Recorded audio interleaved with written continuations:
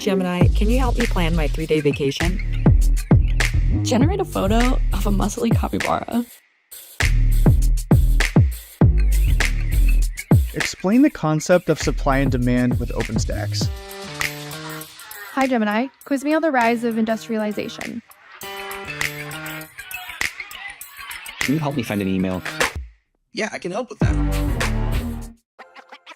This December, the world's top chess minds clash in the heart of New York City at the FIDE World Rapid and Blitz Championship. Witness world #1 Magnus Carlsen and other stars from across the globe. Rapid and Blitz, chess in its most thrilling form, unpredictable and unforgettable. Fast moves, tactics and blunders, and moments that will keep you on the edge of your seat. Witness the pinnacle of chess excitement. Get your tickets now at worldrapidandblitz.fide.com. This is the Google Pixel 9 with Gemini, and this is a look behind the scenes of a heated Fantasy League group chat, where Gemini's already made an image of a quarterback with noodle arms, a running back that's a snail, a Swiss cheese secondary, that's a new one, and now coming in hot, some wide receiver gloves made out of butter. Oh, let's see how they come back from that one. Still anybody's game, or anybody that has Gemini.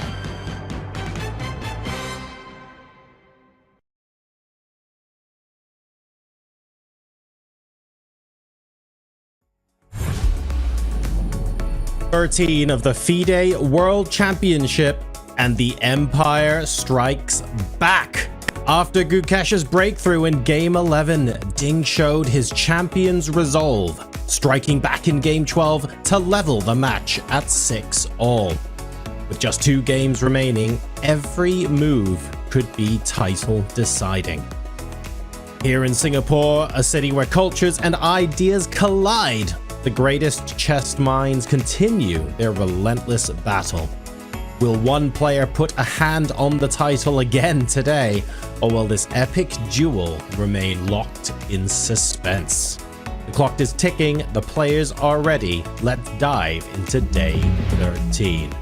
Hello, wherever in the world you are. Good morning, good afternoon, good evening. I am John Sargent, and I'm thrilled to be hosting day number 13 here alongside 2 of the greatest minds behind the mic. First of all, I'm not just his emotional support 1800, but hang on, it's Peter Lecco. How are you doing, Peter?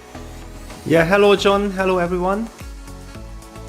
And another Grandmaster whose unbelievable wit entertains us all, but he has promised us he's going to be deadly serious today. In fact, I think he's been explicitly instructed to suck the pun out of everything. It's Daniel Naroditsky. How are you, Daniel? Instructions. John, I'm just drinking my coffee and watching the rain as it descends down on Charlotte. Wait, I have a job. I'm supposed to be commentating something I heard through the grapevine. Oh yeah, World Championship. It's so great to be back commentating with 2 legends. This is, I mean, my heart is beating. We're not even 15 minutes away from the first move being made. I cannot imagine what the players are going through. And let me just say once again, what a great privilege and an honor it is to be sitting here watching the game from courtside seats. It's going to be really great. Go easy on the coffee, though. We're going to need some of those. We're going to need some of that elevated heart rate for the middle game, I am sure. For those of you who missed the last couple of rounds, where have you been? We thought the title was going to swing one way and then the other. All sorts of drama was unfolding over the chessboard.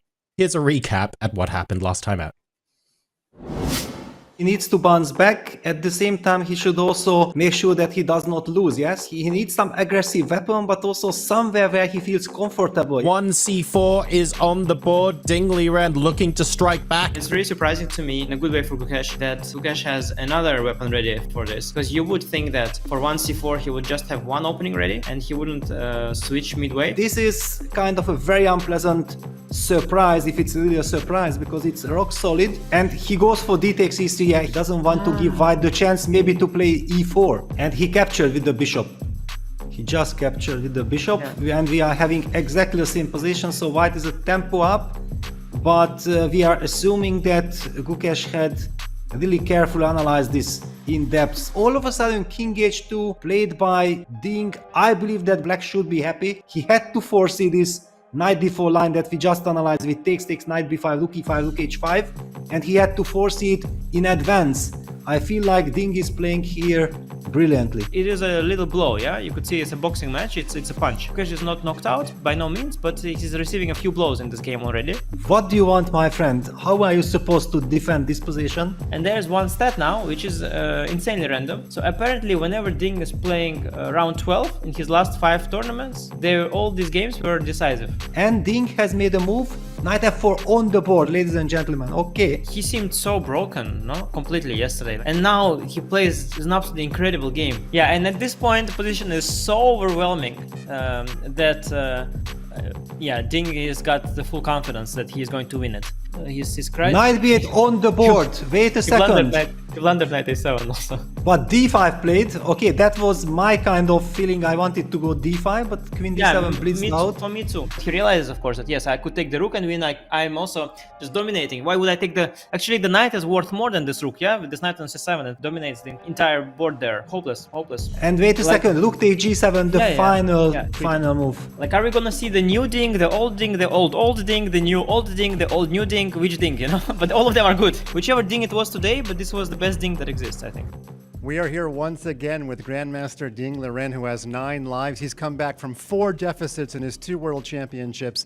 We all want to know, after yesterday's loss, who was the first person on your team that came up and said something encouraging to you? Your mom, your dad, Richard, Niwa? Who was the first person to talk with you? I forgot who is the first one I meet after the lose. Yes, but many people told me. Also, leader Xu Hua, and she also told me. And many others from the internet encouraged me. So you did read some comments on the internet? Yes.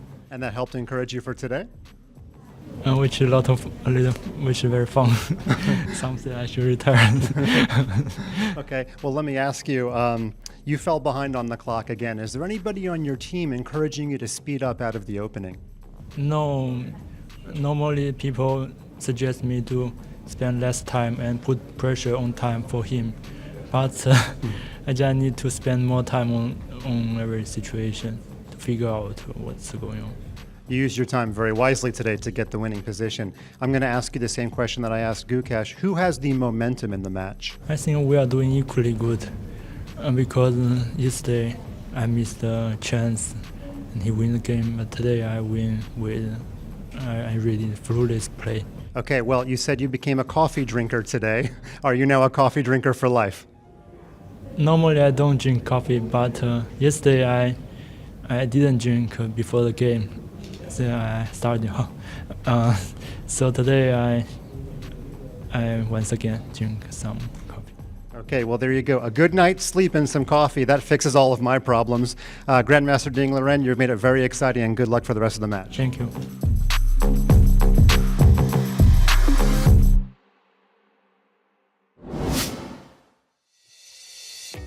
Scoreboard locked 6-all, but in quite possibly the most dramatic fashion possible. Gukesh strikes in round 11. Ding Liren strikes back in game 12. Peter, I want to highlight one thing from that snippet we got from Mike Klein and Ding there. At least I heard Ding finally say the words, "I think I played flawless." It's nice to actually hear that confidence. I feel like this whole World Championship match long, we were wondering how pessimistic or how negative he was being. That sounded pretty positive to me. Well, he played a brilliant 12th game.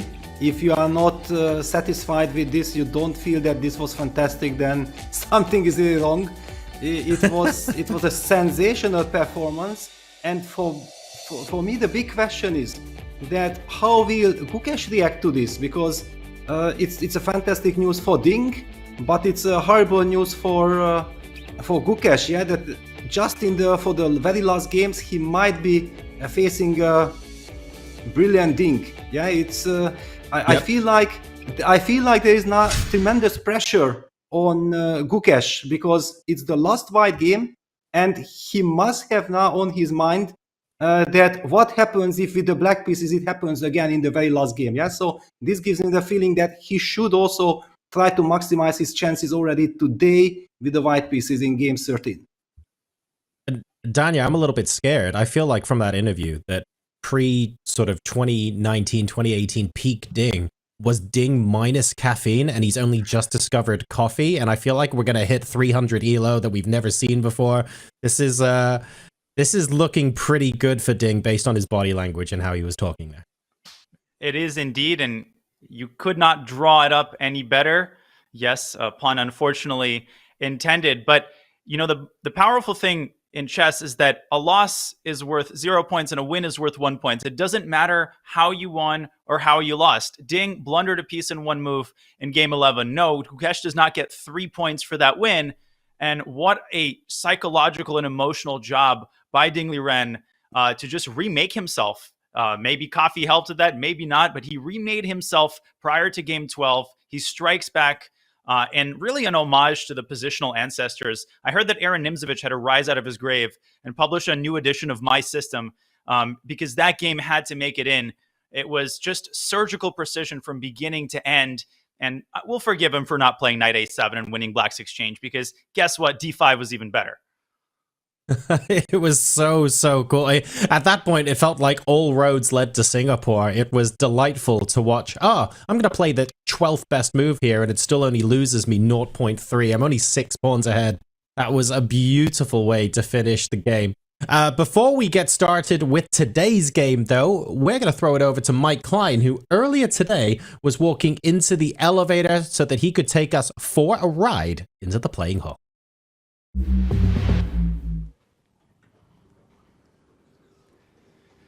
Well, here we are before round 13, and we thought we'd give you a little experience. This is the actual ride that the players take to get to the round. They'll be starting on the 8th floor. They're staying on separate wings. We're only starting from the 4th, but we're headed down to 2, and what a round we have coming up. If there's one thing we know about this World Championship is to expect the unexpected. Recall the social media post by Take. They said these predictions have been aging like milk, and I couldn't agree more. That's actually why I don't make predictions. This is the FIDE 100th anniversary, and I think this is going to go down as one of the more exciting and unpredictable World Championships. Thank you. Our security guards have been treating us very well here. They're opening up the pathway to us again. This is exactly what I film each day, with both players entering the playing hall via this corridor. These memories of a lifetime are going to be made today. All of that work by Gukesh, everything he's been training for, and of course Ding is trying to defend his World Championship. You know who's not stressed? I saw Richard Rapport yesterday on the free day. He was eating ice cream with his wife, as you'd expect. So the players' stress level probably going to be a little bit higher than that. This is also Vishy's 55th birthday. Can Gukesh win one for his fellow Tamil Nadu resident, the godfather of Indian chess? One other interesting number, we have learned, of course, that Gukesh does not believe in superstitions, but Ding does. Ding is the 17th world champion, and guess what? He's also number 17 on the live rating list. And one final thing, first move today will be at 1700 local time. Back to you guys in the studio. Thank you very much for that, Mike. Very cool to see you get all the way to the playing area in a matter of seconds as well. That's exactly what the players go through every morning before the game starts. So, Danya, I'd love to start with you based on what you have seen and taking a look and maybe taking stock on the rest day here. Do you feel in any way that Ding has the momentum now and is maybe favorite at this point, or has Ding really said the right thing when he said both players are doing equally well and it's still up in the air? Well, it feels like this match just had more twists and turns than, you know, the world's windiest roller coaster, and that's kind of how I felt after the previous game concluded. Like, you just stepped off a roller coaster and you're looking around and you don't know what's going on and you're trying to take stock, but you're still kind of dizzy. And perhaps that's how Gukesh felt. So from that perspective, yes, Ding has the momentum, but chess fans in general have, I think, a pretty heavy recency bias. And let's not forget that Gukesh is a proven track record, not just in this match, but in general, despite his 18 years on this earth of just ironclad determination, incredible composure, even in the face of adversity. Let's not forget his loss to Alireza Firouzja in the candidates and how he bounced back from that loss to defeat Alireza Firouzja in the second half of that round robin. That was a clutch performance. So that proven track record has been built up over several years. Something tells me we're not going to get a tilted Gukesh. We will get Gukesh on his A game and a Ding on his A game. And we would want nothing less, I think, as chess fans, than both players at the peak of their abilities. That's what I think we're going to get, John. So, Peter, unstoppable force meets immovable object. Gukesh has proven he has a great ability to bounce back. Ding showed us on Monday he has an amazing ability to bounce back. No one's backing down. Only 2 classical games to go. Yes, the big question is how do you approach the situation opening-wise? Yeah, that how much aggression, ambition Gukesh will show. Obviously, in my mind, he's a player who always tries to get the maximum going. So I'm expecting him to be very ambitious. But there are so many nerves and psychologically in play. And we do see Gukesh has already arrived. Yep. He just never got up since the previous game. He spent the entire rest day. Just moved from the black pieces back around to the white pieces. He's still waiting for Ding Liren to get into the playing hole, just a couple of minutes away from the game starting. Don't forget as well, folks, it's not just my, Peter, Daniel's opinions on who may or may not win today that's particularly relevant. If anything, your opinions even more relevant through Vote Chess, because you have quite a fair bit to win. If you head over to chess.com/events and click on the graphic for the Ding Liren Gukesh match, and then go to today's game, there will be an icon in the top right that says social. Click on that and you'll have the ability to vote on whether white will win, black will win, or whether today's game will be a draw. You can vote all the way up until move 10 is played in the game. And the beauty about this is that there will be 20 winners of some absolutely delightful prizes at the end of the World Championship. And the first place is $400 worth of Chessable course vouchers. So it is nothing to be sniffed at. It's also not just one winner. There are multiple winners. You get up to 20 winners as well. Make sure to get your name in the ring and vote. At the moment, it looks pretty intense. We've got 5 people. Packer Patty is currently tied first with 4 other players on top with 9 points. So still all to play for with 2 classical rounds to go. Get your Vote Chess predictions in now. Best of luck to all of our players involved. Ding Liren now in the playing hall. Maurice Ashley is nervously looking at the pieces like Ding's about to swap the king and queen round or something. But let's go ahead and let him introduce the players and start this round off. Presented by Google. Held here at the Aquarius Hotel at the luxurious Resorts World Sentosa here in beautiful Singapore. I am Maurice Ashley, and it is my distinct pleasure to introduce the 2 gladiators who are competing for the title of World Chess Champion. First, from India, the challenger, Gukesh Dommaraju.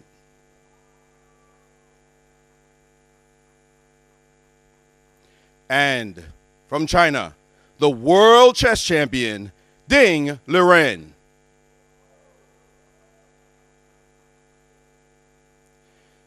This match is held under the auspices of the Fédération Internationale des Échecs, the International Chess Federation, more commonly known as FIDE. FIDE is the governing body of the sport of chess, and it regulates all international chess competitions.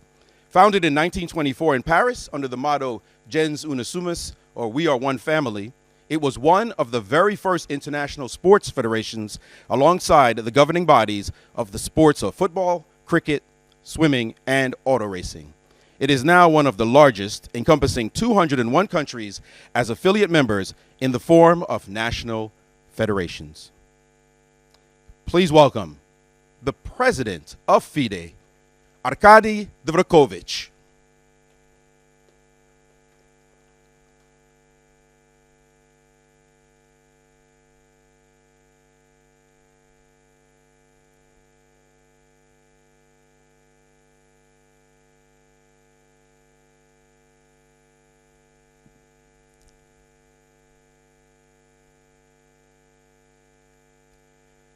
And with that, let the game begin.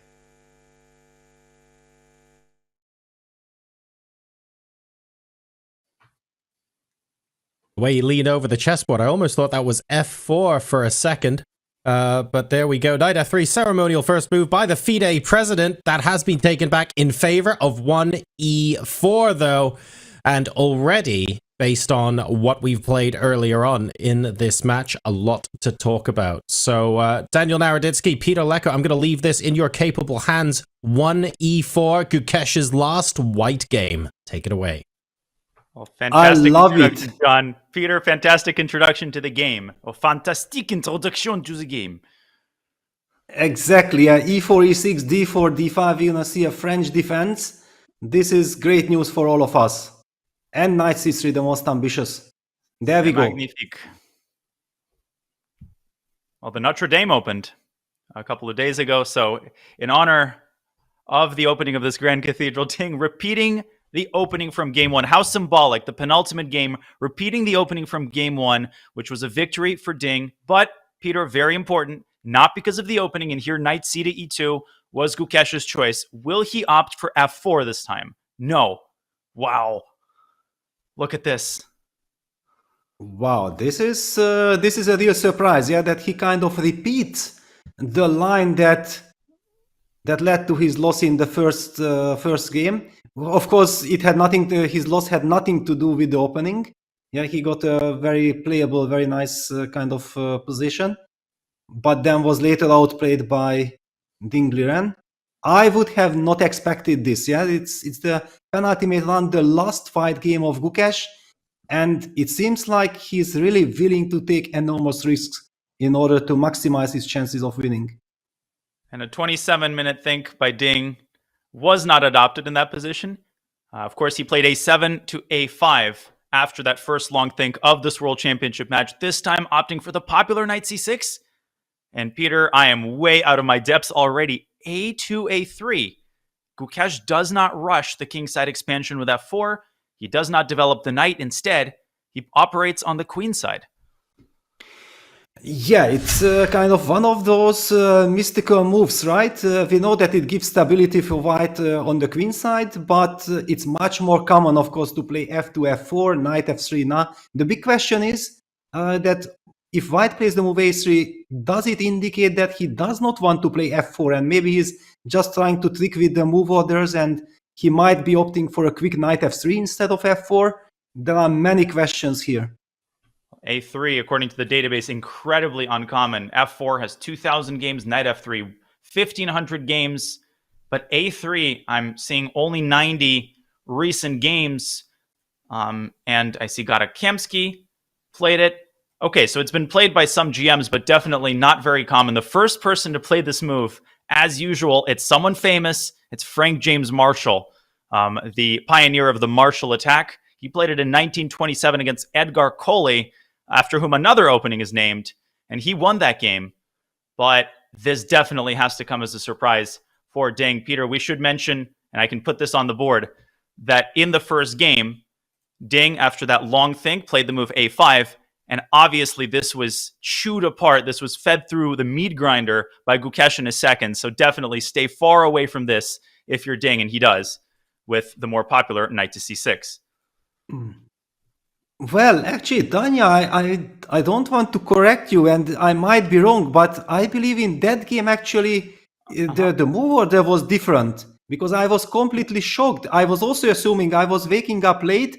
I thought like, okay, definitely this happened with knight c2, but I do think that actually Gukesh started with f4 in that game, and after c5 played the move knight c2 at some point, because I have watched this fantastic recap by Fabiano Caruana there about the first game, and Fabi was also caught by surprise that wow, it featured a different move order.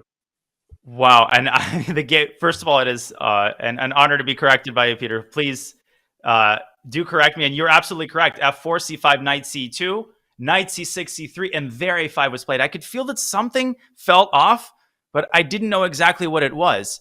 So, so if Gukesh had indeed played F4 in response to knight c6, and then Ding played a5, they would have reached the same position from move one. Okay, so I'll put this on the board. f4 would in fact have transposed, and here a5 was the move chosen by Ding in game one. I apologize, I stand corrected. And here knight f3, a4. Ding went on to win a brilliant game, but obviously, as you said, and this cannot be repeated enough, Gukesh cannot be criticized for his opening choice simply because he lost the first game. in this opening. That would be a very short-sighted criticism indeed. Yeah, and it's very funny, yeah, that the move a3, yeah, that one could have the feeling like the pawn goes to a3 once black goes a5, a4, yeah, that you want to stop that pawn. And it feels like it's some kind of a psychological game right from the beginning. I'm loving the fact that Team Gukesh decided to switch back to 1e4, yeah, because this is obviously the most challenging, going for the French defense. Facing and fighting against Ding Liren's French defense, and then coming up with a slight little new twist again, and it might even not be a slide, because is that the pawn has not yet committed to f4, has quite some specifics in the position, and knowing that all these move orders here play such a big role. For example, one of the main questions, is black breaking with f7, f6, now that white lost the tempo for a3? Should he first continue developing with bishop e7? Or is he playing anyway the a5 kind of setups? Many questions, and if you are not prepared, deciding over the board in such a critical game, it's not going to be easy for Ding. Not at all. And to me, the sort of most pressing question is, what is Gukesh intending to play in response to a7, a5? Something tells me it's not f4. Something tells me that indeed he is leaving open the option of knight f3, because in some positions he intends to play it, and he intends to essentially decide between f4 and knight f3 on the basis of the setup that black chooses. So, Peter, what is your insight on what you think Gukesh will respond to a5? And I see that the most popular move here, according to the database, a5 is second. And the most popular move is queen b6, which scores very well. And that is the typical French move, of course. Yeah, normally it's the typical French move, but somehow I feel that here queen b6 would be kind of awkward. And I'm also not expecting Ding Liren to play the move queen b6. And why is that? The simple fact is that after f4, he did not play the queen b6 setups. Yes, so this is, I think, very important to highlight that if he really had the intention of going queen b6, then it would have been very logical to do that against Gukesh's f4 setup in the very first game. He opted there for a5, and also one of the most popular kind of setups for black is bishop e7, short castle, and then being ready for f6, for queen b6 and a5, yeah, trying to be as flexible as possible. And let's also remember that it is because of how dangerous this f6 idea is that Gukesh blitzed out this early g4 that surprised a lot of fans with the idea of meeting castles with the prophylactic g5. So, you know, he was orienting his entire approach on preventing, or at least taking the sting out of this early f7, f6 move, which I'm sure is right now on Ding's radar. And maybe we could even start by taking a quick look at f6 in this position. Is white intending knight f4? Yeah, it's the big question. Yes, that again, the f4 square is still available. So let's take a look. Yeah, knight f4 with a direct attack on the e6 pawn and also queen h5. Check. Yeah, and we're almost out of explored territory after this move. I'll just show for some fans that f takes c5. It's not a fact that white will play queen h5 check. Maybe the simple knight takes c6 is simpler and leads to disastrous consequences because the queen cannot move away to e7. This is clearly not the way to go. I think black has to respond with queen e7, Peter. And now queen h5 check, maybe queen f7, and black is okay? Yes, exactly. Wow, I've never seen this particular queen trade this early in a French. Yeah, should actually also favor black, yeah, because white will not be able to maintain the e5 stronghold, and d4 pawn is also hanging. Yeah, and you'll have to concede a large share of the center with e takes f6. I see two games in the database, both featured e takes f6 in this position. Looks like correspondence, so maybe something promising. Black recaptured with the queen in both cases. And in the more recent game looked like knight f3 was played. No, these were over the board games. Knight f3, bishop d6, and black won very convincingly. This was a 2300. Doesn't look too convincing to my eyes.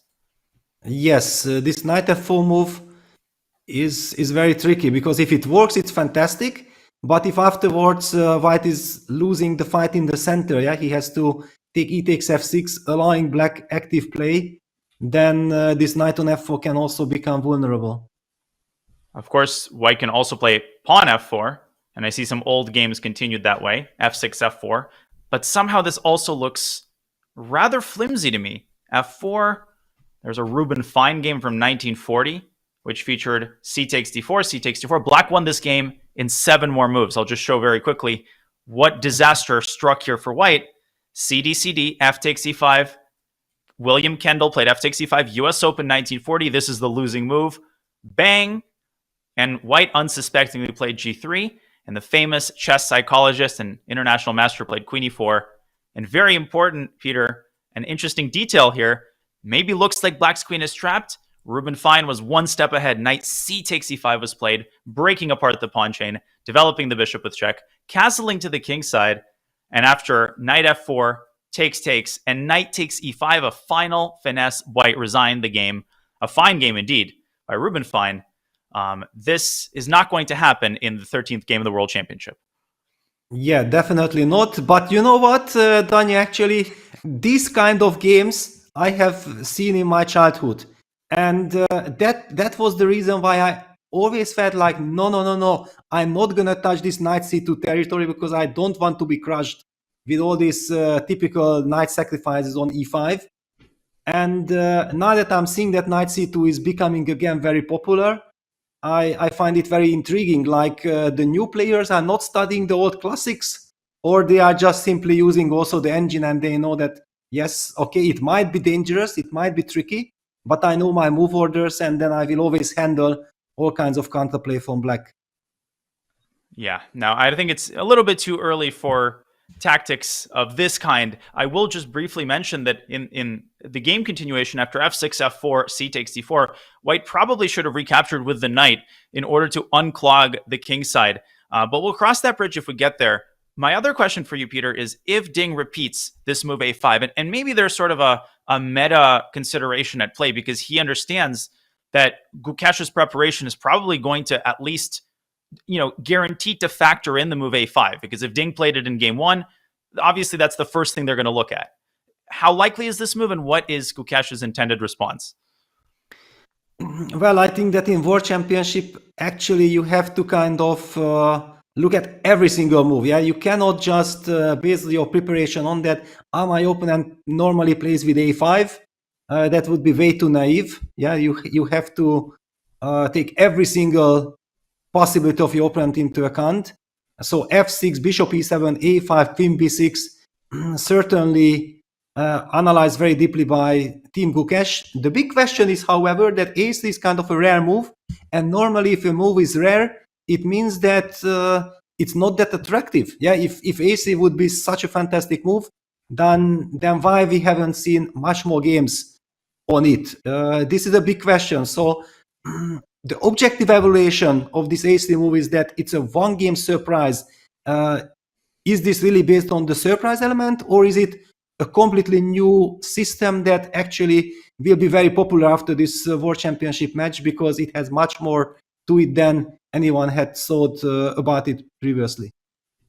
Well, that's the big question, and something tells me, as I hinted at earlier, that if Ding plays a5, perhaps Gukesh does intend to develop the knight to f3. This will transpose us into a couple of high-level games. I'm seeing Kamsky Nakamura from Title Tuesday. Jabava won a quick game against Hare Krishna in the World Blitz Championship in Warsaw 2021. In both of those games, black quickly drove the pawn down to a4 and fell behind in development quite seriously. The bishop comes out to e3, and this is what Jabava played at least.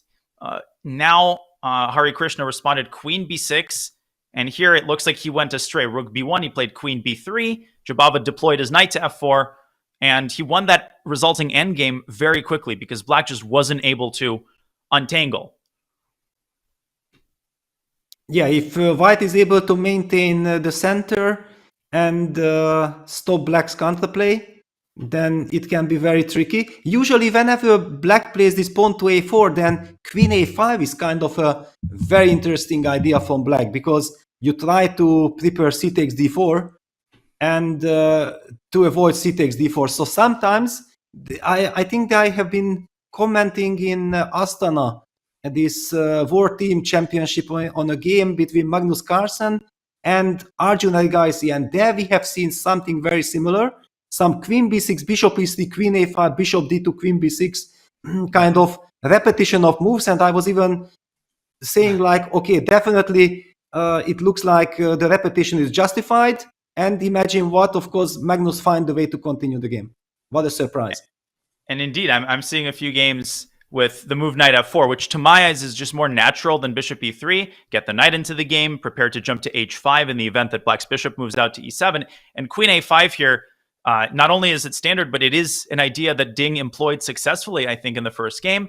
And just as you mentioned, one high-level game, Nisipiano was black, continued bishop d2, queen b6, and now total chaos on the board ensued after the move c4. Imagine if Gukesh blitzes out all of these moves, how Ding will feel in a position with, complete and utter anarchy on the board. Knight takes d4 happened.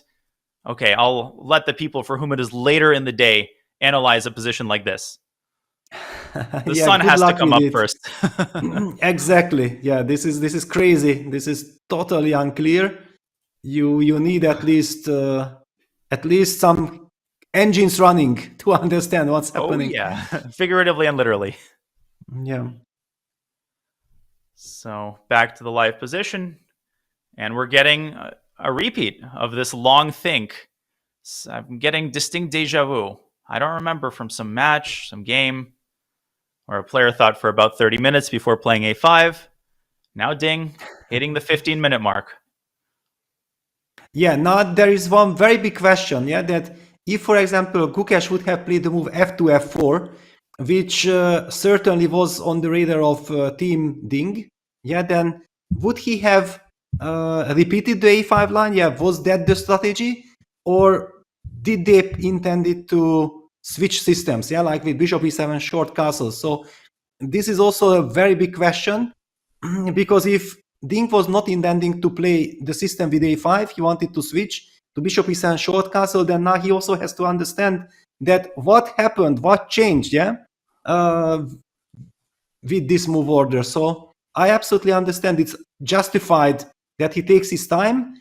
What I don't like is that maybe if he really sticks to the French as his absolute main opening, then the team should have covered a3, because in modern chess, always whenever something new appears, conceptually new plan, over the board, it's so difficult to react, because he also still doesn't even know what Gukesh is aiming for. Yeah, it's a move that keeps you guessing, and I highlighted this b2, b4 idea. I was going to ask you, is b4 a serious idea for white against any of black's responses, or is a3 purely kind of almost a semi-waiting move to make black put the cards on the table first before deciding on f4 versus knight f3? But you're right.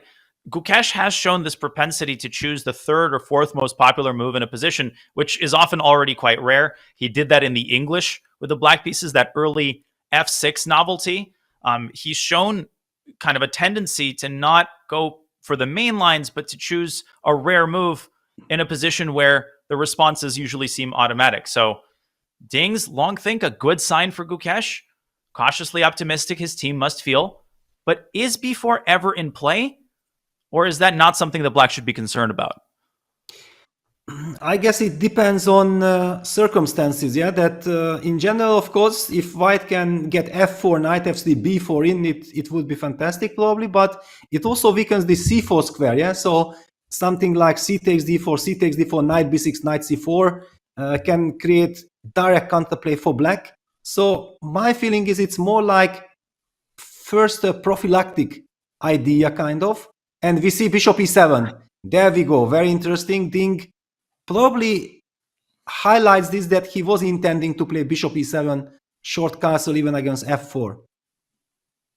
Ooh, bishop e3, the instant response by Gukesh. That was not on my menu. And that was not on anyone else's menu, because it is a novelty.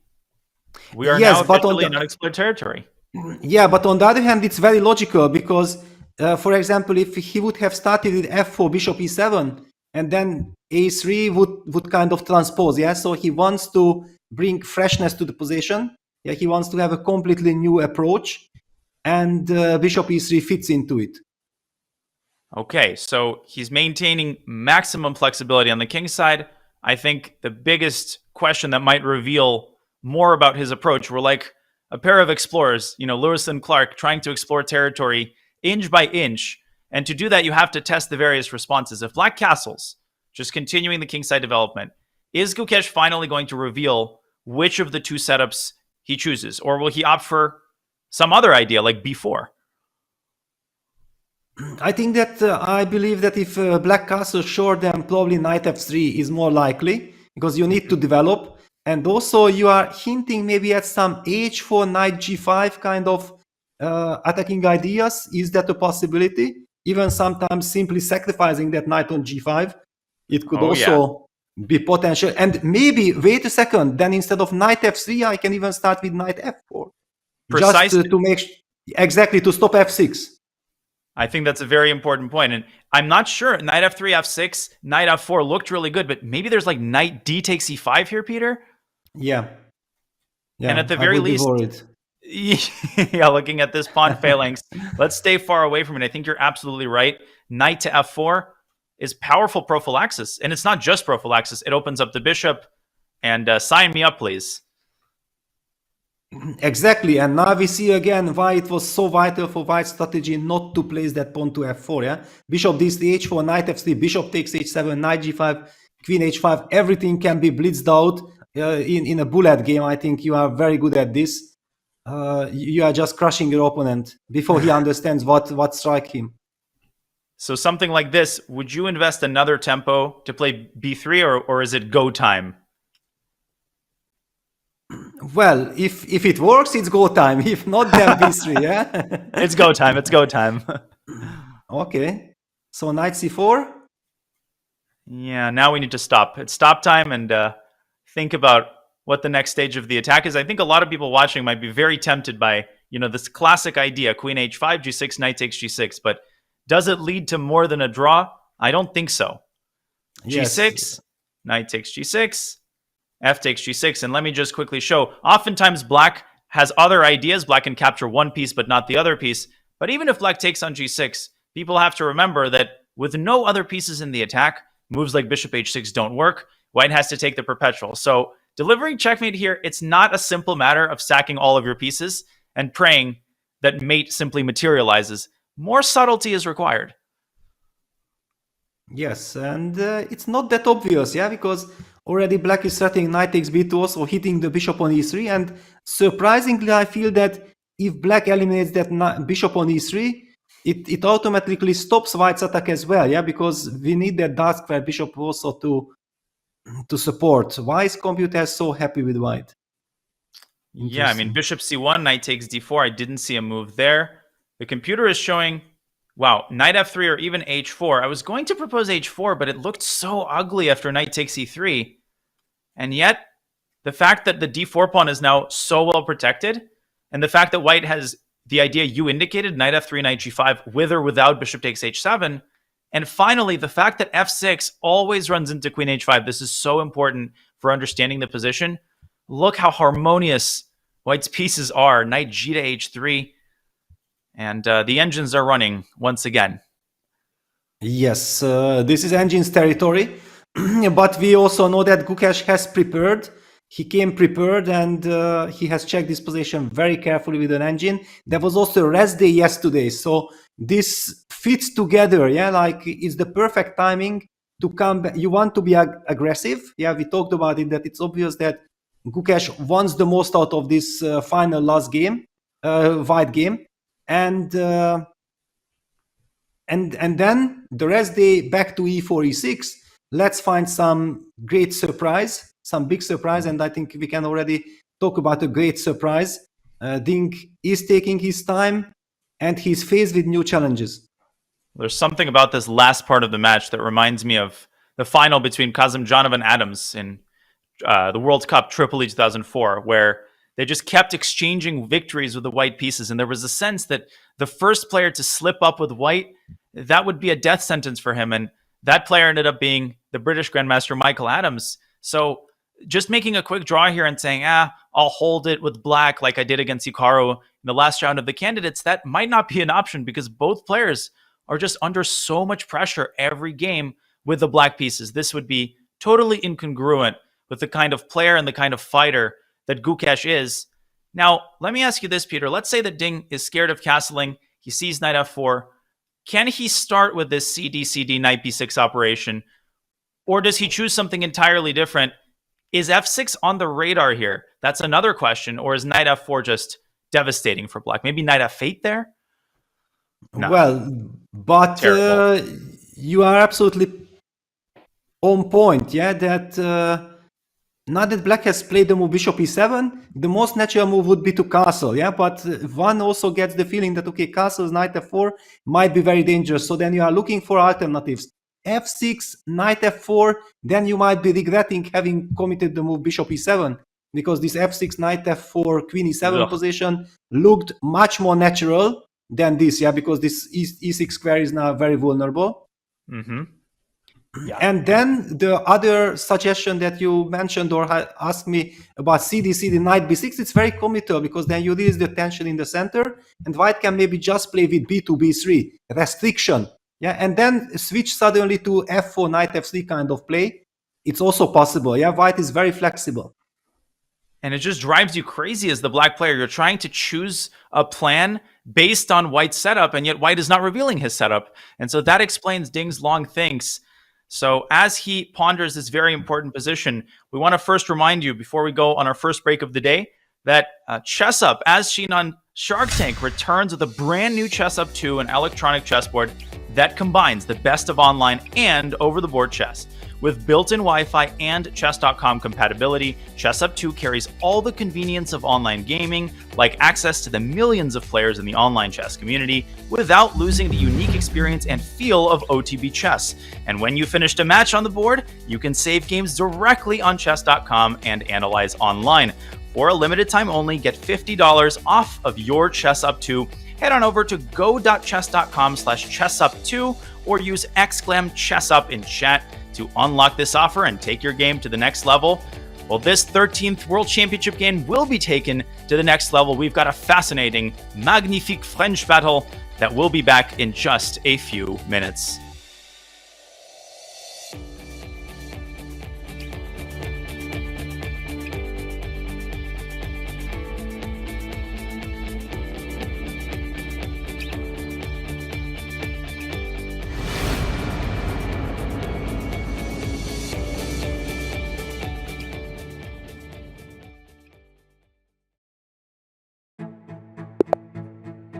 This is chess. Chess is an experience. The excitement, the joy, the devastation, the undeniable drive to play again and again. Chess is an experience that's meant to be shared.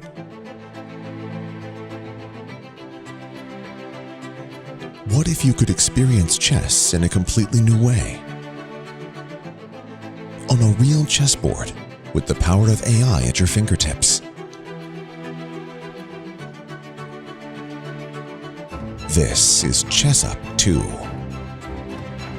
Take everything you love about playing on chess.com and experience it on a real chessboard. Play a blitz match against a random online opponent.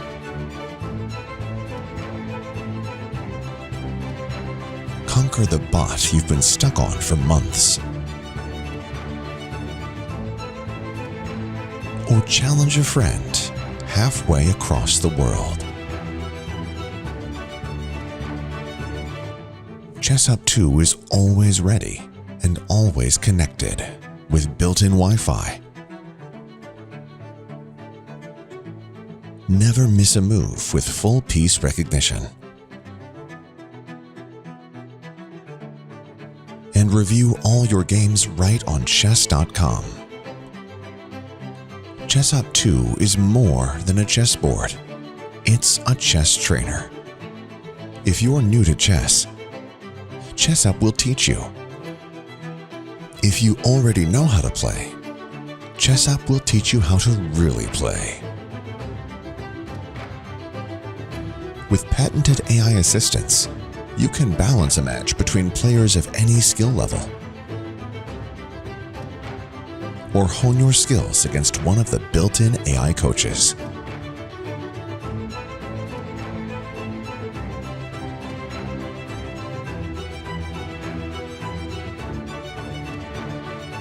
The makers of Chess Up 2 are the same team behind the original Chess Up.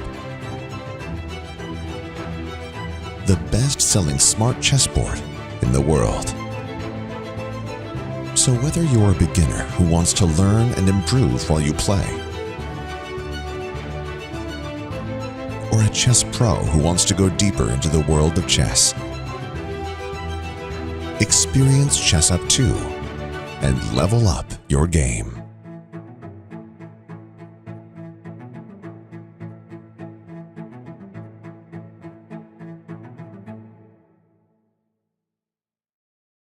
This is the Google Pixel 9 with Gemini. And this is Dan, suggesting some places to meet up and watch the game tonight. But you know what's better than a list of places? Knowing how close those places are. Which is why you're just gonna ask Gemini to put these places on a map. Whoa, how's that for teamwork? Why can't you cool? Just let me cool. This December, the world's top chess minds clash in the heart of New York City at the FIDE World Rapid and Blitz Championship. Witness world number one Magnus Carlsen and other stars from across the globe. Rapid and Blitz, chess in its most thrilling form, unpredictable and unforgettable. Fast moves, tactics and blunders, and moments that will keep you on the edge of your seat. Witness the pinnacle of chess excitement. Get your tickets now at worldrapidandblitz.fide.com.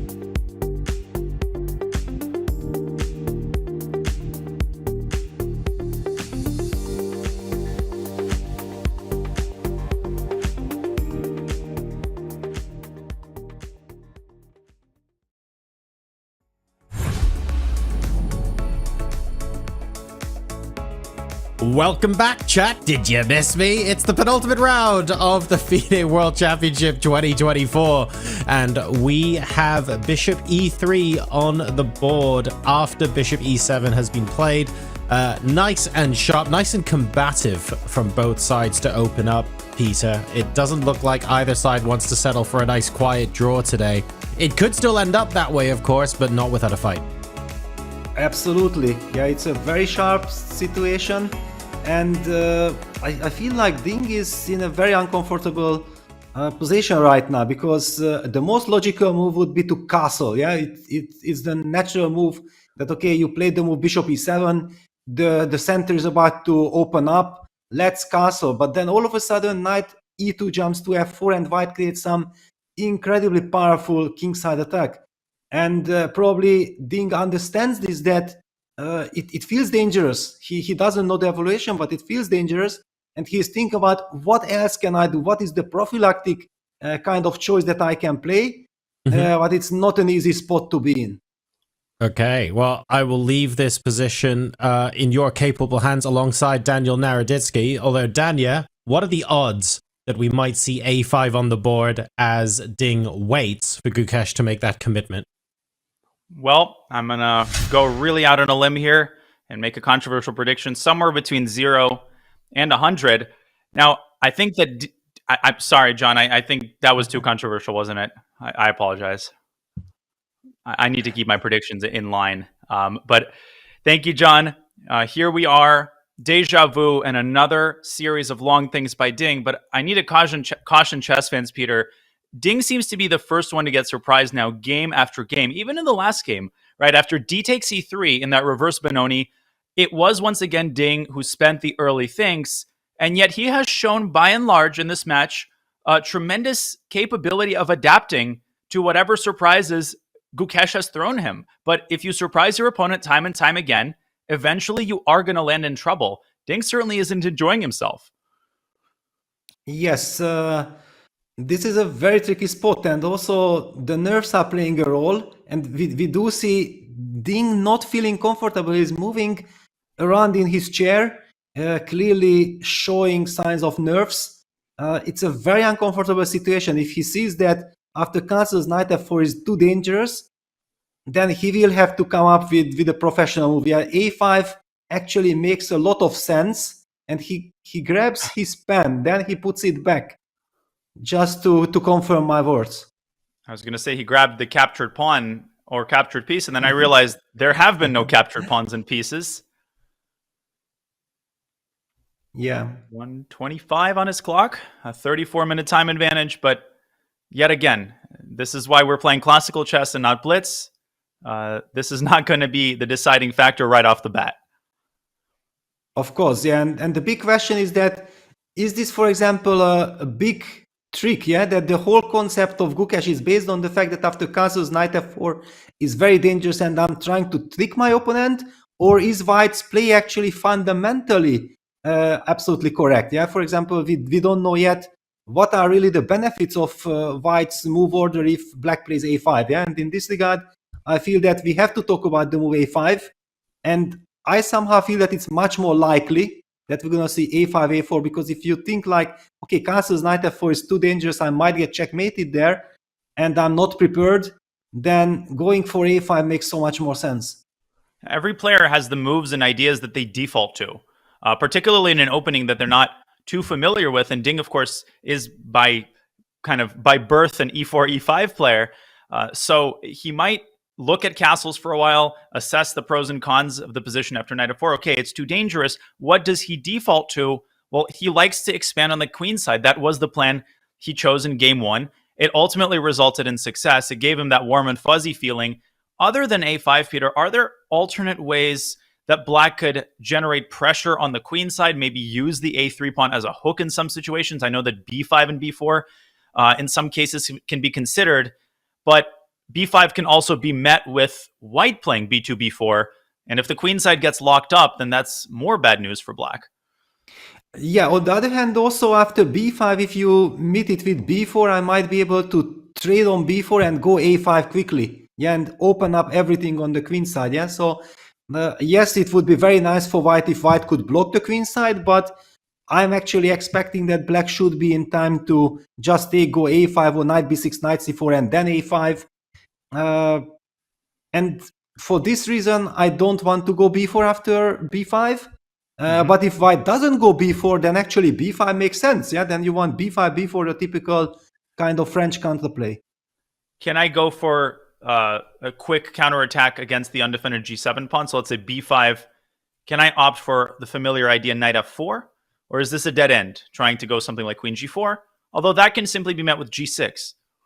Yes, and I'm already coming very quickly on the queen side. Yeah, b5, b4, I don't know if cd, b4, or b4 immediately. This one needs to calculate, of course. And the computer. Yeah. Maybe this. Exactly. So Black should probably throw in c takes d4 to eliminate this possibility, Peter, and now you would argue for b4. Yes, exactly. Yeah, let's just go b4, and White has not yet developed. Yeah, this is a tricky spot to be in. Oh, indeed. And a4 can be played, but even like ideas like b3 and b3, bishop b4, yes. Before White is able to complete his queenside development is quite dangerous. Knight h5, I also will point out, just g6, right? Yeah, just g6, but this is only one knight attacking my king. Yeah, I don't even call it an attack. Yeah, it's some kamikaze action, but it should backfire. And White can resign. The attack is over, and Black's party is just beginning, and these pieces are they're covered by a blanket, but it's not a blanket that is going to keep them warm, but going to make them dead. Yeah, so I also feel like a5 and b5, you have something on the queen side. That would be the natural kind of reaction, if it's possible. I'm just thinking some creative ways, maybe even a4, b4. Sometimes c4 is an idea, but not here. You don't have enough kingside pieces developed. What would be White's response? Let me just show chess fans why b4 is such a serious positional mistake, because after takes, you pointed out this maneuver, Peter, but I think a5 is maybe even preferable. Yeah, you can also combine Yeah, you can also combine all the ideas. Yeah, it's give me that and give me that. Yes. And you can resign. Oh, queen takes a5 here maybe is even more powerful because queen d2 runs into bishop to b4. Yeah, you can choose as you wish. I can't look at this position. This is horrible. There's a checkmate. Queen a5, bishop d2, knight b4. If you're calculating lines like that, it's a very bad sign for the opponent. That's not going to happen if black plays b5. Maybe after b5, just a developing move, knight f3, yeah, getting ready for all the action. Yeah, just not to rush with anything. b5, knight f3. Mm-hmm. Well, let's say I continue this plan with b4. Yeah, then A, B, C, B, I feel like you are not fighting for the center anymore. Yeah, that should help me. Even if I just take and go knight f4, bishop d3, should also be very harmonious. So again, I think black probably in most cases should either immediately or at some point play CD, CD, and then play b4. And are you playing a4 here to keep the queen side relatively locked up? Yeah, I think so. Yeah, I feel that a4 is the right move. I agree. Knight b6, there's always b3. But you have bishop a6. You are also in time to go bishop a6, right? And then you activate that bishop, or we don't mind trading. Yeah, just knight f4, then king takes f1, and then h4, rook h3, and we play the typical idea of activating the rook via h3. And there's a line where this is a classic idea.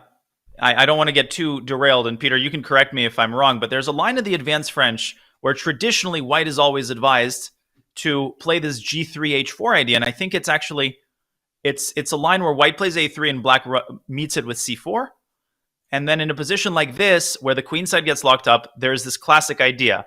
Am I off track here with h4 g3 and this king side expansion? I've seen it before somewhere. Yeah, okay. King side expansion is typical in the French. Exactly the advanced French with e5. I have seen this when I was 10 years old the last time, you know. I'm revealing a big secret. And I do remember that this queen b6, knight bc, knight takes bc, bishop a4 idea was there for black as well. That I was watching out for in some blitz games. Yeah, and just like it is here. I mean, the advanced French structure is in many ways replicated in different lines of the French. I'm not a huge fan of this if white can get knight f4, and I think you're absolutely right. White doesn't need to overreact to the move b5 or to the move a5. And the genius of not pushing the f-pawn, but making black believe that he will, the objective and psychological pluses of that cannot be overstated. Ding is bending over backwards, trying to choose the right setup here. But now a 24-minute think, Peter, on top of the 15-minute think on the previous move. Yeah, because maybe actually bishop e3 came as a total surprise. That's one of the most unpleasant things, right? That your opponent plays a new direction with a3, then you are wondering about that. Okay, he's trying to trick me with move orders. He wants to lure me here. He wants to lure me there. Let me avoid this and that. Then finally you have this dialogue with yourself. You convince yourself, okay, then let me be as flexible as possible. I'm going to go bishop e7. I keep my options open, and then your opponent immediately blitzes out a move that you haven't expected, the move bishop e3, and all of a sudden you are obliged to start thinking again from scratch. Although it's just so interesting to watch these players. We have no idea what goes on in their heads, but we know that they're wrestling with these decisions. Reminds me of this press conference between Vichy and Magnus after one of the games in which Vichy blundered. It was a Nimzo Indian. Magnus had 2 queens on the board. And it was a frustrating defeat for Vichy. And they kept asking him the same question. Finally, one of the classiest people in chess, he got frustrated. The question was something like, Vichy, were you really in the critical moment trying to calculate the complications? And Vichy finally had enough. And he said, no, I was thinking what to eat tonight. Yeah, the players are thinking, and they're thinking hard. Yes, well, actually, I know this situation very well. I was Team Vichy at that point, and he was trailing by 2 points. And that f3 Nimzo was a turning point because we switched to 1d4. And if he would have managed to checkmate Magnus Carlsen in that game, then yes, Magnus would still be leading the match. But suddenly, then all this new energy, all this new belief that yes, okay, the new strategy is working. We can mount a comeback, would have been there, but after surviving that game in a classy style, Magnus actually sealed the match victory. Well, when someone like Vichy exhibits a little bit of his sass, then you know that you're the guilty party. You know that the question was bad. Actually, my friend Sam Shankland, he told me a long time ago another Vichy story that really shows how classy he is. He was giving some sort of a lecture, and as part of the lecture, he had to play sort of an exhibition game or an exhibition move with the local dignitary who didn't actually know how to play chess. So on the demonstration board, the dignitary goes knight to g1 and puts it on c4. And of course, rather than making a big deal of how this guy doesn't know how to play chess and why did you invite him to play me, Vichy takes his knight on g8 and puts it on c5. Yes. Kind of a reprisal of Dubov Napomnishi. I don't know how true this story is, but I know it's one of Sam's go-tos. Yeah, really a big fan of Vichy. And he definitely is watching on the edge of his seat.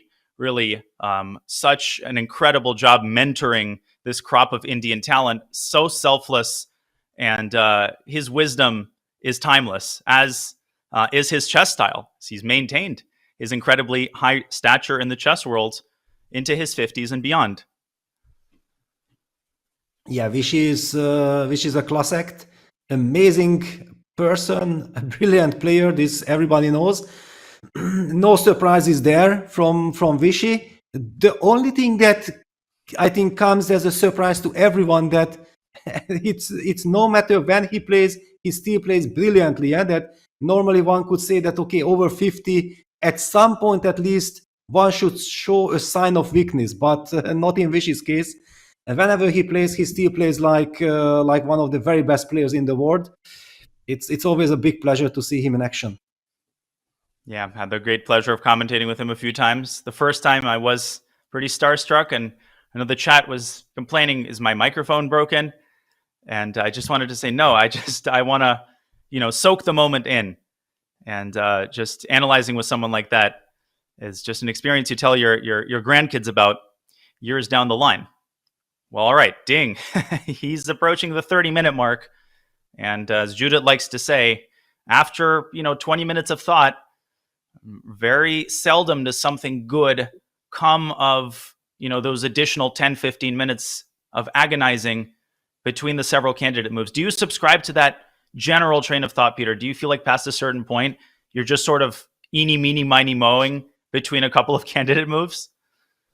I think that if it's in a middle game, then yes, then I perfectly understand it. But here, it's more about Ding fighting with himself, deciding on different concepts. Yeah, so, and we have seen it throughout the match. Yeah, that he was taking his time at the early stages of the game. Whenever he got surprised, he knows the position. Yeah, so if finally he makes up his mind that which direction he will go, then he will speed up.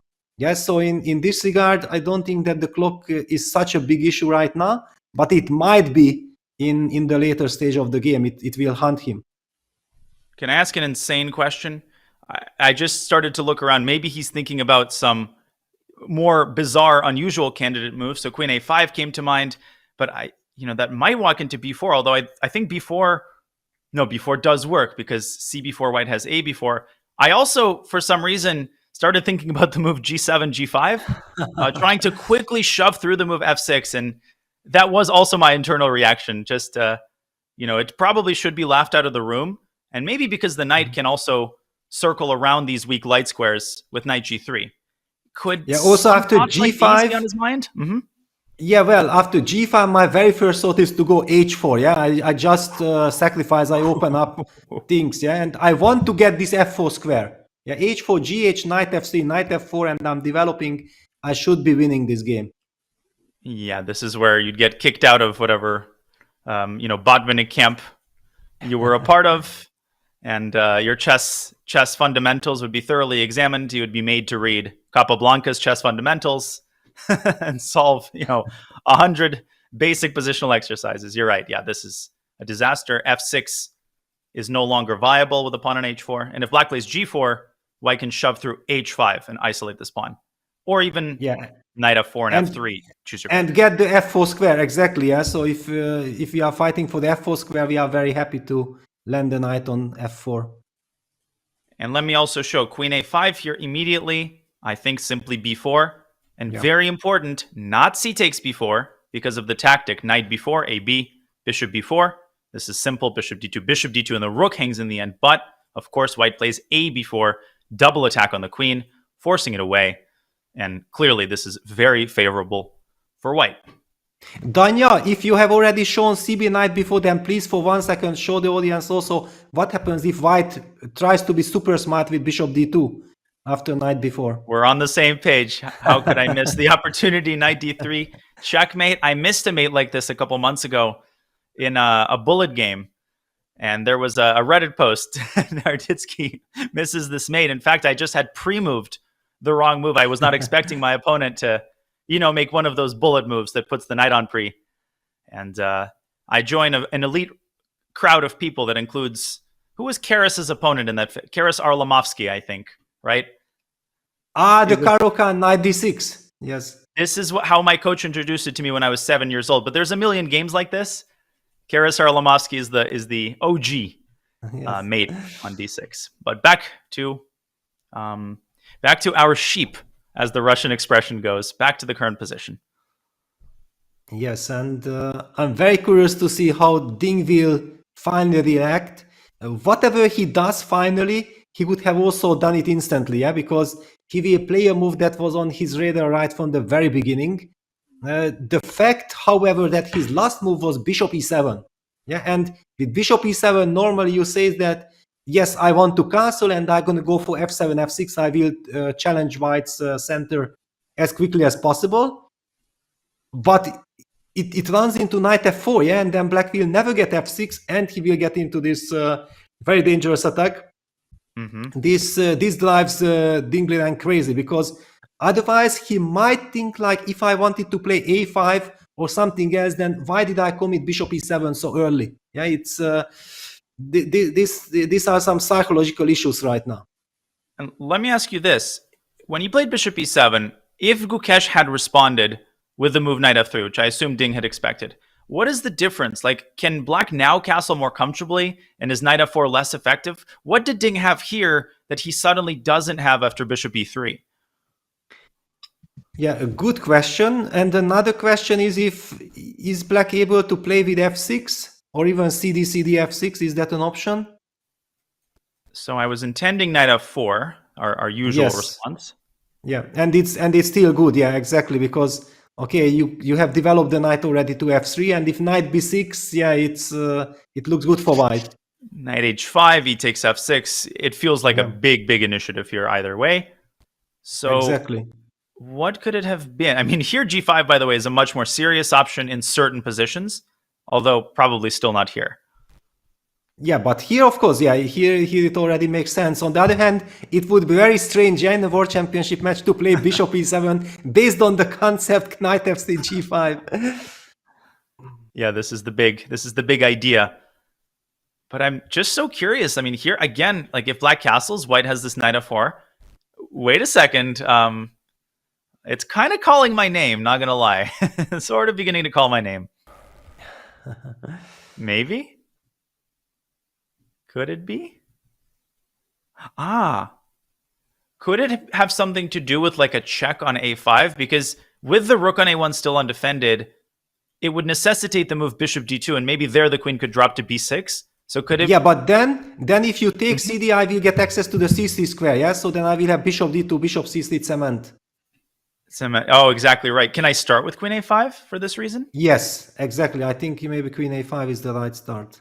Because here b4 is not a move, c takes b4, no a takes b4. And if bishop d2, I keep the tension with queen b6. Exactly, yeah. Wow. That's easy. I don't know why Gukesh even needs a team of seconds to figure this out. Of course, bishop e3. That's easy solution to the problem. Yeah, bishop e3, because he is now able to play queen d2. I also believe that there was some idea that I have seen in Bologan's book, in his selected games, that somewhere some queen b6, it was of course with some f4 structures, but I think that maybe the same idea could even here be possible, like queen b6, b4, c takes d4, c takes d4, a5. It would be very nice for black to open, but white has this typical pawn sacrifice b4, b5. Exactly. Wow. And Please you're buying take it. a couple tempi. Yeah, and knight c3, you hit that queen and you get the b5 square for the knight, and this can be very serious counterplay for white. It should be very dangerous for black. And you've also opened up your bishop. I don't know exactly what order of moves, like rook b1 and knight b5 immediately. Yes. Looks like bishop d3 also proposed by the computer, and knight takes d4. Oh, this is lovely. Knight a4, what a move. Driving the queen back. And now, simple but deadly, knight e2. Not knight f3, because the knight can capture with check, but knight e2. Bishop c5, knight takes c5. Black simply loses a piece. And black just can't really castle. I mean, you can, but good luck. Do so at your own risk. Yes, and I did this game not so long ago because it's a good book, and I think Bolgan was saying that a3 is the Lanka spirit. He was saying the very famous... Ooh, Zigor's Lanka. Yeah, Zigor's Lanka, very dangerous player with the white pieces. He had all his special systems, and inside his systems, he was extremely well prepared. He understood the spirit. And knight b6 on the board, a move that we haven't talked about, a move that I'm not liking. What is your feeling about this? Well, again, it's the product of almost 40 minutes of thought. It's a move seemingly executed almost in frustration. And it felt to me like he just didn't find anything that he loved, so he opts for something that he think will cut the losses. I forget if we looked at the immediate knight b6, Peter. I think we did briefly touch on CD and knight b6. And what was our conclusion? I think knight f4 once again. Or was it knight f3? No, that was already when black has castled, and then we were able to go for the attack. Now that black hasn't castled yet, this is somewhat different. So knight f4 is the standard move. Knight f3 does allow black to jump into c4, so you would imagine that Gukesh wants to follow up with knight f4. And obviously, then he has the option of simply exchanging on c4. Well, I have to say that now that knight b6 had been played, and I'm looking at it, it makes perfect sense, because the bishop came to e3 way too early. Yeah, so black is saying like, you know what, okay, your concept is based on castles, knight f4, attacking ideas. Okay, let me not castle. Let me set up a counter idea with knight b6 jumping to c4, hitting that vulnerable bishop on e3. And if white plays the move b2, b3, it's the move that came to my mind almost instantly. Like, what happens if white just restricts? Then I'm expecting that black will play a5, a4, and will try to fight for the c4 square. Or is there some other idea as well? Could there be f6 in this iteration? Like CD, and f6?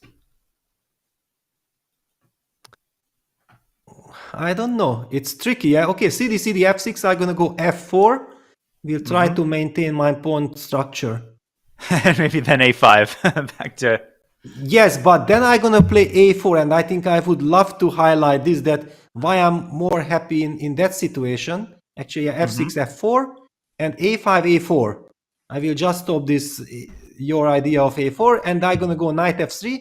And I feel that this knight on b6 actually limits black's usual counterplay, yeah, that is connected with queen b6, or also opening up the way for the bishop from c8 to a6. And we have a move, knight f4 on the board. After only a minute or so of thought, and of course, correct me if I'm wrong, critical variation here is CD, and then knight jumping to c4, because bishop c1 there, out of the question because of this check on a5 that we've been talking about. So I'm assuming that bishop takes c4 is the principled line. Or is there something else? Can I put this really quickly on the board? Yeah, Can we start with this line? Well, humanly, absolutely justified question. Yeah, if you would ask me that, am I happy to capture this knight on c4 with bishop, I would say no, not really, giving up the light square bishop. But what else? Yeah, takes. Okay, you will have to develop the knight, I'm guessing. I don't know where. Knight e2, knight c0, knight f3. Without computer-assisted preparation, I think like it kind of requires almost 20 minutes thoughts at least to understand that is it justified to give up the bishop. Now the big question is, and looking at Gukesh's time management, it signals us that he has anticipated the move knight b6, so he might know exactly how to react to it. And the computer lines are insane. First of all, like knight f3, not even in the top options, because black has this positional idea to go b5 and bishop b7, so white needs to play with energy. But the top move, queen g4, is so easy to think, of course, queen g4, attack. But look at this, queen a5 check, nasty idea that you have highlighted previously, and now driving back the bishop, forking the pawns, and we get complete chaos on the board, literally inscrutable without an engine. Queen takes g7, rook f8. Kind of reminds me of the poison pawn win hour. And now the calm knight g to e2. It seems that the engine is constantly advocating for the development of the knight to e2 rather than f3, maybe to keep the option of knight c3. But try evaluating this type of position without the computer. It does seem like white has a big initiative. Black's king is stuck in the center, but it's only because of bishop e3 that white maintains a big advantage. And Peter, you're not going to believe this. Look at this line. Queen takes b2, short castle, bishop d6. Of course, who would miss such an obvious geometrical move? And now knight h5, only move not to be worse. Bishop takes e5. Yes, black is now 2 pawns up. And for some reason, this is plus 1.16, which is exactly the evaluation I think of when I look at this position. We have a move. C takes d4 on the board. Oh now it's easy to guess white's move. Yes, c takes d4 is met by c takes d4. And we might be seeing this knight c4 on the board. Okay. Now the moment of truth, yeah, that how deep is Gukesh's preparation here after knight b6? Did he expect this seriously? Or was it like just one of the sidelines? Because one question, this bishop takes c4, d takes c4, queen g4. What happens if I simply say, all right, you want to take my pawn on g7? Let me just make a move like g7, g6, slowing down your play. I think I go knight g2 there, and the logic is I've discouraged you from castling to the king side because then I have the classic h4, h5 idea. Okay, but I just gonna play b5, bishop b7, as you already highlighted, yeah, that black will try to develop and eventually queen d7, maybe even potential long castle. Is that an option? I was gonna long castle myself. Castle to the west. Let's put this on the board. I will also point out that knight g2 here was an edge, but I know I'm very biased toward moves like queen g4, and indeed g6 seems a lot more human somehow to me than to leave this pawn hanging. I assume knight g2 is the move, and now b5. Yes. Okay, so I'm almost afraid to start calculating long castles. Because one of the issues is d5, e takes d5 is a discovered attack. This bishop on c8, it's quite annoyingly placed. But let me try. Long castles. And it loses. Yeah. Look at the evil bar. Exactly. Yeah. I'm not going to make a move. Loses. Yes. Is it yeah. b4? Maybe just b4. Yeah, maybe just b4. And Queen f3, I thought, but simply bishop b7. And I can never really play d5. Because also knight takes e5 is in the air as well. So maybe I do the long castles, but without the king to c1 part. Maybe that's why the move rook d1 was invented by humankind. And also why we have this option of castling to the king side. Yes. I just want to highlight, yeah, because whoever looks at the evil bar says that, okay, white is clearly better, but Ding Liren has opted for it. And he believes that this is a very double-edged structure. And I agree that if I would not see the evil bar, then I would think like, okay, this is a mess. This is a strategical mess, because if white's play backfires, then black can simply win the game based on the fact that he has the light square bishop and he gets this disbalanced structure with d takes c4. So white has to be very energetic, and there will be a lot of pressure on white also to prove it that, yes, this strategical idea works in my favor. And indeed, rook d1, so the long castles, but without the castling part, just long, rook d1 is one of the best moves. And the idea must be to prepare d5. If black plays bishop b7, one more preparatory move is required. You castle to the east. And there's the typical idea of pushing h5, but the white queen has enough real estate on the king side to remain on a commanding attacking position. But even a position like this, Peter, I would not be so sure. I don't look at this and think +2. Black has a bishop pair, Black has the possibility of asserting control over light squares. This is why you cannot simply make all... like, maybe the reason it's +2 is knight takes c6. I don't know. This has to be calculated. It's probably what I would play in a bullet game. This is not a bullet game, however, last I checked. But it might be, because knight takes c6, there is also a nice little queen d7 move, yeah? Yep, and d5, always, I'm going to point out, always this annoying knight takes e5 concept. Yes.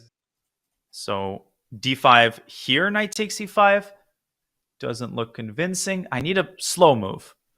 Yeah, maybe you just have to play knight c3, yeah? Bring that knight with a tempo to c3, hit the b5 pawn, and in long term, I will not be able to control d4, d5 break. That could be a big issue. When would you be ready to play? Let's say I go a6, and is knight e4 a secondary idea? Well, or just to remove that queen from g4, which is kind of always in this tempo. Yeah, I don't know where to hide it, but somewhere to put it, and then d4, d5 break might be very unpleasant. Now it's a huge threat, and bishop h4 not dangerous. Then the queen slides to h3, and that's the safest square on the board. No, this already begins to look very, very nasty for Black. But people really should realize how much depth is required to truly appreciate why White is so much better, why the position is so dangerous for Black. It's all very concrete. It has nothing to do with positional advantages. This is all very computerish and tactical, Peter. Gukesh is thinking. So there might be a situation where knight c4 was not the top engine move, and sometimes in your haste to generate a file, you can kind of miss... You can kind of fail to look at the position with human eyes, but that is the job of your team. They have to do that. You cannot forget to do that, because if your whole point is to surprise your opponent, then that's the first thing that you should look at. What are the human moves? Yeah, but there were so many human moves, right? We were also here, and we haven't been suggesting this knight b6, cd, cd, knight c4 at all. Yeah, we were saying like, okay, Black has this concept of a5, Black has concept of b5, Black can castle short, and yes, there is always this knight b6 idea, but it wasn't really obvious to say that Black has the right to play like this. Yeah, it was not clear. Is it fair to conjecture that Gukesh sitting here, he knows he's going to play bishop takes c4, but he's thinking about the follow-up move? Because players do that sometimes. And my follow-up question is, if that is the case, why is that so common among players to think in a certain position and then make a string of moves quickly, rather than sort of make the move they know they're going to make and then, and then start thinking? Well, in this case, I think it's a very special moment, because giving up the light square bishop, taking this knight on c4, psychologically, it should not be easy, right? In the French defense, you are taught right from the start that the f1 bishop has so much potential. Yeah, this bishop is the soul of the game. So giving up the light squares like this, if you haven't prepared it, it's super tough. And he has opted for the capture. Yeah, okay. So bishop takes c4 on the board, d takes c4, and we have this double-edged pawn structure. A very intriguing kind of strategical position, middle game. And now I'm so curious, will he move instantly or after only a minute or two of thought? Or was he genuinely convincing himself that bishop takes c4 is worth the positional concessions? And now, again, queen g4 is what we focused on, but there's also knight g2. And if you are looking at the position for the first time, I'm almost embarrassed to admit that I don't see anything outwardly wrong with the move knight f3. It does appear, Peter, that the benefit of knight e2 is that you could swing the knight over to c3. It's very important to keep open the queen's pathway to g4. Exactly, yeah. I somehow feel that, yeah, if White plays the move knight f3, then he loses all the benefits that the computer indicates in the position. Yeah, why the computer believes that bishop takes c4 and going for this structure is justified. And this knight e2, knight c3 gives this flexibility, the queen g4 extra move hitting the pawn on g7 and creating a long-term initiative for White.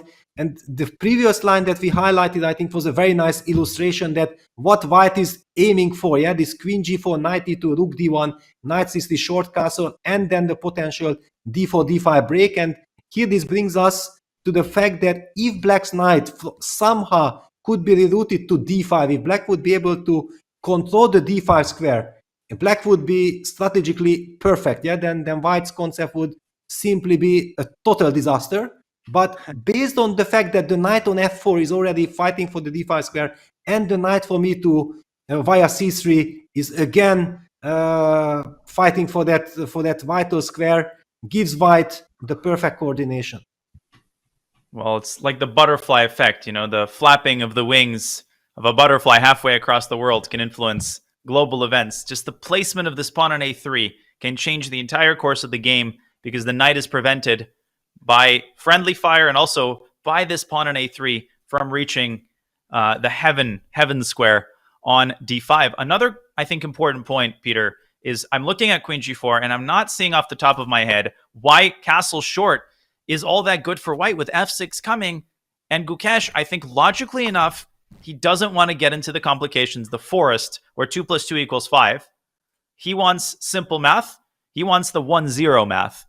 And he wants to put pressure on Ding's clock. He has played very quickly the move, knight g to e2. Yeah, he wants to make sure that strategically he's fine. Yeah, this is the most important thing. He understands that, yeah, the knight belongs to e2, the knight goes to c3, and once the knight lands on c3, nothing wrong can happen to me. Yeah, also the line that you highlighted there with the help of computer, this queen g4, queen a5 check, all this crazy madness, it's very easy to go for it if you are prepared, thanks to the computer. Otherwise, you just say, no, I just not gonna allow my opponent to get some serious counterplay and give me some unpleasant check. Let me develop. I go knight e2, and I want to confirm, I want to signal my opponent that I simply believe in my position in long terms. And now Ding hitting the century mark. He's got 1 hour on his clock, and 1 hour has already been spent, and many more problems to solve. Now the big question is, do you opt for the natural b7, b5? Also, f6, that hasn't gone anywhere. That move can join the party at a rather inconvenient moment for white. And one worry that I have is if we think sort of positionally, black is the bishop pair, right? If you have the bishop pair, you want to open up the board. So these twin pawn breaks, f6 and then e5, if they come at a right moment, can be pretty awkward for white. Yes, actually f6 is a very critical move. Because if white has to, for example, let's just illustrate, if white captures on f6, we activate that bishop f6. We also put pressure on the d4 pawn. So the knight from e2 is not really able to reach the desired destination on c3. And then short castle e6, e5. And black can be really enjoying himself. I do see the level bar still signaling that white is better. But, because after castles, you might have queen a4. Is that an issue? Or targeting the c4 pawn quickly? In which position? Oh, if instead black of e5, castles. black castles. Yes. Then maybe white can target that c4 pawn with queen a4. And you cannot manage e5 because queen takes c4 is a check. Maybe even that position is not that bad after king h8. All right, but I always like this kind of evaluations. It's maybe not that bad, yeah? At least it's not that good, yeah? Yeah, maybe not that bad, but definitely not good. And it's not clear where the compensation is coming from. D takes e5. If anything, with black's lack of development, the rook coming to d1 should favor white. So the question then becomes, if black plays e5 here, how does white solidify that slight advantage? Do you go knight h5? Knight h5, yes. Knight h5 is very tempting. That's a lovely move. E takes d4. And then we can hit the bishop with a check. And now knight takes, I assume. Yeah, knight d4. And this is the moment where the commentators have to mention that with queens on the board, the opposite colored bishops don't mean draw. It favors the attacker. Yes. On the other hand, who is attacking whom? Okay, short castles. It looks like a rather kind of also solid position for black. Honestly, if you showed this to Ding and you said, you know, this is what you're going to get after this nasty little surprise bishop e3, you know, he'd put his signature down real quick, quicker than he's made any of his last few moves. Absolutely, yeah. Because okay, one could have the feeling that yes, White has the chance maybe to squeeze something out of this position, but that is not the main concern. Yeah, okay. Please try to squeeze something. I'm solid enough. Are you surprised? Of course, having admitted that if Gukesh was out of his prep, which seemingly he was, the complications after Queen G4 are so hard to puzzle out. Are you surprised that he still didn't spend more time on Queen G4? Could it be that he underestimated the potential of his attack, or is it more that he is adhering to his strategy of putting pressure on Ding's clock, and he believes that he can squeeze out this light advantage? Also, some risk management involved, right? Queen G4 is a very risky move. Yeah, I think that by going for rather quick Knight G2, it's obvious that Gukesh's preparation has ended. Yeah, this is very important to highlight, because if the move Queen G4 was really good and the computer highlights it as a main option, then if we would be talking about preparation, then clearly you want to blitz that move out to put more pressure on your opponent and think like, you know what, this Queen G4 is a computer move. I analyzed it, my team analyzed it. We also did not understand it first. So good luck figuring it out, what it is all about. But since Gukesh has not opted for that direction, I simply believe that he knew that this Knight B6, Knight F4, Knight C4 was a possibility, but it was simply not something to worry about. And in this regard, then he just relied on his feeling that, okay, takes, knight it. But look at this. Ding keeps on making this gesture with the hand like, is there some fly? Is there some mosquito in the playing hall? What's happening? Yes, swatting away. He needs to swat away at White's initiative, because there's another big decision here. Does he play the immediate F6? Does he castle to the king side first? And I mentioned the clock is not as decisive of a factor as some overzealous fans might think it is. Well, it's becoming a factor, because he's down to 55 minutes, John, and maybe some nerves, even though he's done just an incredible job of solving the opening surprises time and time again that Gukesh has put in front of him.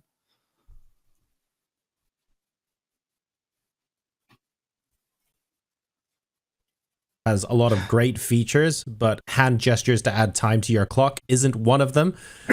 So Ding clearly slightly annoyed by some sort of insect inside the glass cube there.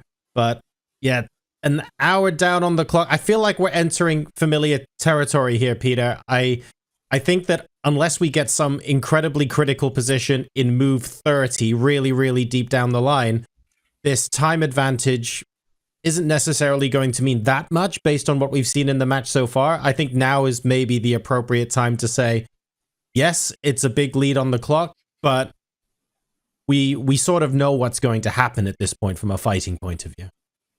Yeah, there will be a lot of fighting, that's for sure. But for the moment, Ding has to find the way how to address the challenge to this new structure. Yeah, this F7, F6 move is a very tempting kind of move to change the character of the game, trying to go for liquidation, especially knowing that he's behind on the clock. Yeah, it's kind of tempting to try to find a way to simplify matters, because if the position keeps on being so complex and Black will run out of natural moves, then being behind on the clock have a really vital role in the game. And we see that he's hesitant. He wants to do something. He also signaled like he's about to make a move, or just a little bit shaky there, still showing signs of nerves, because he hasn't, been the Ding who has been comfortably sitting on his chair. Ever since that surprise happened with a3 and bishop e3, he's visibly nervous. He certainly is. Yesterday he was sat there like a computer for something like 3 or 4 hours, absolutely mesmerizing. We're not yet seeing that, at least in his body language. So we'll see what he does next. This is a treat for everyone watching behind the one-way glass live in Singapore. Of course, it's easy to forget it's not just these two players in the room. You've got hundreds of people looking on, and literally hundreds of thousands watching online, checking out these moves and watching everything unfold. Which does remind me to let you know that in less than a week, there's another huge chess event that you can potentially be attending in person. If you're watching online now and you fancy yourself a little bit of live action, don't miss your chance to attend the Champions Chess Tour Finals. That takes place from the 17th to the 21st of December in Oslo, Norway. And you've got wonderful stars like MVL, Alireza, and Magnus all playing in that event. There'll be plenty of high caliber action over the chessboard, but your tickets can grab stuff like hand and brain chess. You've got simmels, photo opportunities with the players, and a whole bunch more. So you can use !CCT finals in the chat now, or visit go.chess.com/CCT finals 24 to grab your ticket. The event now starts in less than a week. So basically straight after the World Championship, you could be heading to Oslo to enjoy that fantastic event alongside those players too. For now though, a move has been played. Gukesh finally on the clock as B5 is on the chessboard. We'll be back with more of the action from the FIDE World Championship after this.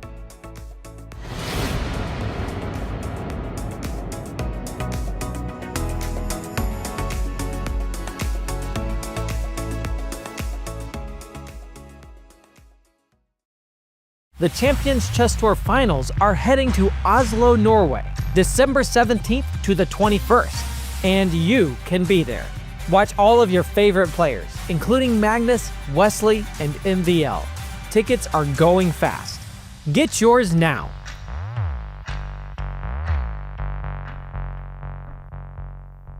Has this ever happened to you? Oh, shoot. Another mouse slip. What about this? Oh, well, holy bishops en passant. I think I'm getting carpal tunnel. If only there was a way to play online chess with a real-life board. What if I told you you can with Chess Up 2? That's right. With Chess Up 2, you can now play over the board online. Wow. Simply connect your chess.com account to our state-of-the-art Chess Up 2 and get a game started. Every time you move, our revolutionary board will transmit the data online directly to your opponent. And as soon as they move, squares will light up, signifying which piece is going where. Well, shucks. This Hikaru guy seems pretty good. With Chess Up 2, mouse slips and sore wrists are a thing of the past. My carpal tunnel is gone. Well, this sure is fun. I'm playing online against my new friend Hikaru. Who needs a family?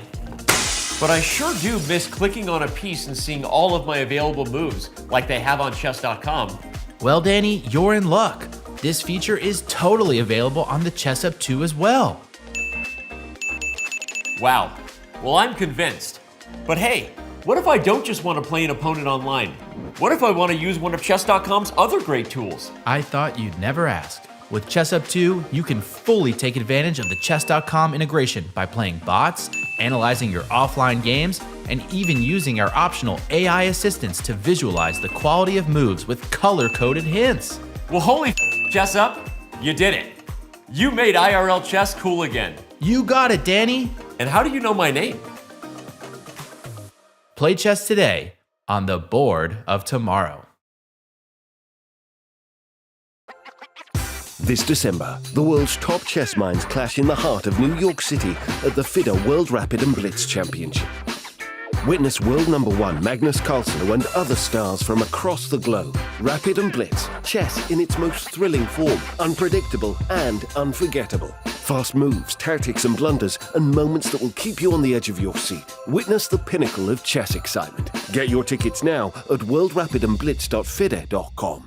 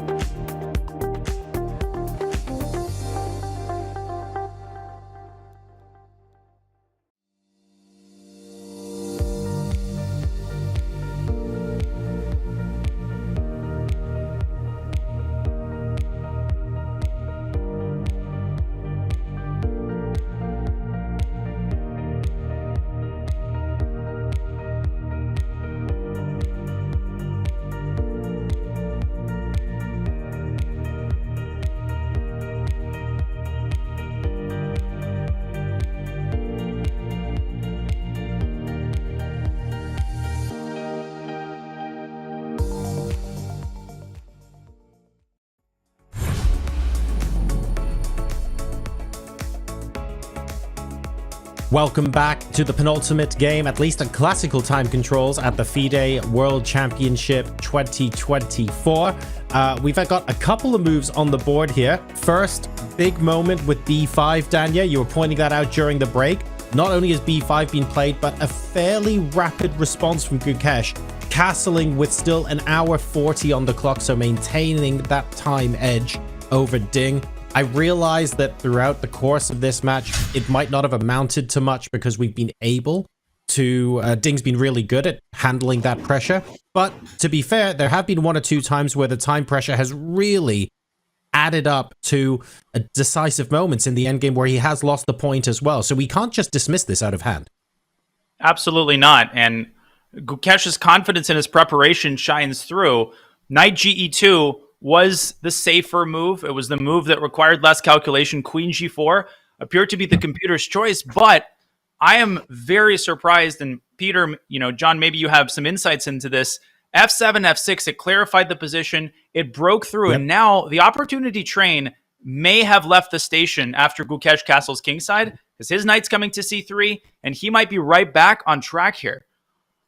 It does feel a little bit like that. And the question then, Peter, is if Gukesh has been playing, shall we say, the safer options, to what extent does this give Ding the opportunity to think about striking out and seizing the initiative in the position? Because if I'm looking at this position, I'm going, great, let's imagine Black has the initiative here. He still has to spend a tempo castling at some point, and that sort of blunts my expectations a little bit. So with that thought, I hand over to you to tell us what Black can be aspiring to do in this position. Yeah, I actually agree what Danya has said. Yeah, that the move f7, f6 prior to b5 was a move that tried to simplify the position, tried to change the character of the game, to liquidate. Because what really worries me for Black, that White has a very simple means of playing the position. Now White has castled. White intends to put that knight from e2 to c3, which will even be a tempo hitting the b5 pawn. And we already know that this queen d1 to g4 idea actually exists. Yeah, the queen gets out of the way, opens the way for rook a d1, and potentially opening up the idea of breaking the center with d4 d5, a timely d4 d5 break. And the big question is that how is Black fighting that? It's fine that, of course, Black will play short castle, Black will play bishop b7, but there is no way of controlling that d4 d5 square, and that d4 d5 break will be in the air. And if Ding is not slowing down and he isn't really knowing how to address that issue, then I even dare to say that b7 b5 was maybe practically a wrong decision. And Danya, please tell me how do you see the situation? Well, I echo your sentiments in their entirety, and also not a great sign that b5 was played. Gukesh castles, arguably the most natural move in the position. Now Ding, shows more nerves, thinks for another solid 4 minutes. Now he's just castled kingside. I totally agree. It seems like the second act of Gukesh's masterful play here might begin, and Ding has less than half of his time remaining. White hasn't even begun his operations on the king side. You mentioned sort of the two-front attack. There is this lingering idea of pushing d5, but my bigger worry is that even without the light-squared bishop, White has enough firepower to generate massive threats on the king side. Knight c3 here is very natural, so maybe we could put this on the board and try to assess the damage here. Knight c3, Black has to defend this pawn, Peter. I think this is a problem. But if you give this pawn away, the whole structural integrity of the queen side collapses, and White has a whole menu of options. No, knight h5, queen g4. Yeah, but I think that instead of a6, I have to play rook b8. I have to try to at least go for some quick a5, b4 to make sense of my position. Knight h5, I'm very biased in favor of this move. I just like putting my knight on h5. When I'm attacking, particularly when it combines with the pawn on e5, because g6 now comes with a massive price tag. Yeah, I don't want to play g6 as long as I'm not forced to. And there is also this idea maybe to sidestep with my king to h8 if I'm hating the move g6 in order to meet queen g4 with rook g8, not weakening any of the dark squares, but it it comes at the cost of tempi. Too many tempis, yeah. It doesn't have a good impression. By the way, Queen F3 double attack also might appear at some point. Maybe not yet. D4 pawn is hanging, but okay. Rook D1, Knight E4, Bishop G5. Too many problems. Can Black try to force the knight through to D5 with the move B4 in this situation? Well, but I think that I need A5 B4 because now if I just play B4, you take A B4 and still the knight remains on C3. And you're saying that it's not so impactful for Black to put the knight on D5 if White can exchange it. So the queen on D5 will not be a stable blockader. Yes, but of course, yeah, it's certainly an improvement for Black. Yeah, any trade, yeah, and AB knight B4, and then knight gets to D5, Bishop B7 in. Now the knight moved a little bit too early from F4 to H5. If you are talking about the D5 square, then yeah, maybe this is not the best what White can get. Maybe knight E4 targeting some of these dark squares. And I mean, there are some mate threats that are lingering. If I can eliminate the dark squared bishop, I'll be looking at sacrifices that, you know, clearly are premature here. But let's say B takes A3 happens. I mean, I would even consider recapturing B takes A3. Why doesn't sacrifice anything? This is kind of a debilitating fact about the position. You have such a commanding presence on the king side. I haven't even sacrificed a pawn. Yeah, the only way Black can be fine here if we can simply fly that knight from C6 to D5. Yeah, then it's all good. But the knight can jump, but unfortunately it cannot jump to D5 in this position. The pawn A3 still does its job.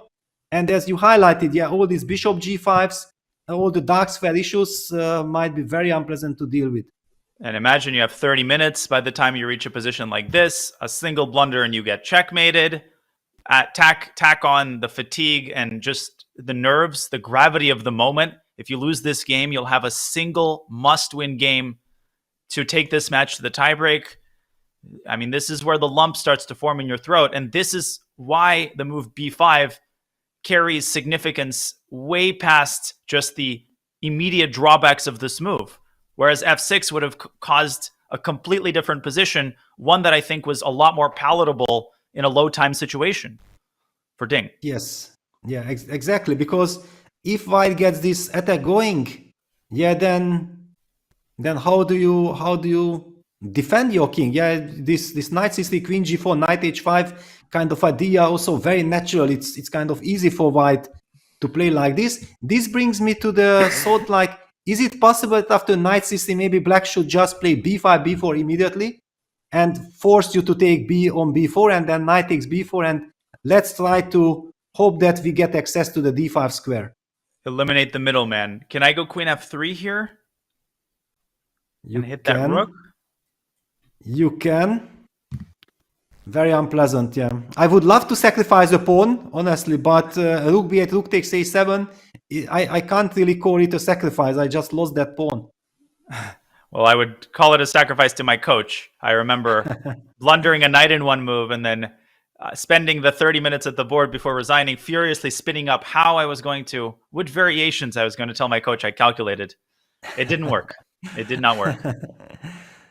Yes, takes on A7. You will also have this very powerful rook on the 7th rank, putting pressure on the bishop on E7. And I cannot develop the bishop to B7. That's another problem. Already knight C2 would be kind of maybe the only move in the position to try to do something, but I'm not believing in this. D5 will come at the wrong moment.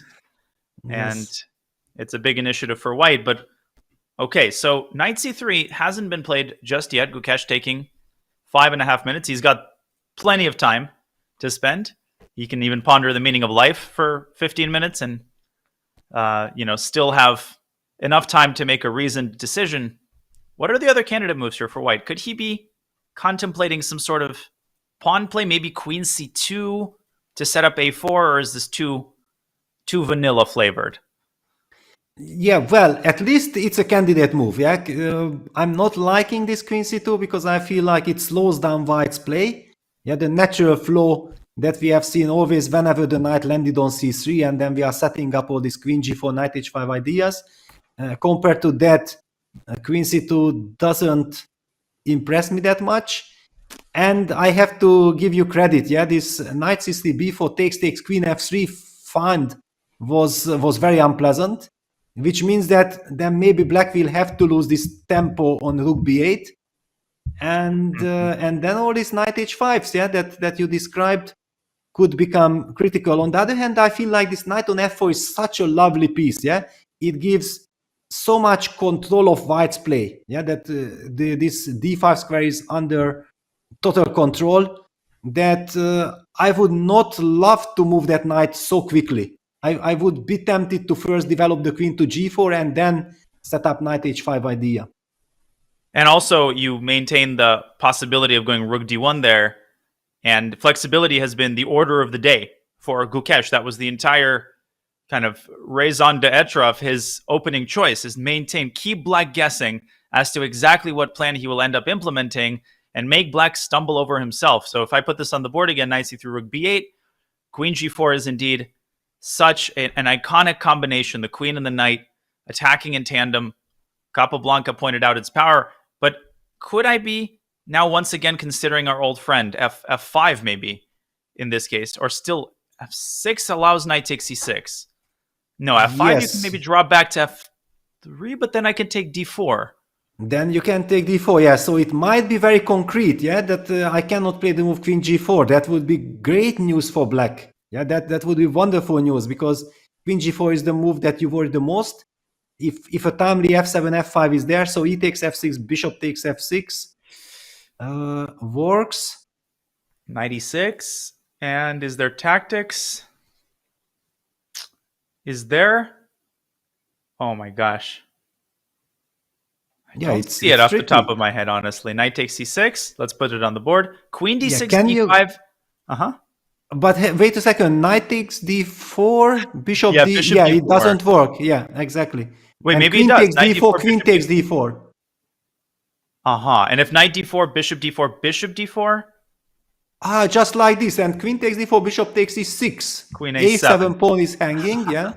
I told you black should have played a6. Correct. Rook e8. White always has d5. And also the knight on c6 is hanging, yeah? So I can take on d8 and c6. I'll put this on the board. Knight takes d4. Bishop takes d4. Now, obviously, white can't take. If white takes the queen, black takes white's queen. Pandemonium on the board. Rook d1 has to be calculated, but what we're talking about, simply queen takes d4, bishop e6, and the detail at the end should be holdable for black, honestly, even this position, but it's not going to be pleasant. Yeah, with this lovely knight on c3 sitting beautifully, I would be very upset if I would not be converting this from white side. Yeah, especially with 45 extra minutes. I can check the silicon demon in this position. We probably have earned that right. Yeah, it's disappointing. Yeah. Queen d6, d5. And these can be the hardest concepts to find, because from the human eye, you're thinking of a way to eliminate the d5 pawn. So you think, bishop c3, bc, queen d5, checkmate. The computer says, forget the knight, just eliminate it and simply go after the pawn, which is a much easier target. But still an unpleasant position after a4. What a move. Just striking at the other side of the board. I would be very scared of black to play a6 and allow white to infiltrate. Nah, I don't love this either. Yeah, very tough decisions, yeah, because computer highlighted that this queen g4 f5 might be fine for black. Good luck calculating this. Yeah, you need at least half an hour to convince yourself that this is the direction, this could maybe work. And also nobody tells you, there is no evil bar that tells you that this is the right direction. Yeah, so you might be actually just burning your time for absolutely no reason. And these are the challenges the players are faced with. Indeed. But like I said previously, recently at the Computer Championship, Stockfish was disqualified for using the Gukesh bar. So Gukesh has shown such composure in critical moments throughout this match. And of course, the spectators, the fans, we tend to demand a lot from the players. We're critical. Sometimes the players deserve criticism, but by and large, it's just been so fun and so impressive to see the players stopping at the right moment. Gukesh blitzing out his first couple moves, clearly believing that this is a critical moment, Peter. And that tells us he's probably taking queen c2 very seriously. Yes, I'm trying to understand that what would make you feel like queen c2 is such a great idea, because it doesn't put black under a lot of pressure, right? I can even play bishop b7.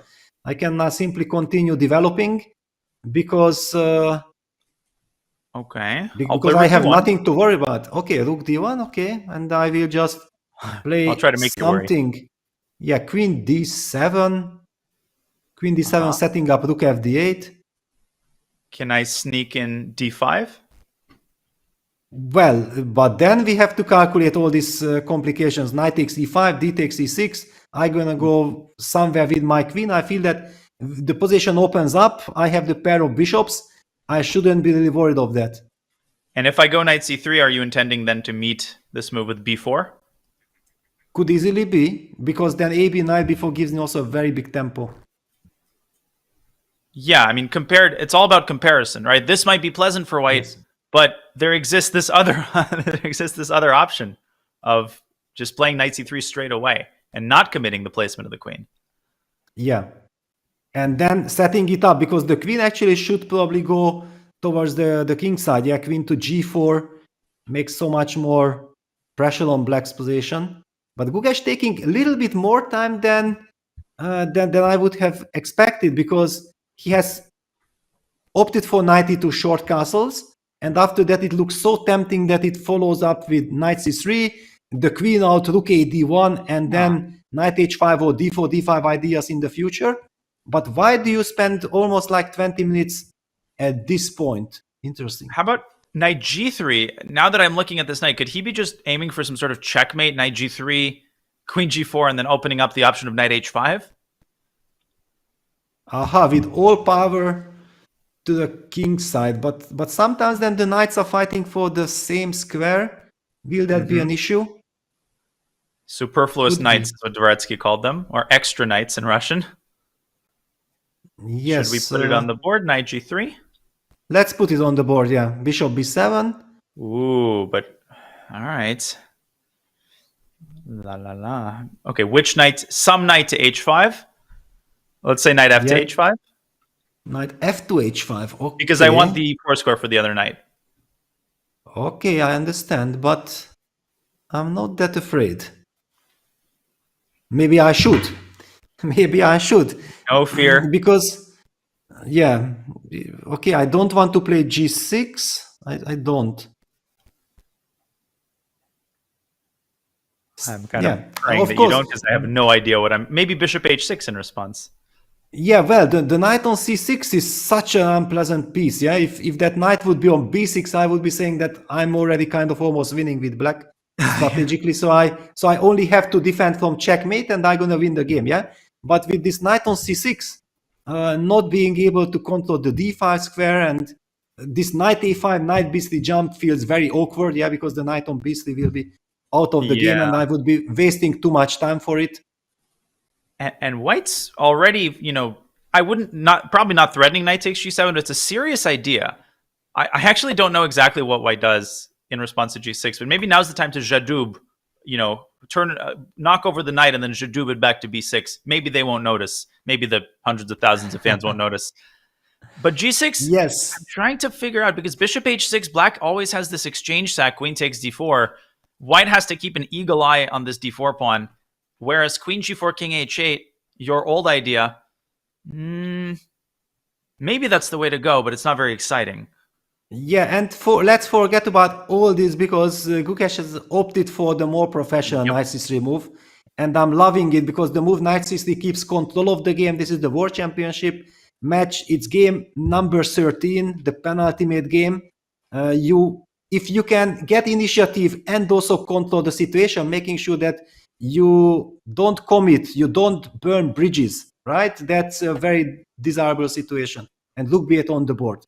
Thank you, Gukesh, for not making us, puzzle out, enter the forest of knight g3. Also, it's consistent with the strategy, right? Remember on move 12, he didn't play queen g4. So he's showing kind of an adherence to not a more passive, not more solid, but the more, as you said, professional, open-ended strategy where he wants to keep all options open. He's not putting all of his eggs in the checkmate basket. He's also leaving open the option of d5 and applying long-term pressure on b5.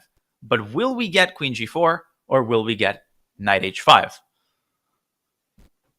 Yeah, knight's the critical moment because black has the idea of going a5, b4, yeah, so there is at least a strategic threat in the position which puts some pressure on white to get the game going on the king side as quickly as possible. Yeah, it's if white just wastes 2 tempi, yeah, and black goes a5, b4, then the whole strategy that white has set up failed completely. Yeah, then black has the potential of taking over. So clearly white has to be energetic.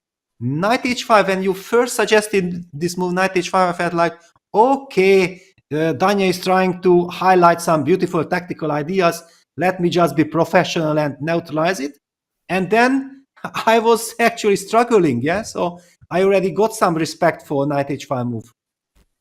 It's just, Ben Feingold refers to the move knight f5 in a lot of positions as knife f5. But I would make a serious case for knife h5 in a lot of positions for 2 reasons. First of all, you're always provoking g6, and in conjunction with the pawn on e5, it creates long-term dark square weaknesses. And the second is that this constant specter of a sacrifice on g7, of a mate threat on g7, it's scary. And, black doesn't even have, as Yasser would say, a full stomach to deal with all these mate threats because white hasn't sacrificed even a single pawn yet. Emphasis on yet.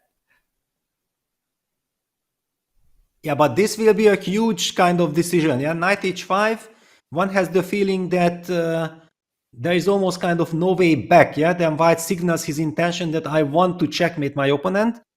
If white could make a move which kind of like queen g4, yeah, and black is unable to solve this problem with direct f7, f5, which clearly now Gukesh is thinking about, yeah, because he would love to play queen g4, rook a d1, and then keeping the option of going knight h5 or playing for d4, d5 in the future. We did get help by the computer, and we know that somehow this ef, bishop f6, knight x6, queen d6 maybe holds for black. Well, good luck figuring it out. But from Gukesh's point, if he really is ambitious, that he thinks like, I want to get the most out of it because it's a golden opportunity, then clearly you might not want to let your opponent get such a chance of going for liquidation with f5. Also on the table, I think, well, their hands are on the table, total concentration, but the move knight e4 could be a sort of semi-prophylactic measure against b4. Is there anything outwardly wrong with centralizing the knight first? Is this also in the mix, Peter, in your opinion? Or maybe bishop b7 it runs into? Exactly. Yeah, I would be very happy from black's perspective. Yeah, if my opponent jumps with the knight, rushes with the knight to e4, bishop b7, developing moves, threatening knight takes e5 because of the long diagonal pressure on the e4 knight, and it's not so easy to protect that knight because we already talked about this, that we don't want to put the queen on c2 anyway. The pawn on d4 would be also vulnerable. No. Let's just keep that knight on c3 as long as we can. And even in response to b4, knight e4 would save you a tempo. So this tempo should be invested in starting the engine on the king side, figuratively speaking this time, of course. So knight h5, if we return to this move, I think we looked at, what did we look at here? King h8? Yes, I tried king h8 just to be prophylactic. I would like to highlight one more thing, yeah, that by the fact that Ding opts for rook b8, yeah, he keeps his bishop on c8. He wants to be as flexible as possible because he knows exactly that thanks to the bishop on c8, he might have this f7, f5 ideas defending or neutralizing white's pressure in case of queen g4. So if black does not play king h8 and tries to get away with it, so to speak, what is black's best use of his time? Is it to play a5 or is it to just jettison the b5 pawn with a move like bishop b7? Well, my problem is that I feel like you have kind of a winning threat, yeah, that you are threatening simply to play queen g4, provoking me or forcing me to go g6 and then knight e4, and that's when the knight from c3 joins the party and heads towards the f6 square, and then it's going to be checkmate. Knight b5? No, just kidding. That is not the direction I want to go to. Maybe knight takes e5 here and d bishop e4. Oh, wow. Still, yeah, you can. But it's even queen takes e4 and rook d1 looks pretty commanding. Let's not forget also a7 is hanging. But maybe I can somehow claw my way into the game. You have to. You have, otherwise you resign. Yeah. So okay, we just take on e4, gh, rook ad1, and then we also have this bishop h6. Maybe even start with bishop h6 or bishop a7. Yeah, bishop h6. You don't want that pawn. Take me away from that pawn. Yeah. Exactly. Rook e8. Yeah, rook ad1. I want your h5 pawn. Yeah, and I want to checkmate you on the h file. Then rook d4, queen fc, rook d4, queen takes h5. Rook joins the party on the 4th rank. Oh my gosh. So, come again. What was that line? Well, bringing, yeah, just enjoying, yeah, going for attack, yeah, queen fc, also sidestepping because it hits the f7 pawn, so it won't be so easy to play king h8. It's very dangerous. Plus 1.5. I mean, the old masters would have resigned in this position to the black. How can queen f3 not be devastating? But this is symbolic of how bad this is, Rock. If the first line you look at is already this bad, and we haven't even taken the time to fine-tune this operation, apparently there's something even better, and it could be something as simple as rook d1 to open the gates of bishop h6, although then black will play king h8. See, that's what I'm not understanding. I mean, it's quite an overwhelming evaluation. I'm just curious what the showstopper is. Well, basically, I think the showstopper is that black should never ever let this happen. Yeah, that's that's the biggest issue, because from black's angle, this is pure madness. Yeah, you just know that you're gonna be crushed. You can't let this happen. Absolutely not. And Ding is way too circumspect of a player. And of course, we should also mention that in time pressure, time and time again, he has shown phenomenal defensive skill. When he found f6 in that endgame, we should not expect that, Gukesh makes one threatening move and Ding just collapses. No, he will fight tooth and nail as he's done this entire match. But man, oh man, is this a scary looking move. So if we return to king h8, how likely is this position to appear on the board? And how would white follow up? Yeah, I think you tried queen g4 and I was defending with rook g8. I was not enjoying myself, but I was just trying to somehow survive your storm. I think I tried rook d1 here, and then b4. Yes. Exactly, yeah, rook d1, b4, and knight e4. You were going for the maximum with knight e4. Yep, after mistakenly trying a takes b4, we have the luxury of retracting foolish moves and pretending that they were made for the instructive purposes of the viewers. Yes, but that's often the case, yeah? That is the case. The beauty of commentary, and a move has been made. On the board, knight h5. Danya, your move on the board. Maximum pressure on Ding. Knife h5, and the knight knifes its way from g1, it goes to e2, up to f4, and on to h5, hungrily eyeing the g7 pawn, paving the way for the lady to join the attack. And now Ding is very, very much on the hot seat. The time situation a little bit closer, a little bit less lopsided. That move took Gukesh 8 minutes and change, but still with over an hour on the clock. What a luxury, because the calculational part of the game, Peter, is approaching fast. Yes, exactly. And it was so lovely to hear that you forgot about one small detail. That knight on h5 is coming from b1. Look at this. When you look at this position, yeah, that exactly, the knight from b1, c3, e2, f4 landed on h5, and the one from g1. Isn't it beautiful? That's incredible. Look, my mind is blown. I forgot he played knight c to e2. So let's trace this knight. Let's trace this knight from the beginning of the game. On ChessBase, you can draw a peace path. Here we can't do that, but I'll do it manually. This is the very same knight. From b1, it went to e2. From e2, indeed, it went to f4, and it did not escape your omniscient glance. C takes d4. The other knight is chilling, and this time it's Gukesh chilling. Knight g2. That knight goes to c3, and this knight ends its journey. Well, it certainly does not end its journey. Its journey will continue, but it's resting on h5. So from b1 it goes to h5. The other knight goes to c3. What a game this chess that we've chosen to play is. Beautiful. Exactly. Yeah, it's so nice, and I was so happy when you mentioned knight g2, knight f4, knight h5, because that's the natural traditional route. And what we are seeing in this game is something extraordinary. Yeah, that knight from b1 reaching to h5, knight from g1 getting to c3, really mind blowing kind of regrouping. And it reminds me of that, those chess riddles that I would get at chess camps. How do you get a certain position after 4 moves? And one of the most famous ones, I don't have time to illustrate it, but it's a position where black has a pawn on c6 and d6, and then only one knight on b8, and the knight on g8 is missing. And basically the point, I'll spoil it a little bit, is that the move that everybody forgets, and the question is how do you reach this in 4 moves, is one knight going from g8 to f6 to d7 and then replacing the other knight on b8. So in that final position, the knight on b8 that you see actually started as the g8 knight. Wow. I could show it. And you do that in just 4 moves, yeah? It's also quite impressive. Yeah, I'm trying to actually remember how you set this up, even though I actually know the idea. It's so mind-blowing that it's hard even once you know kind of the kernel to reconstruct it. Yeah, not easy. Yeah, I'll figure it out eventually. But yeah, now Ding has something to worry about and to figure out, yeah, because you already hit me with this knight h5, and I was answering it with king h8, and I wasn't happy. I wasn't thrilled because after king h8, queen g4, rook g8, one also gets the feeling that, okay, I haven't weakened anything yet on the king side, but I'm giving you so much time to get your game going. How will he find safety?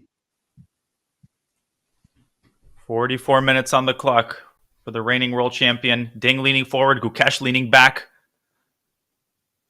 King h8 was what we focused on. Black trying f5. To manage his resistance. F5. What a move. Yes, I was just at this moment thinking that maybe actually black has to go f5 because we talked about this already, yeah, that this ef6, bishop takes f6b, if we are liquidating, even if we are slightly worse, that's not our main concern. And I'll be honest, once the knight reached h5, f5 in my mind receded to the background, but it does make perfect sense. Open up more real estate on the king side, get some trades.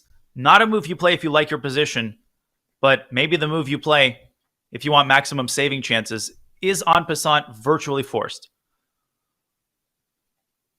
Well, I'm already worried to say what is forced or not. It's such an intriguing kind of position, yeah, that normally one says that, yeah, e takes f6. On the other hand, the f4 square is available for the knight, yeah. It's ef6 is a safe choice, but maybe if Gukesh is really ambitious, he wants something more than that. Is it possible to achieve it? Now I feel like b4 is a more powerful positional threat, though, maybe in conjunction with a5. I was thinking briefly, and the other problem is you cannot abandon the d4 pawn. Queen f3 would be so nice, but you can't get it down. And let's quickly... But wait a second. Can you? Queen f3, knight takes d4, queen g3, setting up the pressure on the g7 pawn and rook a d1. Is that an option? Ooh. Not only an option, it appears to win the game. Rook a d1, bishop c5. No, that looks horrible. Knight f6 check. Aha. Wait a second. So you're telling me that black can't take this pawn, which means black probably has to play bishop b7. Yes, and then we get this queen g3, at least something to think of. This looks very scary. And then d5 becomes a possibility. So g6, this is a mate threat. You could also play rook f7. But then very quickly, white plays rook d1.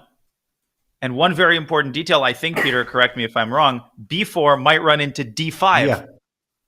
And because the bishop is fianchettoed, as opposed to previous iterations of the line, of course, DC is wrong. You can take d takes e6, yeah, and win on the spot. But apparently this is wrong. D takes c6. It's maybe because some move and black plays c takes b2. Oh, d takes e6, you said. Yeah, d takes e6 wins, yeah. My apologies. I forgot about the rook. Maybe black should play g6, but no, this looks incredibly dangerous.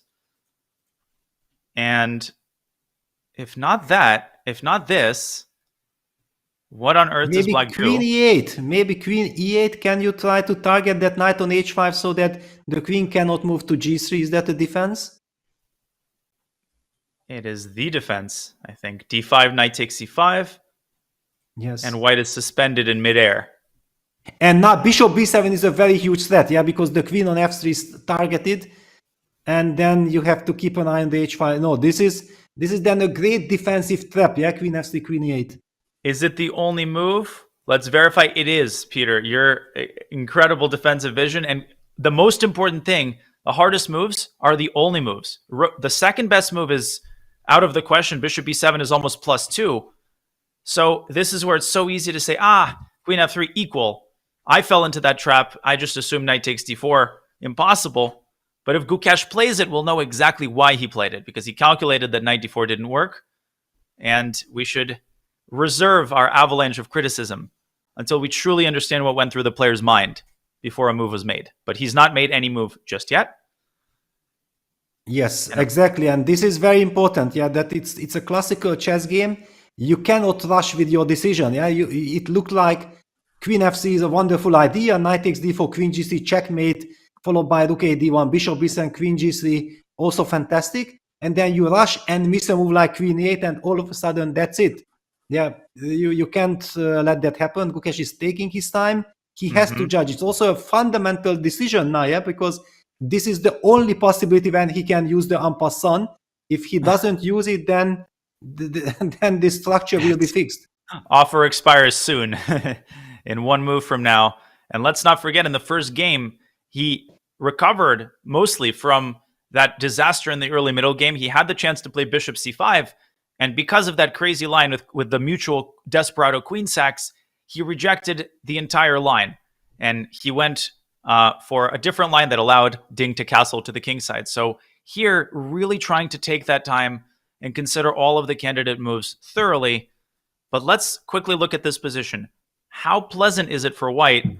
My instinct, of course, is just to take on f6 one more time. Rook f6, bishop g5 loses the exchange. Black has to take with the queen. Obviously, you have to consider d5 now. Yes, but on the other hand, yeah, d5 gives me also breathing time with black. Yeah, I'm not that worried of d5. Do you take? That's my impression, yes. Okay, probably I take, yeah, e d5. So queen d5 is the tempo move. Let's try to keep the initiative going. Yeah, queen e6. Let me challenge this queen. Yeah, and I'll show people that bishop e6 gives away the knight. And I wouldn't rule out a queen trade, maybe some sort of quiet move, like rook a d1 is sort of my instinct. Yeah, I would just like to highlight, Danya, can you just put that queen on c5 to appreciate that rook f5 maybe traps the queen? Oh, no. How does this happen? How do you see that? Rook f5. Why did I put a pawn on a3? I told him to keep it on a2. Wow. Just like that. A cruel mistress this game is. Yeah, this explains why you also opted for rook a, but after rook a d1 at least, yeah, we are talking about this, that from the black's perspective, we are trying to neutralize the pressure and we can trade pieces. Yes, white maintains some initiative, knight on c3, bishop e3, wonderful coordination, you will have the d file, but opposite colored bishops always give very good chances to the defender to hold the draw. Should black take? Because white does have this semi-threat of queen e6 and rook d6. So maybe it's a good time just to eliminate the tension. And black always has this idea to sacrifice a pawn at the right moment for maximum activity. I'd also point out rook f5 is on the table potentially. Yeah, also just a6. I feel like black should be able to somehow navigate this. Yeah, I mean, Ding, here I feel like 40 minutes sounds like a lot of time to solve the problems in the position, whereas with the queens on the board and a knight on h5, it sounds like nothing. Okay. Yeah, now the big question is, yeah, that how ambitious the position allows Gukesh to be, yeah, because he is in a very nice situation time-wise. That can he try to, what I'm meaning, that could he be influenced by the time situation, yeah, that which choice he's playing, and he might be thinking like, okay, yeah, bishop f6, I might be slightly better, but here the time factor might not be so important. Let me try to find a more complicated way. However, that could also give black good counter chances. Yeah, this is one of the dangers here. And I mean, he has to consider this at the various points of calculation. Like maybe here he pauses and says, well, wait a second, do I have to go d5? And, you know, can I keep maximum lack of clarity in the position while I'm up on time? Of course, in thinking that you might end up losing and frittering away your entire time advantage, and that's happened before. So from a positional standpoint, d5 favors black because it opens up the bishop. On the other hand, it also opens up white's bishop. But I'd be thinking about moves like queen h5. But Peter, they just seem to lack the right amount of pizzazz. Man, would you like to play bishop e3 to like e4 here? Just like black would like to go knight c6 to d5. So maybe the bishop and the knight can make a deal. I let you move like a knight one move, and you can move like a bishop one move. Yeah, it's a complex position, yeah, because d4 pawn is hanging, yeah, so white also doesn't have so much freedom. So I'm absolutely agreeing that your temptation of going d4, d5 was there, yeah, that was your very first instinct. Opening up the files, the only problem that maybe it's not that much. There's also bishop c5, by the way, just want to quickly throw in, and we will bring John back in here in a second. But I'd be thinking tactically as well, maybe not rushing queen takes d5 check. But it doesn't work. Rook d8, knight d5, and I lose a piece here. How? Queen f7, knight e7, queen e7, at the very least. Yes, exactly. Yeah, there is this line. Let's just show this. And maybe black has an even better move somehow. Yeah, but it's good enough, yeah? Okay. Yeah, queen f7, knight e7, and now not knight e7, but queen e7.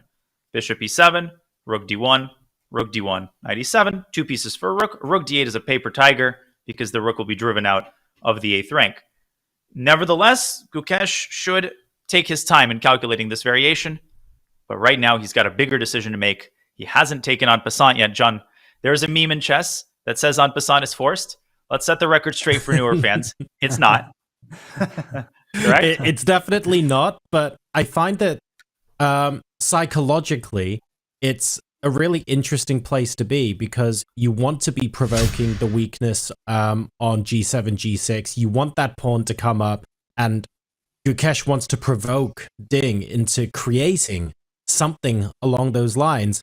And f5 sort of throws all of that into question, Peter, because it feels like that the accurate result, well, not result, but the accurate line is almost for Gukesh to say, oh, okay, I can take en passant here. I'm no longer trying to apply pressure against g7. Let's focus on the e6 pawn and potentially the d5 square. And he needs to sort of get himself out of that knight h5 hitting g7 mindset and into targeting something else on the board. That's fine to do. He's crazy, you know, he's the world championship challenger and he's got over an hour on the clock. Of course he can do that. But this is like Ding's way of applying pressure back onto Gukesh and basically asking the question, are you sure you want to do this? Do you have a plan B? Yeah, it's a very good kind of observation, yeah, that this is now a huge decision for Gukesh, yeah.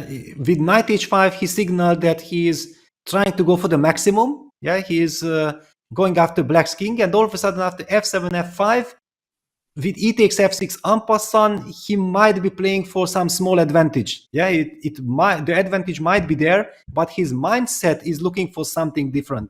Yeah, and here comes the mind that this queen f3 looked like a very strong idea with the intention of trying to go for the mating attack.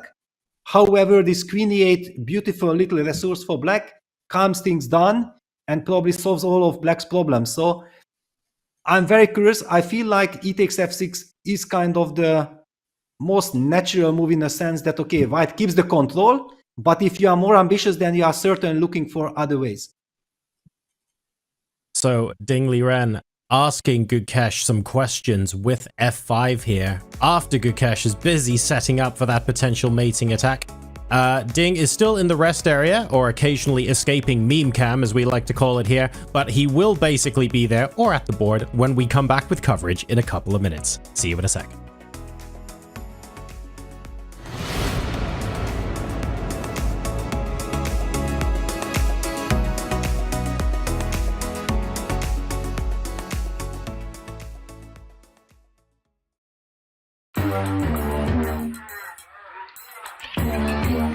Gemini, can you help me plan my 3-day vacation? Generate a photo of a muscly capybara. Explain the concept of supply and demand with OpenStax. Hi, Gemini. Quiz me on the rise of industrialization. Can you help me find an email? Yeah, I can help with that. Let's dive into Gukesh's top 3 show-stopping moves of his career so far. And at number 1 is a huge game from the candidates. This is round 8. Vidit Gujrati with the white pieces against Gukesh Dommaraju. Now, Gukesh has just lost round 7, the only loss that he had in the candidates against Ali Reza. And this is how the 17-year-old bounced back right after. Playing with black, it has been a model game against the Italian. A brilliant one. In case you missed it, I highly recommend you take a check on it, because the whole strategy was around Gukesh infiltrating from the queen side, one side of the board, and then eventually ending the game with a checkmate on the other side of the board. He's kept the pressure on Vidit for pretty much the entire game. And here, Vidit made the move, G-pawn, moving 2 steps forward, clearing the way for the white rook to attack the queen and hitting the black knight at the same time. 2 pieces hanging. And this is the moment I want you to pause. I want you to channel your inner Gukesh. I want you to channel your Puzzle Rush God mode. Black to play.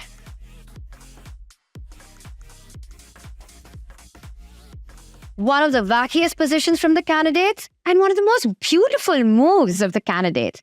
Here, Gukesh played the stunning rook takes knight. Black has got 3 pieces hanging. White has got 4 different captures, where all roads lead to Rome, and Rome is checkmate on Vidit's king on h4. Let's take a look at all the different captures.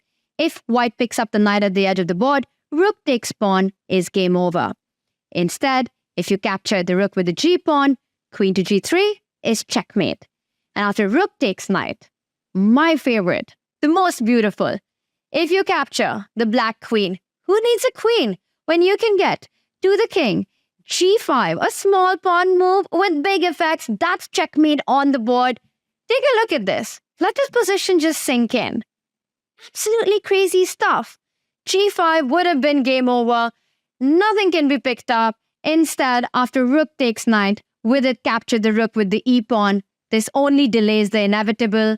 A check on the board, the king forced to move forward. And now, after the knight retreats to h7, giving another check, Vidit resigns, as the only move is picking up the knight, and queen takes pawn would have been checkmate.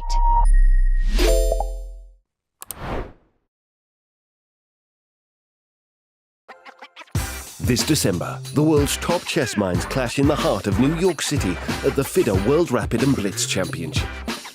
Witness world number 1 Magnus Carlsen and other stars from across the globe. Rapid and Blitz, chess in its most thrilling form, unpredictable and unforgettable. Fast moves, tactics and blunders, and moments that will keep you on the edge of your seat. Witness the pinnacle of chess excitement. Get your tickets now at worldrapidandblitz.fide.com.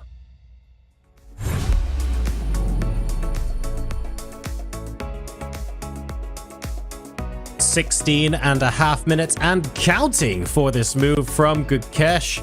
Ding Liren, world champion, f5 and chill. You can see that written all over his face right now as he very calmly contemplates his next moves. It wouldn't even surprise me if Gukesh takes and Ding pops back out, pre-moves what he's going to play next, and heads straight back into the restroom. Ding looks like, Danya, he has this completely under control. Over to you.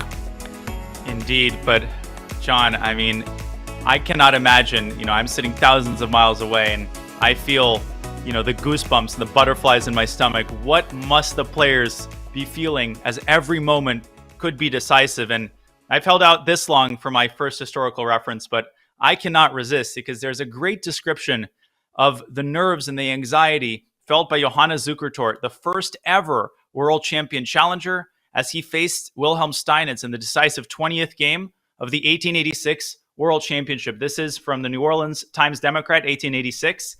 Zukertort, who was still suffering from the effects of his recent illness, he got sick during the match, appeared nervously weak, his slim, delicate fingers running through his mustache and pulling at his whiskers. He sat with his legs crossed, frequently clasped his hands together, cast furtive glances around the room, seemed unable to comprehend the combinations of the complex game that he was in vain endeavoring to study out to a conclusion.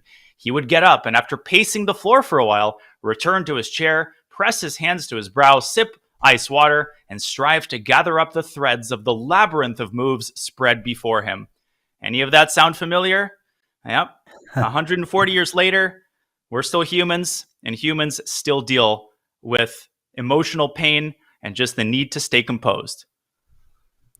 Yes, and look at this, how Ding Liren is behaving in the resting room. This is the normal way, I think, for a chess player, yeah, that you want to somehow calm your nerves. You are thinking about, yes, I have played this move f5.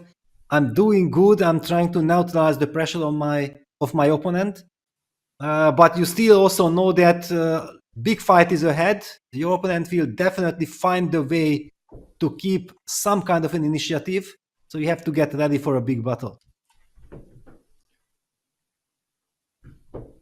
And well, Gukesh still taking his time. It's a big decision. He knows exactly that after he takes f6, okay, I might be and I will be slightly better. I have that option, but can I find something more? After all, I went for knight h5 because I was hoping to create some really dangerous threats against Black's king.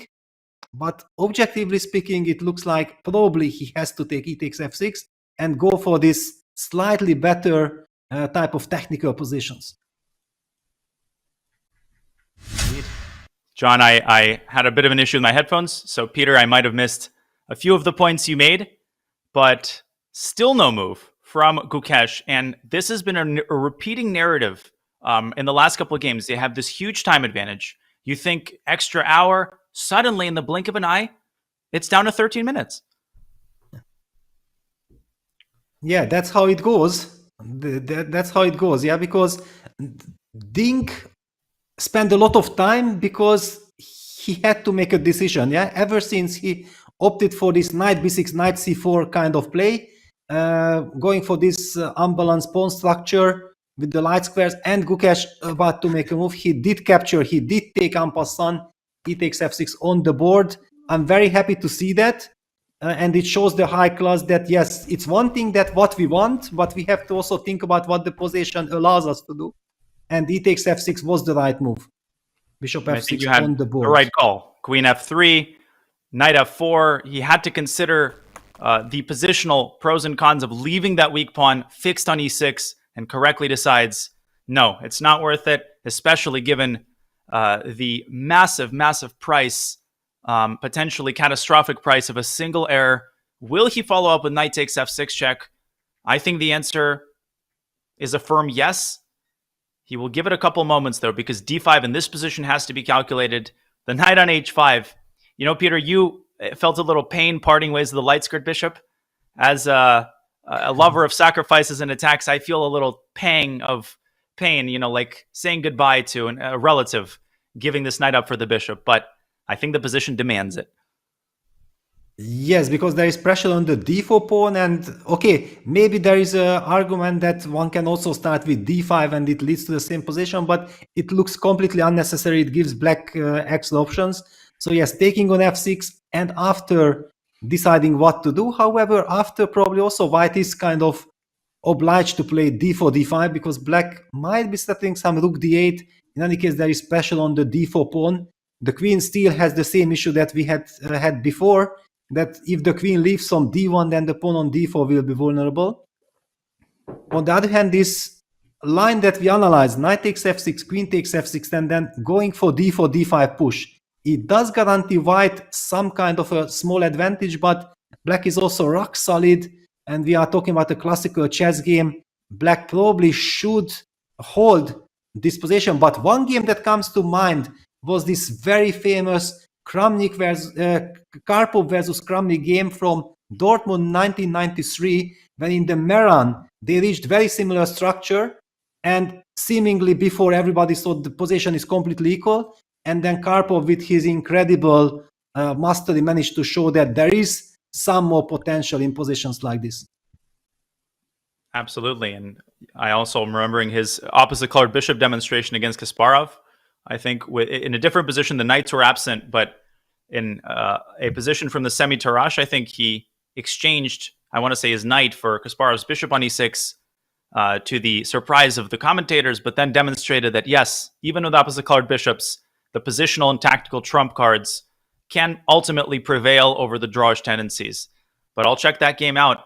Now, I'm not sure which rook white should put on d1, but we were looking earlier, Peter, at rook a d1. Can we establish what the best defensive approach is for black? Is it to put a pawn on a6? Is it to push b4 and try to liquidate the queen side? And first and foremost, does black take on d5? I would think yes. Yeah, because you already highlighted, that potentially there is this idea of going queen takes e6 and rook d6. Because if not for that fact, I would have said that rook f5 would be kind of a very natural, nice little move. To try to trade on our own terms. But takes take rook d6 is too powerful. And black probably will not pick up his pieces after knight d8, rook f d1. So black kind of obliged for that reason to take on d5. White recaptures with the rook. And here we would reach a critical moment. b4 is an option, a6 is an option, and rook f5 in this position also on the table. And it can make it hard, Peter, sometimes when you have so many different candidate moves. It can be a little overwhelming to have to choose one of them. Yeah, it's much better to have only one good move than to have three more or less equal candidate moves, because that gives you another chance to burn 15 extra minutes for absolutely no reason. Somehow I'm tempted to think about if I can play the move a6 just not to rush anything and hope for some bishop f5, bishop d3. That would be lovely if black would be able to activate that bishop to d3. Clearly white will not give time for that. But I feel like black should be able to hold this. b4 was my instinct, but I'm also suffering from bullet brain. So a6 is the sort of professional move. Can white try to exploit the temporary kind of hanging status of black's pieces? I'm thinking rook d6, rook c5. If I play rook f d1 and I procrastinate, you might get your bishop to d3, as you said, which I don't like. Yes, if I play hitting that 6. Hitting that knight. Well, if you do rook d6, I might have knight e5, knight d3. So rook c5 is kind of smart not to let me get that one. Then maybe bishop b7. Perhaps? Then maybe bishop b7, yes. And I do have this a4 idea in some position. Maybe I can throw in a4. Here, but also after rook c5, I have this knight e5, knight b3 kind of jump. It gives me a tempo. On the other hand, the knight on b3 will be very far away from the game. It's a very double-edged question if I really want to have that. I feel like I would get excited here at some attacking prospects like knight d5. But on the other hand, what? Because rook c7 is always met with rook b7. And a4 here, knight b3 again with tempo. Can we try b4 really quickly? How bad is this? Potentially even giving up one of the pawns, but liquidating the queen side. No, of course, it's a very principled move. So a b4, knight b4. It would be nice if I had the rook on a1. Maybe here, I changed my mind. I'll take with the other rook on. I'll put the other rook on d1. Exactly, rook fd1 was the other option. And well, it's tough to say, White is somewhat better, but you have all the chances, to liquidate. Bishop a7 doesn't work, I think. Or does it? Can I get away with this move? Or is this just a dead draw after knight takes d5? But wait a second, if you play rook a8 or rook b7, then what? Rook b7, I thought rook b5, because rook a5, you have knight c6. Yes. Beautiful, rook b7, rook b5. It's a nice little touch. But honestly, would black really be risking the losing here after this? And now, well, if you cannot trade the rooks by force, I mean, if white gets chance to get that bishop to d4, play f3, and then avoid the rook trade, then I believe that should be kind of a win, slow win for white. 0-0-0 might be the dumbest evaluation of a position like this that I've ever seen. Anybody who seriously claims, I don't care which side I am, time to check the pockets. But wait a second, yes, because maybe after bishop e5 you can you by force trade the rooks? Rook f7, rook b7 comes to mind, but I have f3 g4. I don't see it yet happening. But then bishop d3 and rook c1 and rook c2. Ah, like this. Wow. Okay, you have to show this because I'm trying to hide that rook away. But I can also give a check on the 8th rank. So maybe black needs to do this in a different way. Yeah, probably. But okay, let's just illustrate that beautiful hiding the rook business. G4 was my idea. In order to pave the way for the rook to get to the 2nd rank. And I also have rook e1, it occurred to me. Yes, and then rook e2, yeah. Because if black trades the rooks, then the pawn up position doesn't give white any winning chances. Very important, because this is on a light square, and if they approach these types of positions, we will elaborate more deeply for newer players why the rook trade is a dead draw. But for now, you can take our word for it. Opposite colored bishops in a structure this simple, the pawn will have no impact on the evaluation. So we go back to the live position because Gukesh investing yet another long think, and yet again, the time situation almost equalizing. Yeah, it's understandable. It's such a big decision. He knows exactly that, okay, if I'm taking the bishop with knight f6 and then breaking open the center with d4, d5, time won't be such a big issue because the position kind of simplifies. Many trades are coming, and yes, white will be squeezing something, but the clock, the time situation will not be a decisive factor. But the big question is, what other candidate moves does white have? Because the pawn on d4 is hanging. Is he comparing the direct d4, d5 move compared to knight takes f6? Is that the reason why he's spending so much time? I have a couple thoughts. Bishop f4 is a tempo move, so I just, I was considering it just because, you're supposed to consider checks, captures, and threats, but I'm not certain what white is gaining after rook b7. Maybe it creates some awkwardness among black's ranks. The other thing I'd point out is a4 can be thrown in at various moments. It can be thrown in here, although again, who benefits in the event of a4, b4? I don't see how the answer would be white, but clearly there is something that's catching his eye. Yeah, I'm trying to figure out what that could be, because since he opted for e takes f6, it looked like kind of that he's ready to take and go d5 and try to press in this endgame. Wait a second. What about queen f3? Somebody in the chat pointed it out, and I noticed this move earlier, but stopped calculating after knight d4. But knight d4, I can play knight f6 maybe. Oh wow, yes, and then if queen takes, then you can simply take, and the knight on d4 is hanging, and otherwise you are hoping to set up some rook takes f6, queen g3, bishop g5, and the hanging rook on b8. Exactly. Should we put this on the board? Yeah, let's show it. So this hits the knight. Knight takes d4, intermezzo. Oh my gosh, I'm looking at king h8. So queen f6 drops a piece. Rook f6 allows queen g3. And this looks very scary, although, holy smokes, I'm now looking at... Exactly. You have all these knight f3 checks at some point. Oh my gosh. I'm not sure. This is such a fun position. Oh my goodness. And also just sacrificing exchange somewhere could be a possibility for black, with this monster knight on d4. Oh my... Do I have knight f3, king h1, and then... trying to make bishop b7, for example. Yeah, bishop b7. Yeah, check here, and just bishop b7 and rook g6. Amazing move. Yeah. No, this is how you lose with white. Yeah, this is not good. But if not queen g3, then maybe queen to e4. Yeah, just not to step into this knight f3 check. No, also not. Did we step into knight f3 anyway? No, because also the rook on b8 is not hanging. Yeah, there was a reason why the first instinct was queen g3. But why is this like dead lost? Is it okay, still we are pawn done. But probably knight f3 again, yeah? Exactly. Crazy. Out of nowhere, this knight f3... No. Oh, come on. Oh, rook g6 and bishop b7.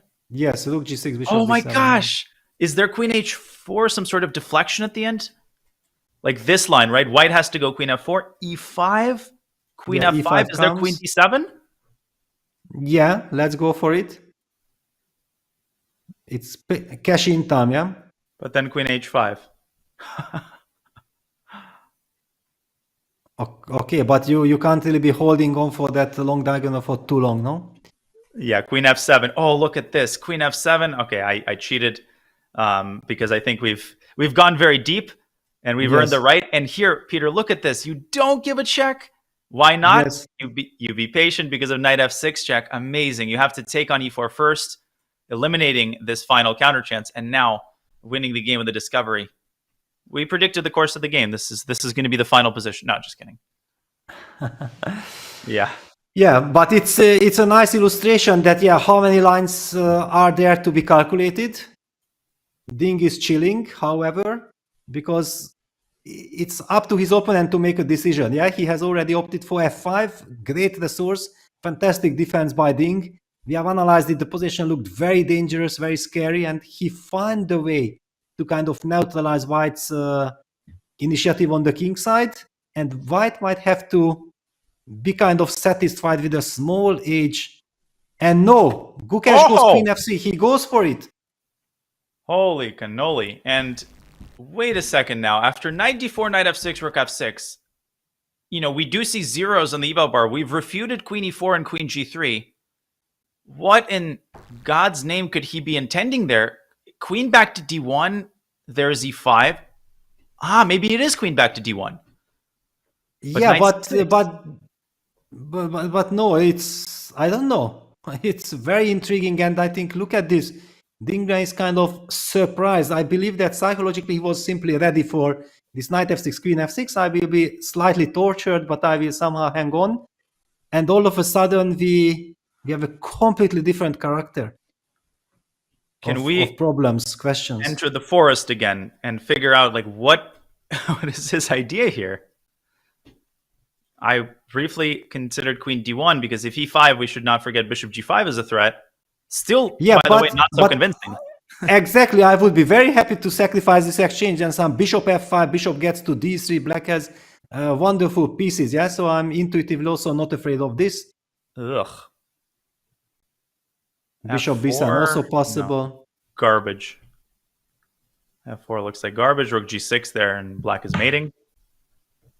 Bishop b7. Wow, but if queen g3 is not good and queen e4, okay, queen e4 is no surprise because queen e4 actually does not put any real pressure on black.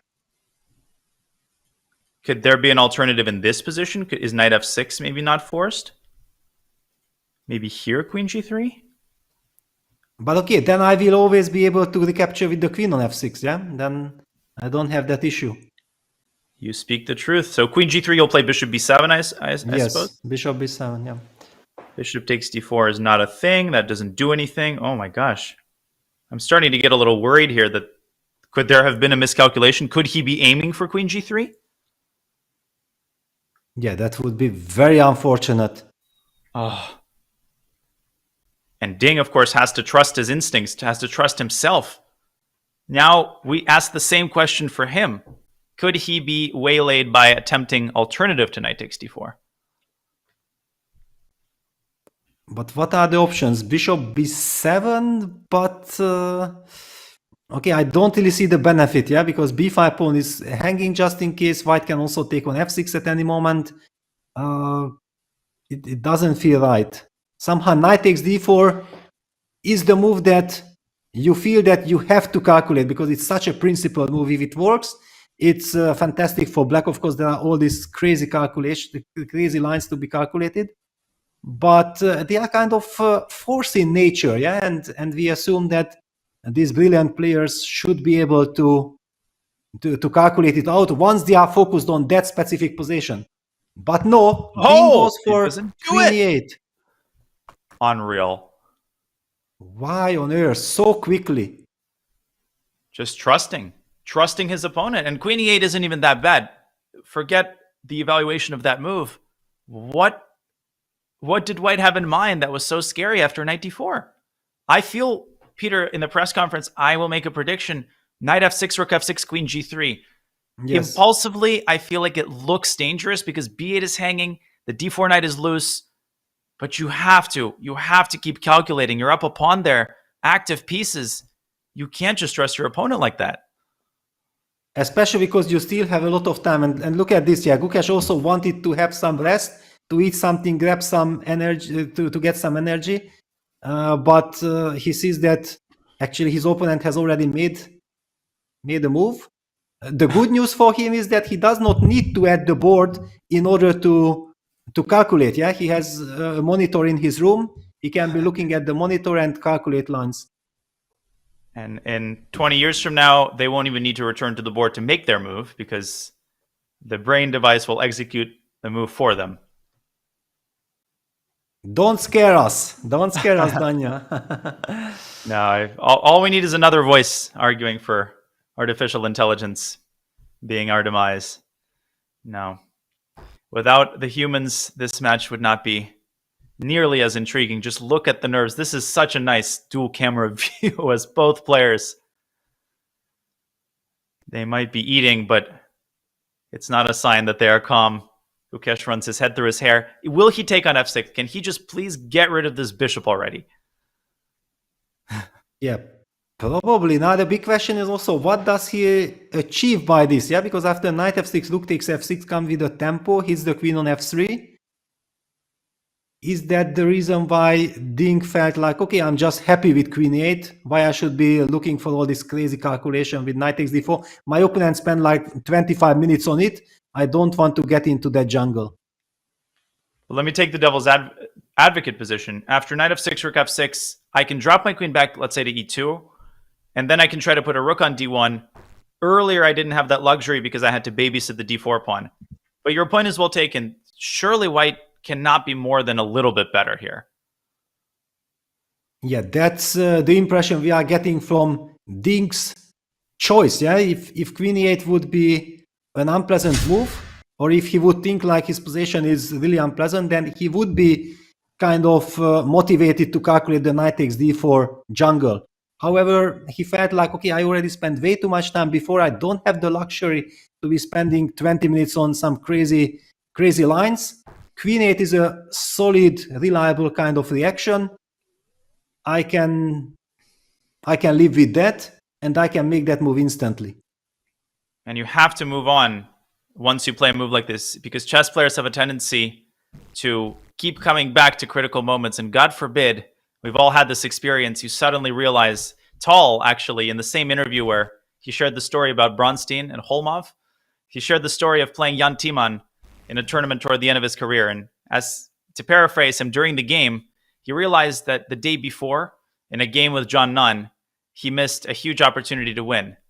And he said that he spent the rest of the time during his think against Timman worrying about how he could not find and scolding himself for not finding that move. And he finished his statement by saying, such simultaneous exhibitions by grandmasters usually do not result in success. So Ding has to move on. He's made the move, and now he's got a difficult defensive task in front of him, but he's now up on time.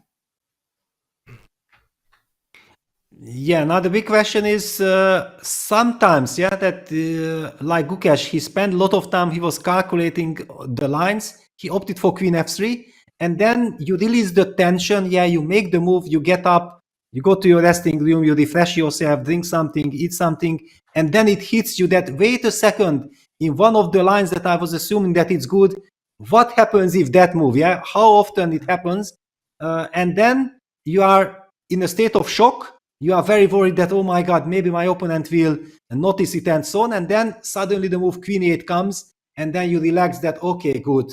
I have everything under control. We did see he finished, was it a mandarin? What was he eating there? Oh, man, I don't think we'll ever know.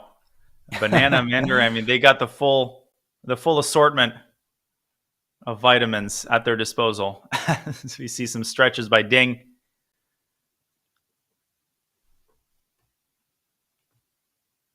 Yeah, queen e8, solid move, a rock solid move. Yeah, we see the computer says that, okay, white has some potential to press, but I'm loving this move, queen e8, actually. The more I look at it, it has a fundamental kind of saying that I'm not afraid of the position. I kind of believe that I should be fine, but still, it has quite a funny character. Yeah, you highlighted knight takes f6, rook f6, queen back to e2. Potentially also setting up some knight e4 jump. Also, you want to just connect the rooks, bring the rooks with rook ad1, rook fe1 in the game. It's quite annoying that bishop b7, I'm not going to say it's unplayable, but giving up, the linchpin of black's pawn chain, that would be a serious material investment. And a6, maybe black doesn't have the time for? I don't know. Yeah, and he takes the bishop, knight takes f6 on the board. I would also like to highlight that ideas like just pawn to f3 later on in this structure, pawn to f3, bishop to f2, rook e1, and then bishop g3, bishop e5, it's also a typical way of maximizing your pressure on the dark squares, making sure that your g2, the only vulnerable spot on g2, will be also beautifully protected thanks to this pawn move to f3. Very true. I'm expecting a near instant queen retreat by Gukesh, just process of elimination in such positions. You don't want to keep it on the long diagonal. You don't want to walk into a discovery. You don't want to walk into a lateral rook move to the g file. So at some point, you're running out of squares. You don't want to play a Botez gambit. There's a time and a place for that. And neither of those things is during a world championship match. So I think we will see the queen retreat to e2. On the board. And it does. It happened. Yes. Big moment for Ding, Peter. I really think choosing the defensive construction here, and what is the priority for him? Is the priority to protect b5, or is it to get his pieces out ASAP? I think that he would love to get his pieces out as quickly as possible, but yeah, the b5 pawn is hanging. Is there some argument to be made for rook f5, for trying to step out of this knight e4, protecting that pawn, and then going for bishop b7? Is that a possibility? Let's put it on the board. I was partial to a4. A4. Okay, I was thinking like in long terms, maybe my e6 pawn will be vulnerable. Yeah, so every single decision, every single move has its own consequences. A4 move, and you target me immediately there. Yeah. I was hoping for b4, knight b5 with a double threat of a fork and queen c4. I mean, even a6 is probably totally fine for black, honestly.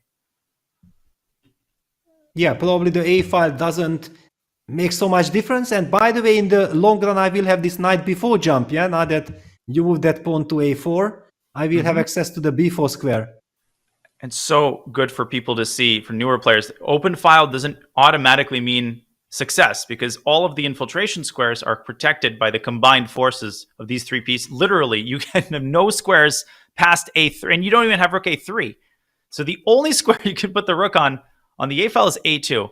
That tells you all you need to know. So I really like rook f5. Such a nice, as you would say, cemento move. It's the best description for such a move.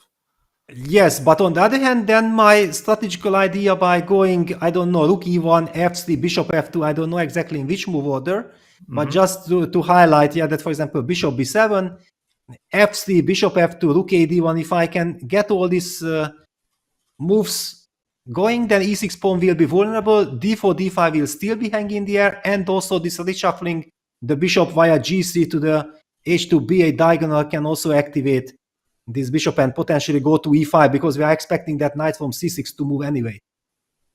Wow. That's such a deep positional idea. Even if black gets the bishop out, it looks great, but the d5 square does not solve. It's not a panacea, because black also has this long-term weakness. There is the nuclear option to go e5 at some point, but unless you're fully developed and ready, that is a very scary move to play in a low-time situation. Allowing d5, my intuition would be very much against it.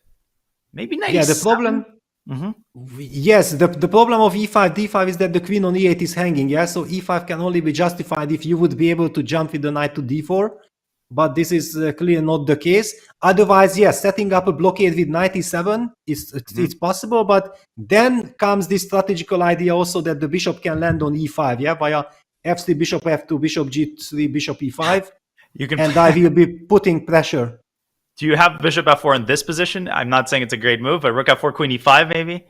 Oh, wow. Even this, yeah? Sensational stuff. Yeah, that would shorten the maneuver. Yeah, just eliminate the middleman. Sell straight to the consumer. I don't know. I'm afraid to put it on the board. Okay. It works, yeah. Let's just highlight the point, yeah. But you know, you're the boss highlighting the deep tactical, the deep positional ideas in the plan. I'll find the cheapo tactic. But even in the absence, your point is well taken.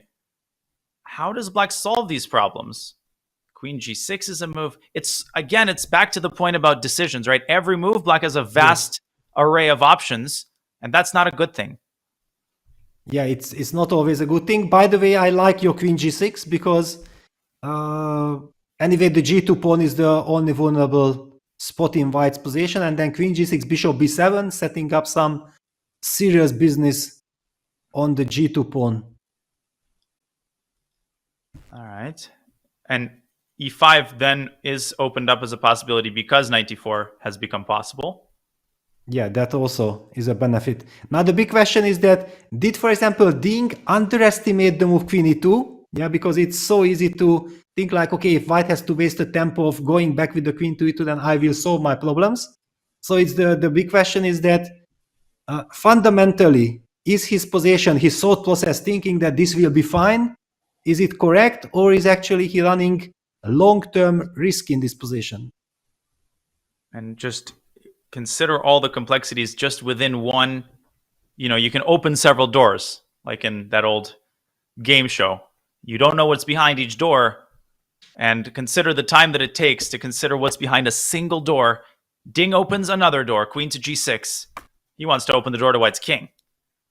A direct option.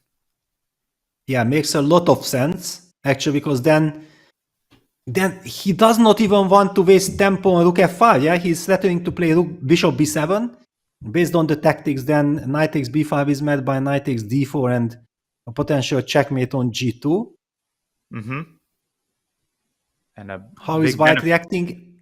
F3 or? F3 looks totally solid. I mean, a big benefit of keeping the bishop on C8 is that it can actually exploit and make use of this diagonal should White play D5, which I don't like at all. That helps Black eradicate the weakness. F3 on the board. Yes, very professional. It was clear that the pawn belongs to F3. Yeah, it opens up this bishop maneuver, bishop F2, bishop G3, but also it gives the option eventually for White to jump with the knight from C3 to E4 with the tempo. The reason why I'm not such a big fan of this knight E4 move, and I did not mention it earlier, because it would give up the D5 square. Yeah, it would also ease Black's play, but everything is based on perfect calculation. Yeah, if sometimes you can benefit with a direct knight E4, then you have to do it. Look, F8 played. Okay. Rook F5 would have transposed into one of the lines that we'd been examining through the looking glass. Rook F8, similar vibes, Peter, but he's not necessarily preparing Bishop B7. Is he hinting at the possibility of E5? Could this be his main concept? Or is he just saying, I'm not in a hurry. I don't need to hurry with Bishop B7 at all because everything is under control. And is it? Yeah, it's a very tricky situation, because long term I do see quite a lot of potential for White. Yeah, this pressure against the E6 pawn, that knight on C3 is beautifully sitting there. Simply Rook E1, putting that pressure on the E6 pawn, this bishop maneuver, everything. White can somehow enjoy the position. And here it comes, yeah, that there was this moment when we, after the en passant, we spoke about that if White is forced to take on F6, then Black was capturing back with the queen, and we were thinking that with D5, White has to simplify the position. Yeah, there was no way of just maintaining the tension in the position because Black was too active. Now I feel that here we are seeing a much more dynamic situation and some potential dangers for Black. Of course, if Black gets 2-3 moves extra, we will be talking about Black solving all his issues, but it's White to move. We also see the evil bar gives White the advantage, and also humanly speaking, it feels like there should be something to play for with White.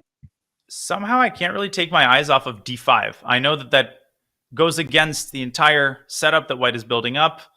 It's the impulsive move that you would, scold your young student for, but still, there's this one cheapo tactic that I'm noticing after knight takes D5, White is threatening bishop takes A7. And yeah, but I'm very happy to ignore that. I'm very happy. I just go bishop F5. Please take that pawn. I'm giving it. Let me organize my counterplay. Very instructive. Bishop d3 threatened. Let me just show bishop a7. No, this loses actually to Rook e8 first. I block with my bishop. And already, even if you don't see bishop d3, it's a crime to go for this. Bishop d3 skewers the queen and the rook. Well spotted. So d5 is off the table. Exactly. The Yeah, table. I think d5 is completely off the table, and the question is that rook fe1, but rook fe1, bishop b7. This is what Ding is relying on, because again, thanks to this queen on g6 and pressure on the f3 pawn. So I'm a little bit worried of moving that rook from f1 at this moment. Totally agree. What about starting with bishop f2? But that's maybe too much of a prophylactic move, yeah? So now we understand why the players are taking their time, yeah? It's when you sit at the board and every single move has its consequences, and if I start like this, then black gets this. If I do that, then this, and then you are trying to find finally the best kind of move order that's possible. This is exactly what Ding was dealing with when Gukesh played bishop e3. Like, okay, if I castle, then he goes knight f4 and starts attacking me. If I play on the queen side, then he might go pawn f4. It's this uncertainty, the vagueness that causes players to spend so much time. I think most people watching would be inclined to play a neutral move like rook a d1. And maybe this is the way for white to go. Maybe this is the happy medium. Yeah, because it still keeps the pawn on b5 under pressure, so black cannot play the move bishop b7. There are no tactics with the rook on f1. And if you have to waste the tempo on defending that b5 pawn with a6, that clearly benefits them white. Then we can do something. Now again, yes. Same dilemma. Same dilemma, yeah. Because, okay, for example, bishop f2, bishop b7, bishop g3, rook bd8. You are just in time to get counterplay against the d4 pawn. So maybe we go one step back, and now, already rook fe1, I have to start calculating. And black can also reposition the rook to e8. I mean, you don't mind a slightly passive placement, but maybe there I can finally go knight e4. So if I go here first, hitting the pawn. Rook, okay, so you wanted to me play rook b8. Okay, I will do it. Because if you play knight e4, I'm going to go knight e7. Can I get another my blockade? Because f3 pawn is hanging. Very well spotted. Knight e7 is super important. Man, if only I had a king on h1. One more prophylactic move. I have an idea. And so does Gukesh. Yeah, rook ad1 on the board. Yes. Maybe bishop g3 actually completing the maneuver would be nice here. But let's go back to the live board because it's decision time for Ding. Yeah, does he spend this extra little move with a6? I feel that the bishop belongs to b7, and in order to get the bishop to b7, that's the reason why you play a6. It's not just you know that the bishop belongs to b7 and you have to protect this pawn on b5. Of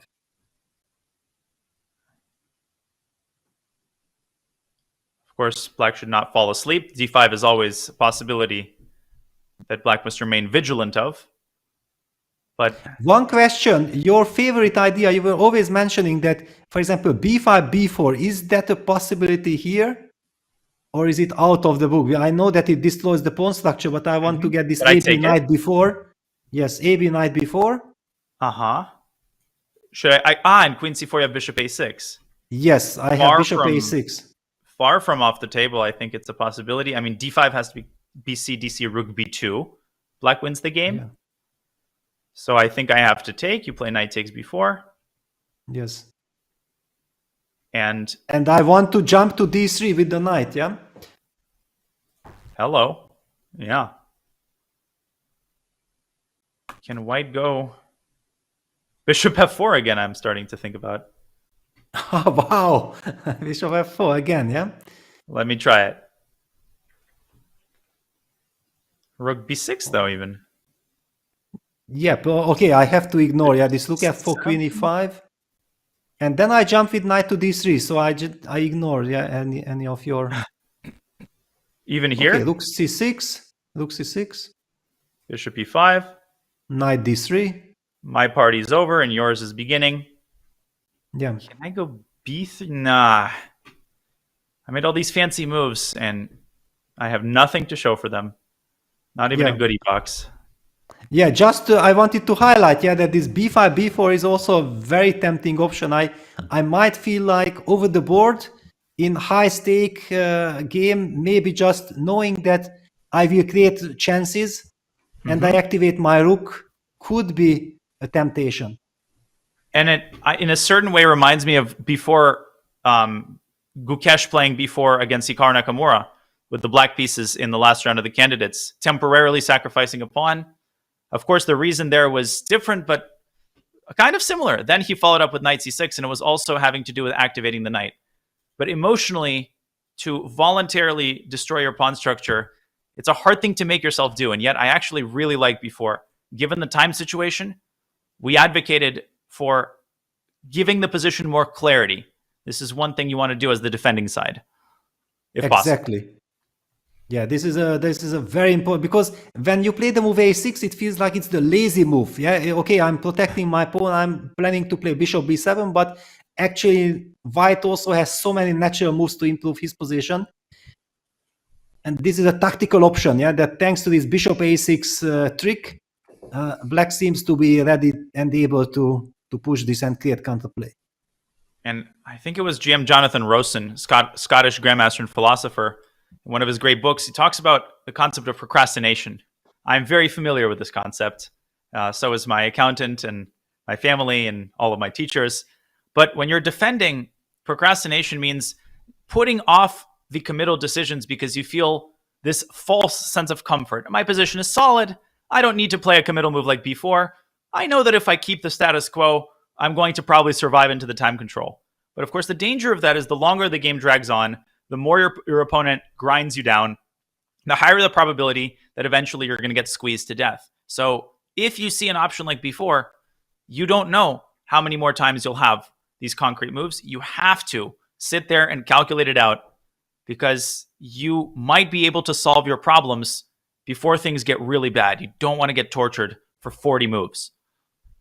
Yes, and I also feel that it's very much in Ding's style, yeah, to try to fight for initiative, not just sit there in a slightly passive position. Of course, if he believes that his position is very good, yeah, he has nothing to worry about. If he just sticks with a6, bishop b7, then there is no reason to go b5, b4. But if he's somehow unsure that, yes, if I'm playing slowly, I give my opponent time also to regroup his pieces, and it might be potentially dangerous, then the argument to go for this direct b5, b4 idea is all the more valid. Does white have to capture on b4? Is there a case to be made for knight e4, which was an old reaction that we did have to previous iterations of b4?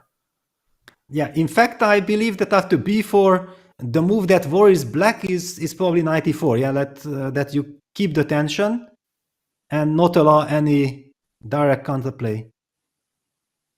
c3 there's bc, and things might get even harder to evaluate. Yes, exactly. Of course, if after b4 you can simply ignore and you can play the move knight e4, that's somewhat of a game changer. Then I have weakened my queen side. The penultimate game of the World Championship. The players both down to half an hour, 20 moves left to make. No increment, folks, until move 40 is made. There is a 30-second increment that only kicks in the second time control. It's an eternity away. They've lived one lifetime to get to this position, and another has to be lived in half the time until they hit that time control. My goodness. Tough decision, yet again, for Ding Liren. Yeah, very tough. And now that you mentioned this move, knight e4, I was also thinking like, yeah, knight e4 is possible, but I should be able to have something. But now that I'm thinking about this concrete position after b4, knight e4, I'm slightly worried for black, yeah, because I don't see a way to maintain that c4 pawn in a nice way. Well, John, we need all the help we can get. Ding needs all the help he can get. He'd sacrifice a kingdom and a horse just for 2 extra minutes of thinking time. It does feel a little bit like that, doesn't it? Ding choosing not to liquidate and try to continue to obfuscate matters. It makes sense given some of the potential he had for pushing earlier on in the World Championship, but I think I agree with you guys that maybe it's working a little bit less well here. and there's a risk that it sends him further into the tank. He's not out of it by any stretch, though. Half an hour each, effectively, unless he goes in for a long think now. We'll find out whether that is the case. I believe we're going to go for our final break before the time control, which is kind of exciting here, given it's move 21. So when we come back, less than half an hour on the clock, or about that, for both of our players, and they'll have to make 20 moves to get to move 40. Top up your drinks, grab your teas and coffees. We're in for a wild ride.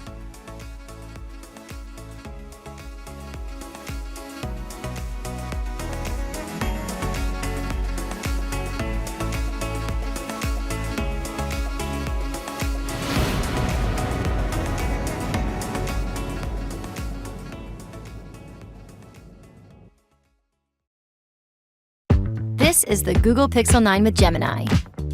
And this is Dan, suggesting some places to meet up and watch the game tonight. But you know what's better than a list of places? Knowing how close those places are. Which is why you're just gonna ask Gemini to put these places on a map. Whoa, how's that for teamwork? Why can't you just cool? Just let me cool. In 2022, Gukesh was on your team that won bronze at the Olympiad, and I know he mostly did his own studying and preparation, although he was obviously a valuable team member. I want you to compare your assessment of him then with now, because you gave an interview to chess.com 2 years ago, and this is what you said about Gukesh. Not even sure if you remember. You said, he's self-confident, he has daring play, a risky approach, a narrow opening repertoire, he defends well in tough positions, and you called his time management interesting. Now, how many of those are still the case, and how many of those has he improved on? I think my views stand as such in all the aspects. Okay. So I still feel his time management could be better, and his opening repertoire could be broader, but he's getting there. Now, compared to 2022 Chess Olympiad, and now he's playing more openings, so he's gradually broadening his repertoire. That's very good sign. And he's not rushing it. So he is confident that he doesn't have to expand too fast and not have a deep understanding of the openings he plays. So he's taking it gradually, which is a mature thing to do. So I'm happy that he's handling these issues. But when you're taking it gradually, it takes longer time to achieve the objective. But my view on all this stands as such.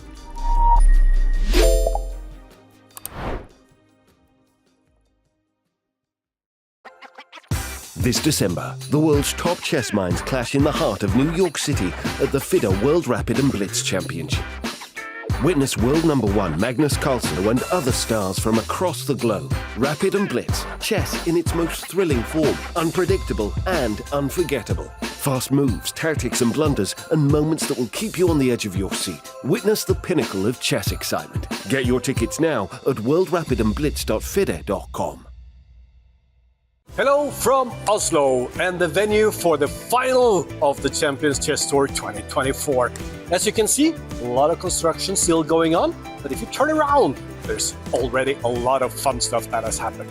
We have one of the bleachers set up where you can sit and watch 8 of the best chess players in the world battling it out on stage while you follow the broadcast. On this big Jumbotron, for the first time, you can actually sit inside the arena and watch the broadcast live. You can hear the commentators, you can get the reactions, you can see the analysis, everything while you see the players live on stage. And you hear everything on silent disco headsets, meaning that the players won't be disturbed by the sound going on. And here, the players won't be disturbed by movement inside the arena where the audience is sitting either, because we're going to put up many more of these plexiglass screens where it's going to be a mirror effect, meaning the players won't see anything that's happening here inside that part of the arena. But here, 8 of the best players from December 17th to December 21st going to battle it out to decide who is going to be the winner of the Champions Chess Tour 2024. You can also be here. You can enjoy all this excitement in what we think is probably the most exciting chess venue ever built. So get here and join the fun with us December 17th through December 21st.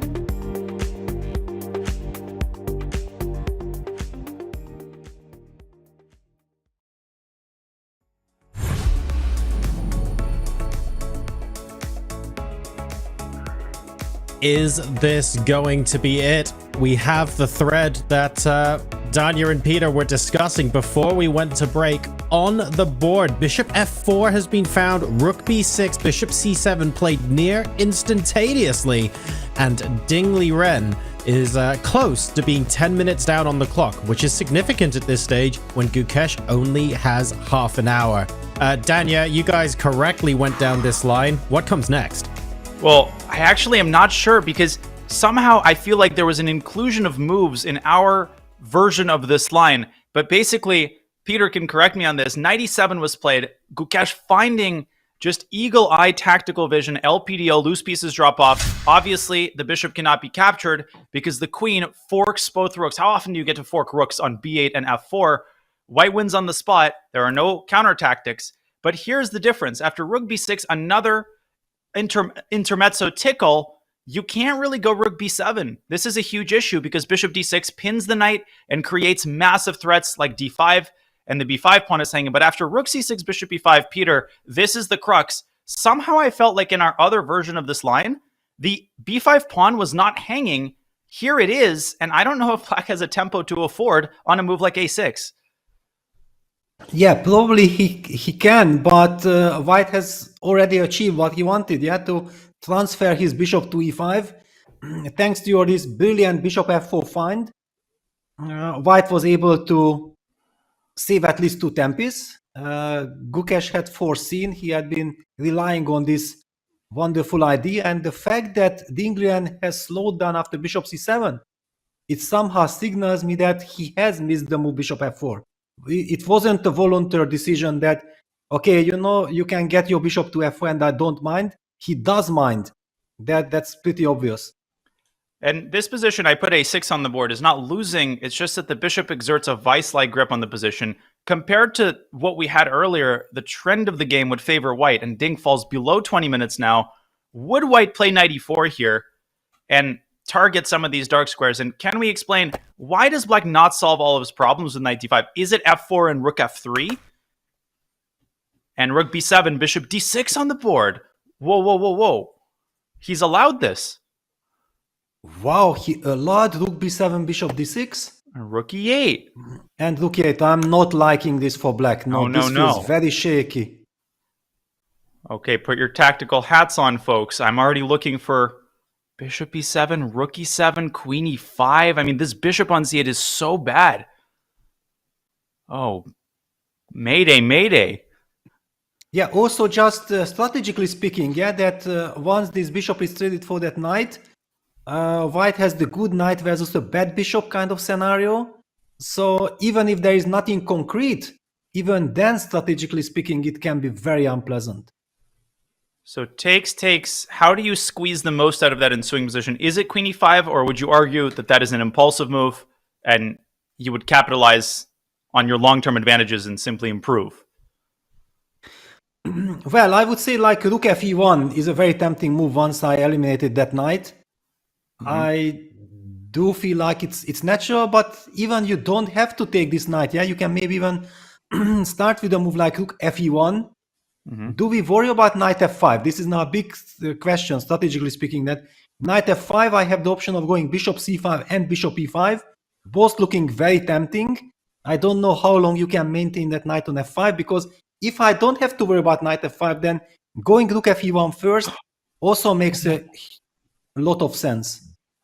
There's people in the chat proposing knight takes b5, and I was taking that idea seriously, but after rook b5, queen c4, I assumed bishop d7 defends. I didn't see a follow-up move. I don't think you can solve your problems tactically. Also, rook takes b2. There's too few pieces there. Yeah, unless too I'm missing many something. things. Great imagination, creativity, but no. White needs to play positionally here. Yeah, and okay, that rook on f1 has not yet participated in the game. So it's very natural to think about, how do I get this rook into the play? Do I capture on e7? Do I have to? Or am I having the option of not worrying about knight f5? Because look at this bishop on c8 is still completely stuck. And I'm not sure at all, yeah, that rook fe1, knight f5 can really be an issue. But if it is, then okay, takes rook e1 and then go for the center strategy. It's a natural way. You don't love queen e5, you just feel like it's too artificial, not enough pieces in the game? Well, queen e5 is an interesting move, but it's an extra move, yeah? Like, I wanted to just explain that in general, I believe that white can be happy with the position without any specific ideas, just enjoying the game, yeah? For example, you can maybe get that rook to e5. Yeah, that rook from e5 would threaten the b5 pawn. You might be doubling with rook d1 and then go d4, d5 in the right moment. It's altogether, black's position makes it very scary, and Gukesh takes it. And he does take the knight. I mean, completely natural. It's so hard to resist the temptation to just assert a long-term advantage, right? We talk about dynamic advantages and static advantages, the latter being advantages that persist throughout the game. Knight versus bishop, largely a static advantage, and queen e5, Peter, is on the board. I get it. This is such a tempting move. He's hitting b5, centralizing the queen, and then the knight could join the party on the next move or the move after that. Trouble for Ding. I wouldn't look at the eval bar too closely. Just put yourself in black's shoes. Maybe queen f5, though. Yeah, queen f5 is a move. That's exactly the reason why I was not sure if I need to rush things. But okay, Gukesh has opted for it. He likes it. He's happy. But he's listened to the commentator. That's a cardinal sin. Queen f5, rook e1. I don't love that endgame for white, though. I would not want to trade queens here if I was Gukesh, under most circumstances. Yeah, normally speaking, also that should be a pleasant little advantage, but one has the feeling that maybe white can hope for more. And also knowing that the clock situation and timetable is approaching, keeping as much tension in the position could make sense. On the other hand, Gukesh might also mean a risk-free endgame where I'm putting pressure on my opponent and I have serious chances to squeeze out something. It's also understandable. Well, b5 is currently hanging. That's the threat. And if I may demonstrate very quickly while Ding is about to make a move, this trick that Gukesh might be attracted by after rook takes e5, and I think this is quite important, b4, a takes b4, and black cannot recapture because of knight d5. And of course, it's easy to laugh this out of the room, but in time pressure, missing a fork like that is easy. And I would argue that generally having a knight is a great asset when you reach the time scramble phase, just because of the abundance of tactics that stem from having an active knight. a6 is a move here. I mean, it's the default move to defend b5, but it's not easy to make yourself play such a slow move when you're under so much pressure, Peter. Exactly. You feel like, okay, white has a very powerful rook fe1 coming up. Next, putting pressure on the e-file and just looking at the camera, seeing Ding Liren not enjoying himself, feeling the pressure. Yeah, this is a very unpleasant scenario. I do believe that he completely missed bishop f4, because otherwise you would never ever let that happen. Yeah, this looks just horrible for black, and especially practically speaking. Yeah, he has zero counterplay. White has a risk-free advantage. Every single move is coming naturally, and black is sitting there trying to survive, but that's the maximum. And to echo your point about the geometric elegance, this knight on c3, if anybody just tuned in, woke up on their way to work, taking a peek at the game, you think, yeah, knight developed from b1 to c3. No, indeed, this is the king's knight. The other knight has already lived its life, and in its final act, it eliminated black's dark squared bishop. How symbolic. This bishop on c8 rode out the conflict, deep in the dungeon, and now it will need to make its presence felt if Ding wants to save this game. But he's reached a minute per move, Peter. The time pressure is now acute. 15 minutes and change for 15 moves with no increment. In a bad position. Yes, in a very unpleasant position where you have to decide, how do I try to hold this? The problem for black is that there is no way for him to solving his problems. Yeah, the problems are quite eternal. The question is only how to limit the damage, how to keep the defensive lines as good as possible. Yeah, so queen f5 is very tempting because, okay, black will never ever target white's king. Yeah, so trading queens, playing an endgame, maybe an endgame somewhere you can sacrifice your pawn for very good drawing chances. Yeah, so my heart is going for queen f5, and after rook e1, I would just take and play a6. Yeah, I would not touch my queenside pawns at all. Mm-hmm. Make white prove it. Whatever you do, if you're Ding, don't cooperate. Don't be your own worst enemy. And the pressure is unspeakable. Now he's down below 15 minutes and a6 on the board. On the board. And rook fe1, I wouldn't be surprised, Peter, if Gukesh adheres to the strategy from early in the game. He's not risking. He might throw out a quick move just to keep the clock ticking for Gukesh. For Ding. Yes, exactly. I mean, rook fe1 looks like a very tempting move. I'm trying to understand that by not playing the move queen f5, what did black really gain? How does black set up the pieces? Is this rook from b7 maybe going to c7 and then trying to get the bishop to the long diagonal with bishop b7? That's why Ding is keeping the queen on g6 just to be able to threaten some bishop takes f3 ideas later on if the bishop gets to the diagonal. But at the same time, also black has to watch out for this d4 d5 break at some point. Lot to calculate. Yeah, I mean, rook fe1 does open the doors for d5 potentially. E takes d5, queen takes c7. The king's stuck on the 8th rank. My question to you is, knight e4, is that a move? And if not, like if white wants to be patient, at what point should the knight maneuver to e4? Or should it stay on c3? To keep threatening the possibility of d5? I think normally the knight really enjoys sitting on this lovely square on c3. On the other hand, if you feel like, all right, the time has come to really get the maximum out of the position, then you might feel the need to activate that knight. But if it's not the case, then I would think like, okay, just leave it there. But you also have this other idea of transferring that knight to c5, yeah, knight e4, knight c5, putting pressure on the e6 pawn, also making sure that black's bishop on c8 will have to stay passive. Yeah, that's also an argument for knight e4. How would black react to that? I mean, you cannot allow knight d6 in its current form. You need to put the bishop on top of the rook. So rook c7, rook d7. Gosh, but knight d6 there looks terrifying. Yeah, so maybe rook c7 and then knight c5, bishop b7, if you would be in time to get the bishop to d5. But also a6 pawn is hanging. Yeah, that's another problem. The bishop has to take care of the e6 and the a6 weaknesses once the knight gets to c5. Very true. And knight e4, rook d7, again knight to c5.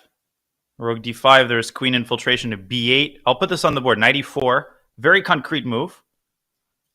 So what is your vote? Rook c7, rook d7? Well, if I don't have to worry about queen b8, then rook d7. I was just a little bit too lazy to calculate all the consequences. Yeah, queen b8. Rook e8 walks into knight d6.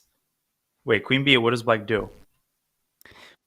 Yeah, I wasn't 100% sure. Okay, I can always go rook d8 maybe, not to step into this... Yeah. Trying to figure out some tactical solution. You can also go rook e8, rook f8, and queen e8. Yes. Okay, there are many possibilities, yeah. And here and here. I'll just show it quickly. Yep. But then the e6 pawn falls, yeah? You go queen b6 and queen c8, queen e6, or queen e5, queen e6. Who would think that the knight ends its journey on this initial square of black's bishop, which has not made a single move before being captured? Just how will this be written in the post-match history? But this is a very concrete line. And given that white's advantages are static, I would not be inclined, if I was Gukesh, to force the action unless I was 100% sure that this would result in success. And so if he's not, a move like rook e1 seems to serve the needs of the position better. Yeah, on the other hand, now the big question is that because black kept the queen on g6, that how much does it disturb us, yeah, that black will be able to get his bishop to b7. Yeah, because all of a sudden, now we are talking about a passive bishop on c8. If black gets time to move that rook away from b7 and then go bishop b7 with the tempo hitting on f3, then we might not be so happy, and we might be angry with ourselves to being lazy and not try to use the momentum at this moment. You feel like Gukesh might be vacillating here. First, you want to play one move, then another, then the other. And I think Dvoretsky has a bunch of chapters on this. When you have two tempting moves, exactly two, those can be the most infuriating decisions because you feel like one move is correct and one is wrong. Sometimes the moves are approximately equivalent in evaluation, but it's this horrible feeling of regret. The moment you make one move, you have that voice in your head. Why didn't I make the other one? Exactly. We have all been there, and usually it's also the typical scenario that while you are thinking about your choice, you are having this constant dialogue with yourself. Yeah, it's not just full focus on the board, but you are not sure. You bring up arguments for this move, you are bringing up the other arguments for the other move. And once you made your move, then suddenly within 1 second, everything becomes so crystal clear that, of course, I should have played the other one because that move that I was afraid of actually does not work at all. I was just trying to convince myself, or I lost the concentration. So yes, it's a very tricky spot to be in. And I mentioned at the start of the show, a lot of chess fans have recency bias, so they might remember the last game Gukesh won. Ding cracked under pressure. But what about the games before that? How many times have the obituaries been written, and then suddenly Ding, sometimes multiple times a game, just shows ironclad will to live on, including, of course, the game that most fans will remember, the one where he didn't play knight c8, is losing in the endgame, and then hunkers down, finds an incredible idea and resists and draws the game, pulls out a crucial, pivotal half point. So this is not a man that goes down without a fight. The defensive setup he's chosen is visually unappealing, but so far it's doing its job. Gukesh has now spent approximately 7 minutes on his move. But I think it's the right choice from Gukesh. Yeah, he needs to take his time because this is now a very critical moment. Once he decides which direction to go, he can make the next couple of moves almost instantly. Yeah, the plan will be absolutely clear. So right now he has this crossroad, a very vital crossroad, and he feels like maybe one move gives him the direct winning chances. The other one is just putting the pressure, and it will be a slow, long grind. Yeah, so in this regard, I really believe that this is a very justified investment of time. However, and he goes for a direct move, d4, d5. Well, that's surprising. 51-49, the vote. A transformation of the advantage, eradicating black's weakness. Where does he want to put his queen? Because I kind of stopped the calculation after bishop e6, assuming, all right, the knight is kept at bay. Does he want to slide it up to c5? And does he think his control of the d file will give him attacking chances? Honestly, I'm completely shocked. Yeah, surprised, shocked. I haven't seen this move d4, d5 coming at all. I also kind of stopped exactly like you. Yeah, that e d5, queen d5, bishop e6. And if I get time to go h6, king h7, hide my king there, potentially I have bishop f5, bishop d3 ideas. I shouldn't be really afraid of this. Now, bishop e6 not forced. Queen f7 might be tempting as well, trying to cover more of the bases. But then queen d8, rook e8, rook e1? Wait a second. Yeah, some very concrete ideas, yeah?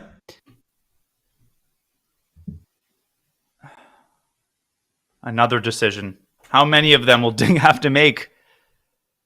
Bishop e6 is the natural move. Finally getting the bishop out of its nightmare on c8. That's lasted 28 moves. Yeah, but bishop e6 maybe is met by queen c6. Is that a move? Hitting the pawn on a6 and setting rook d8 check. Continuing this concrete approach. Maybe there you sack the pawn and go h6? Yes, maybe, but it's never easy. Yeah, it's easy for us to suggest something, but okay, we give a pawn. I But love if we are sacking Ding's sitting pawns. there, yeah, it's not our pawn, so we can do it. And there's another line I want to very quickly spotlight. The problem with playing h6, so queen c6, the problem with playing h6 is that the queen is unprotected, and apparently that loses immediately. Is it because of knight d5 straight away? Wow, I also thought like you even have rook d8, knight d5, and all kinds of this ideas.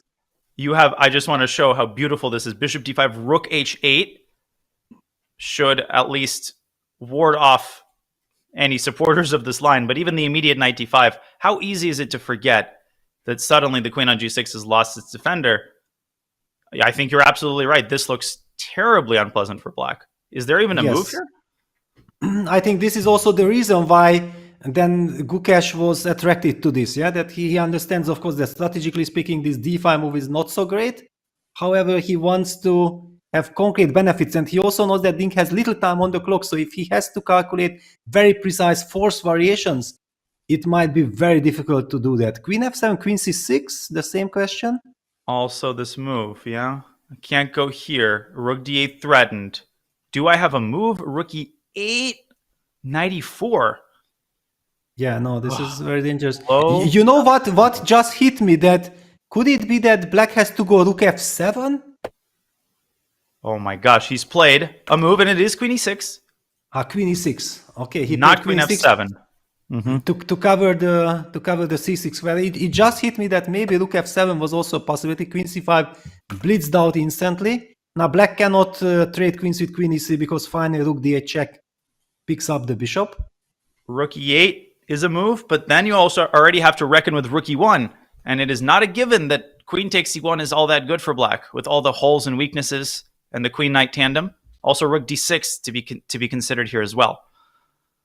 Yeah, and also this knight e4, but black has this queen b6 idea, yes? So after, if you play rook e8, you are setting up the queen b6 defensive resource. That bishop has already been blundered on c8. It's still there. Ding, ironclad composure throughout this whole match, but he's down to 10 minutes for over 10 moves. One has the feeling, Peter, that he needs to make 2 or 3 accurate moves. These are the 2 or 3 moves that might determine the failure or success of his defensive effort. Yeah, and it's not easy. Yeah, there is so much to calculate. First, I was harsh. I did not like Gukesh's choice by general principles. But the more we are looking at it, the more we are calculating, we understand that it's such a difficult position for black. Yeah, how do you coordinate? How do you defend? A little hesitation. It's been a refrain we've kept repeating. The abundance of candidate moves, it's not a good thing. In fact, it's rarely a good thing. Ding hesitates there. He was about to make a move. A single misstep, a single blunder, and the game ends immediately. There's so much going on here. So much to keep track of.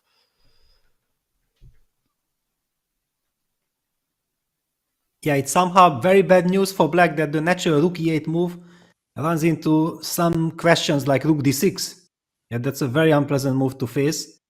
And we have seen the clock. Ding under 10 minutes. Rook e8, rook d6. Maybe you just go queen f7 there. But giving up the a pawn, that means the b pawn will be a weakness. But then, are there tactics?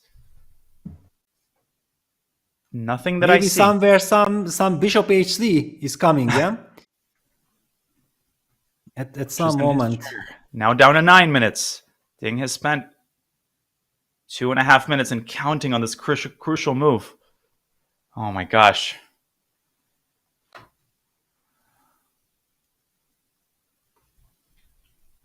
Yeah, with queen on g6, at least black would have this bishop h3. However, now his queen on e6 is tied to the defense of the bishop on c8.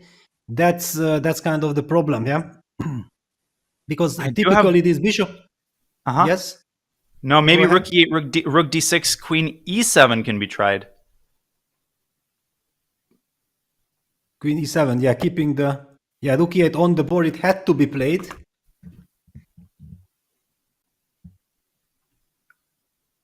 Maybe Gukesh will throw us a wrinkle. Maybe it's not rook d6.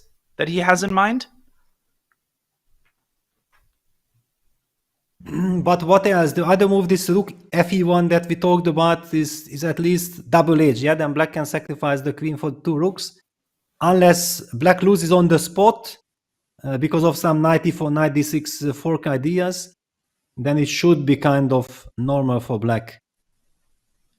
How big of a threat is queen b6? I think that's a big threat, yeah, because with queen b6, then we know that we are reaching some endgame where black has very good chances to fully equalize. This move d5, move 27, right? It's a dynamic move. It transforms white's advantage from static to dynamic, which means black no longer has any weaknesses. So if you allow the queen trade, you can no longer say, okay, the attack didn't work, but I still can attack this e6 pawn in the long run, which you could do previously. This is the risk factor of playing d5. It better work out in the middle game, or you will regret it.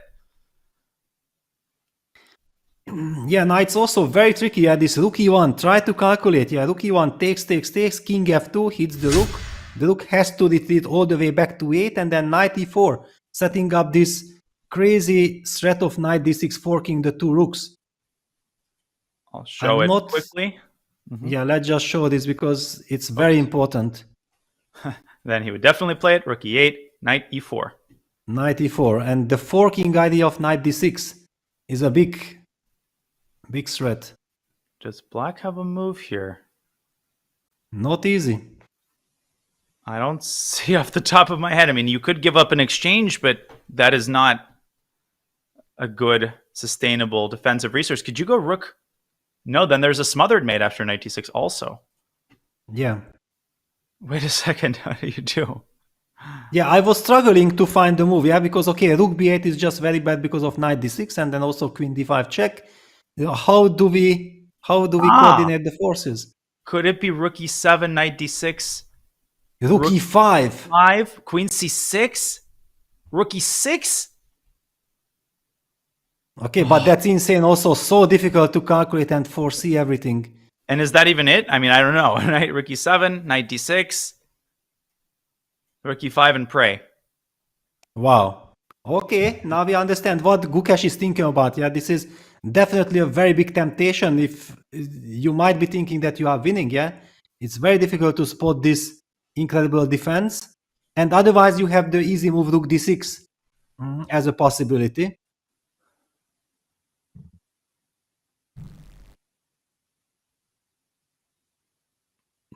Ding is calculating on Gukesh's move. Every second is golden. And Ding, probably the wisest decision is to calculate rook e1 right now because he won't have the time to properly consider it when it's played. Yes, it was also obviously the biggest concern for him before going rook e8. Yeah, that he did spend quite some important minutes there making sure that after rook e1 he has a defense. Otherwise, his position just falls apart. And rook d6 is yet another demon, yet another dragon to slay. If you're Ding, where do you go with your queen? Do you drop back to e7, walking into knight d5, and then tuck your queen away to f8? Not the most reassuring sequence I've seen. Oh my goodness. Yeah, but probably it's the only way to hang on to the pawn. Yeah. But knight c7 in that final position. Oof. Yeah, no, it's also this bringing all the pieces back to the back rank, to the 8th rank, feels very nerve-wracking. I would vouch for rook d6 here. I've been looking at it for a while now, and I cannot find a satisfactory response to this prosaic attacking move, rook d6. I think we have to highlight that after, for example, queen f7, rook takes a6, the move rook c7 is backed by rook c6, yeah, because this is a very important move. Otherwise, rook c7 would be good, but rook c6 is possible. And white should win this. Yeah. So queen e7 is left, but knight d5. And I'll just highlight queen f8, knight c7 wins the game because of the threat of queen d5 and rook d8, either winning the rook if it moves to d8 or simply skewering, or pinning rather, the queen. Queen e5 here is a move as well. But try calculating that position. Yeah. Yeah, no good luck. Exactly. Yeah. Okay. Queen e5 probably makes sense. Yeah, you try to stay active and hope that eventually you develop that bishop. If you can develop that bishop, bishop f5, bishop d3, and then you are very happy. So there is some potential in the position, but you will never let that happen. Queen c6, maybe I will try. And obviously we should wait for Gukesh's move, but I mean, by this Rook point, he'll f7. have like...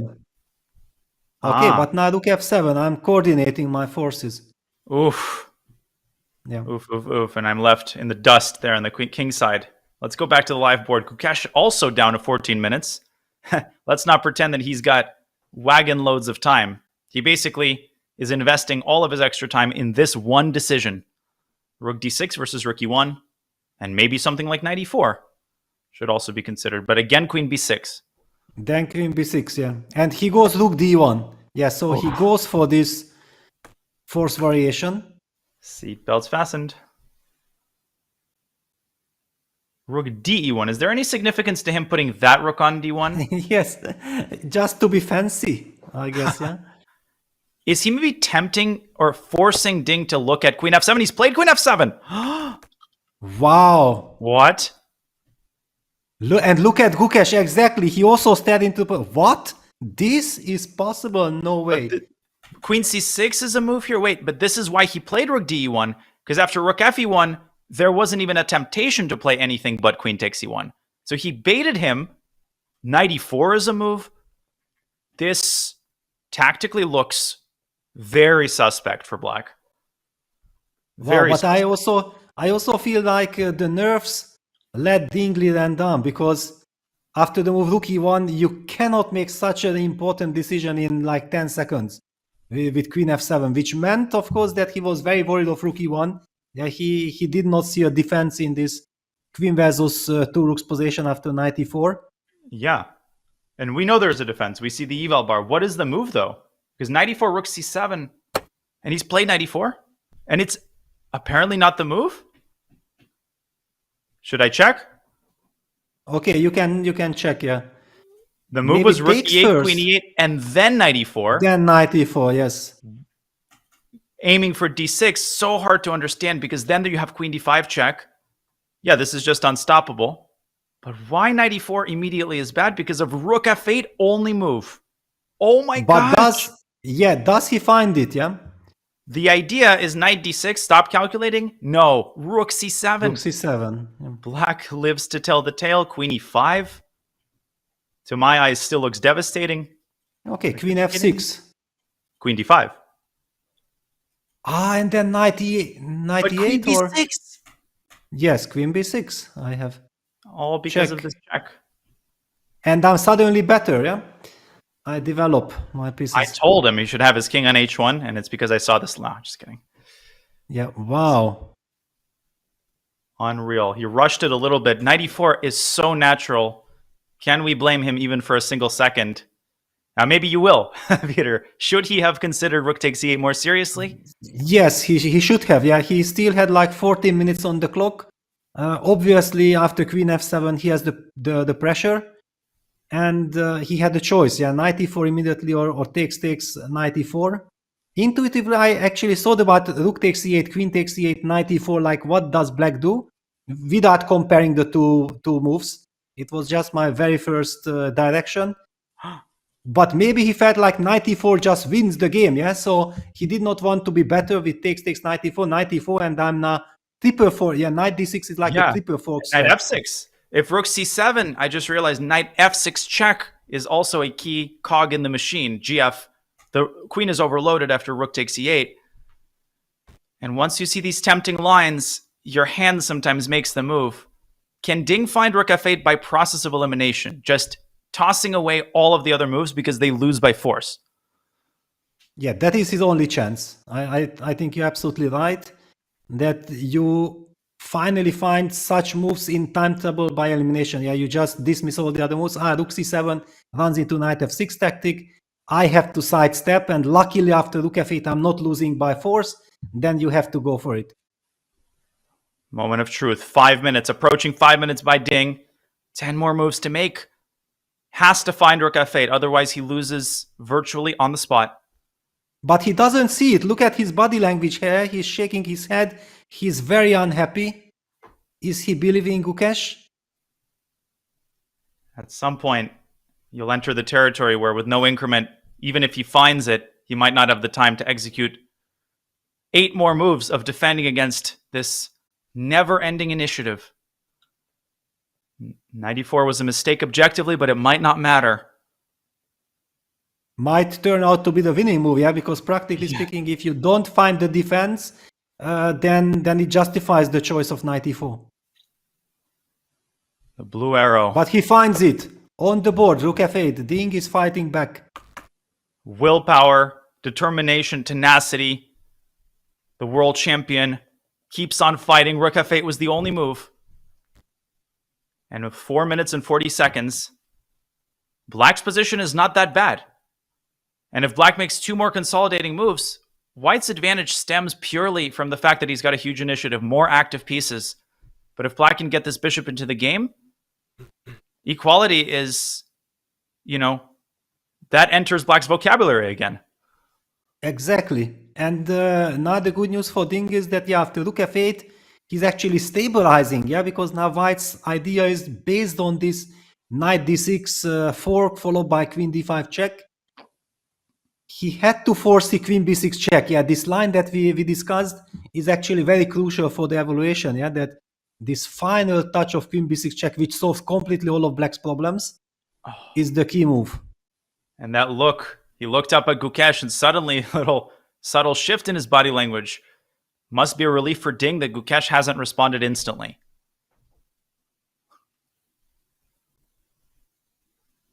And White also doesn't have so much reserves. He has to go with the flow. He needs to, if he wants to justify his choice by going knight e4, he has to follow it up with knight d6. But rook c7, and Black is okay. Queen e5, queen f6, queen d5 check, king h8. That was the kind of critical position that, if it holds for Black, that's fantastic news for Ding.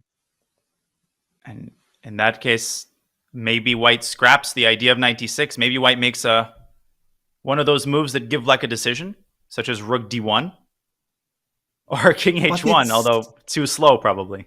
Too slow. Then okay, some rook c7, h6. Black has tons of useful moves.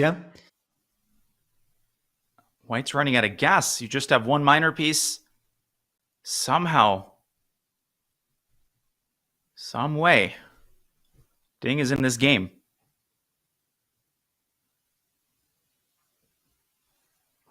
Wow, Gukesh is very focused. He's calculating all these lines. He needs to find the direct way. If he just gives Black one extra move to consolidate, then all his advantage might vanish. This is now not a long-term advantage type of position.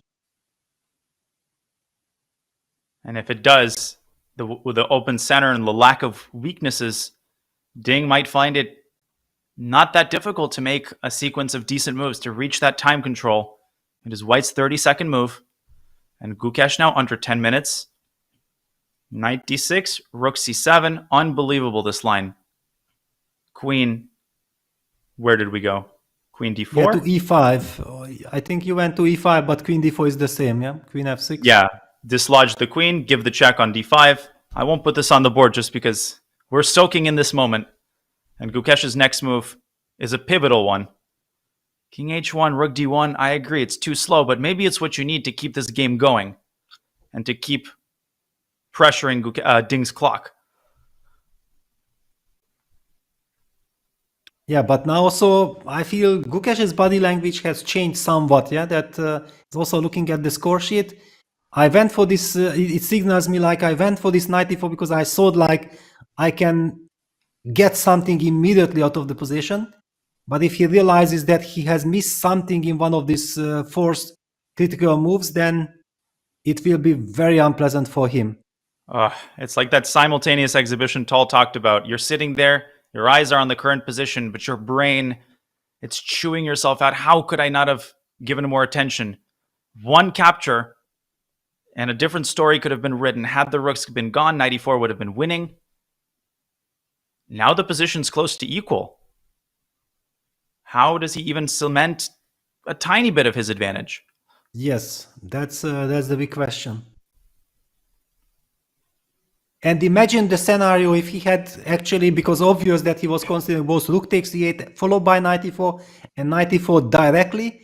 And probably the reason why he opted for knight e4 is sort of like, okay, rook e8 is the lazy move. It's probably advantage, but let me try to get the maximum out of the position. So he goes for knight e4, and then he's hit with this only defensive move with rook f8, and black is fighting back. He needs to stay rational because he's now down under 8 minutes. It's possible to overpress. Knight d6, rook c7 on the board. Yeah, and it was very good for Ding that he only had this one move, so he could blitz it out. He's getting closer to the time control. Which move are we at right now? White's 33rd, queen e5 played. Yes, queen e5. So our line was queen f6. Yeah, we somehow sense that this queen f6, queen d5 check, king h8, if there is no knockout blow at that position, then black can be quite relieved. I'm considering rook e8 in that resulting position. Rook Or E8, even... yeah, makes sense. Queen f6 played.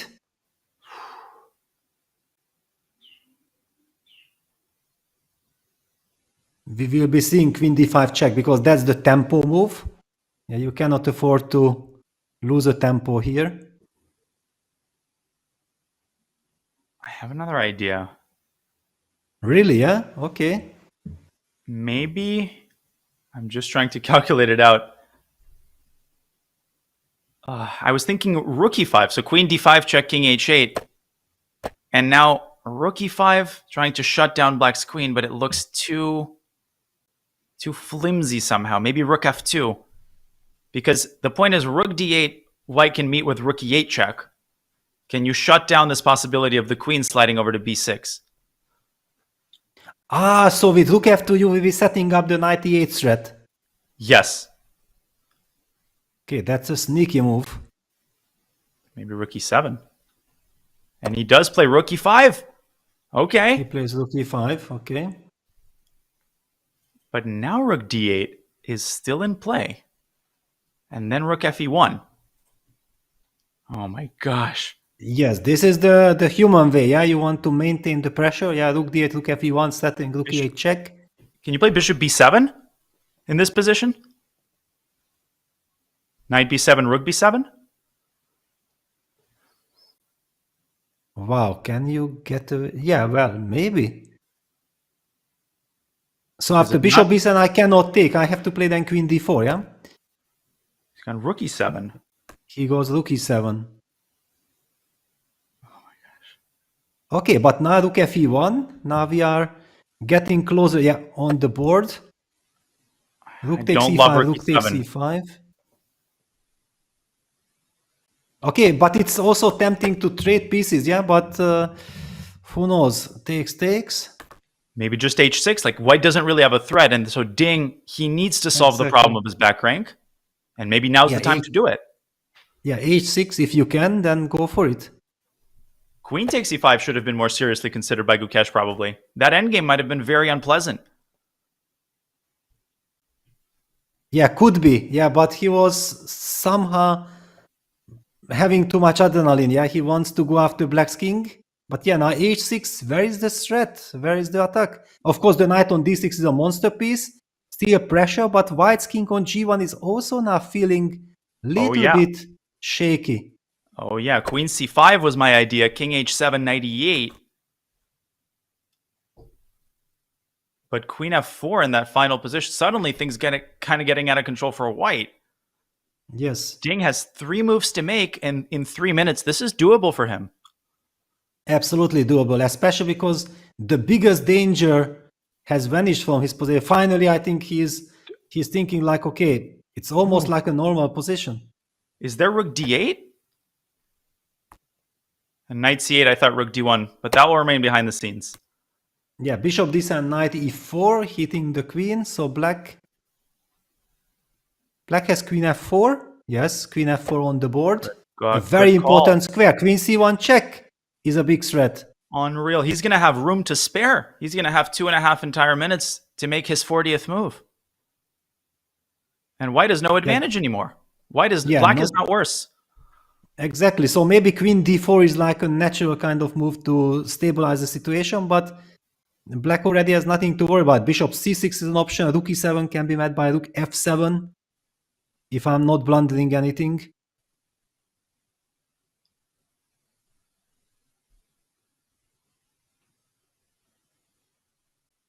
Wow. Ding seems to survive, and that would be a huge blow to Gukesh, because he must have sensed that he had a golden opportunity here. Now, wait a second, Peter. h3, bishop takes h3, you have to calculate. Are we talking here about white needing to worry about keeping the equality? Because queen c1 is a massive threat. Okay, I think luckily queen d4 gives stability. Yeah, I don't think that I need to worry after queen d4. But at the same time, yes, at the same time, white is also giving up the chances of fighting for an advantage with queen d4, yeah, because black will have time to activate his bishop.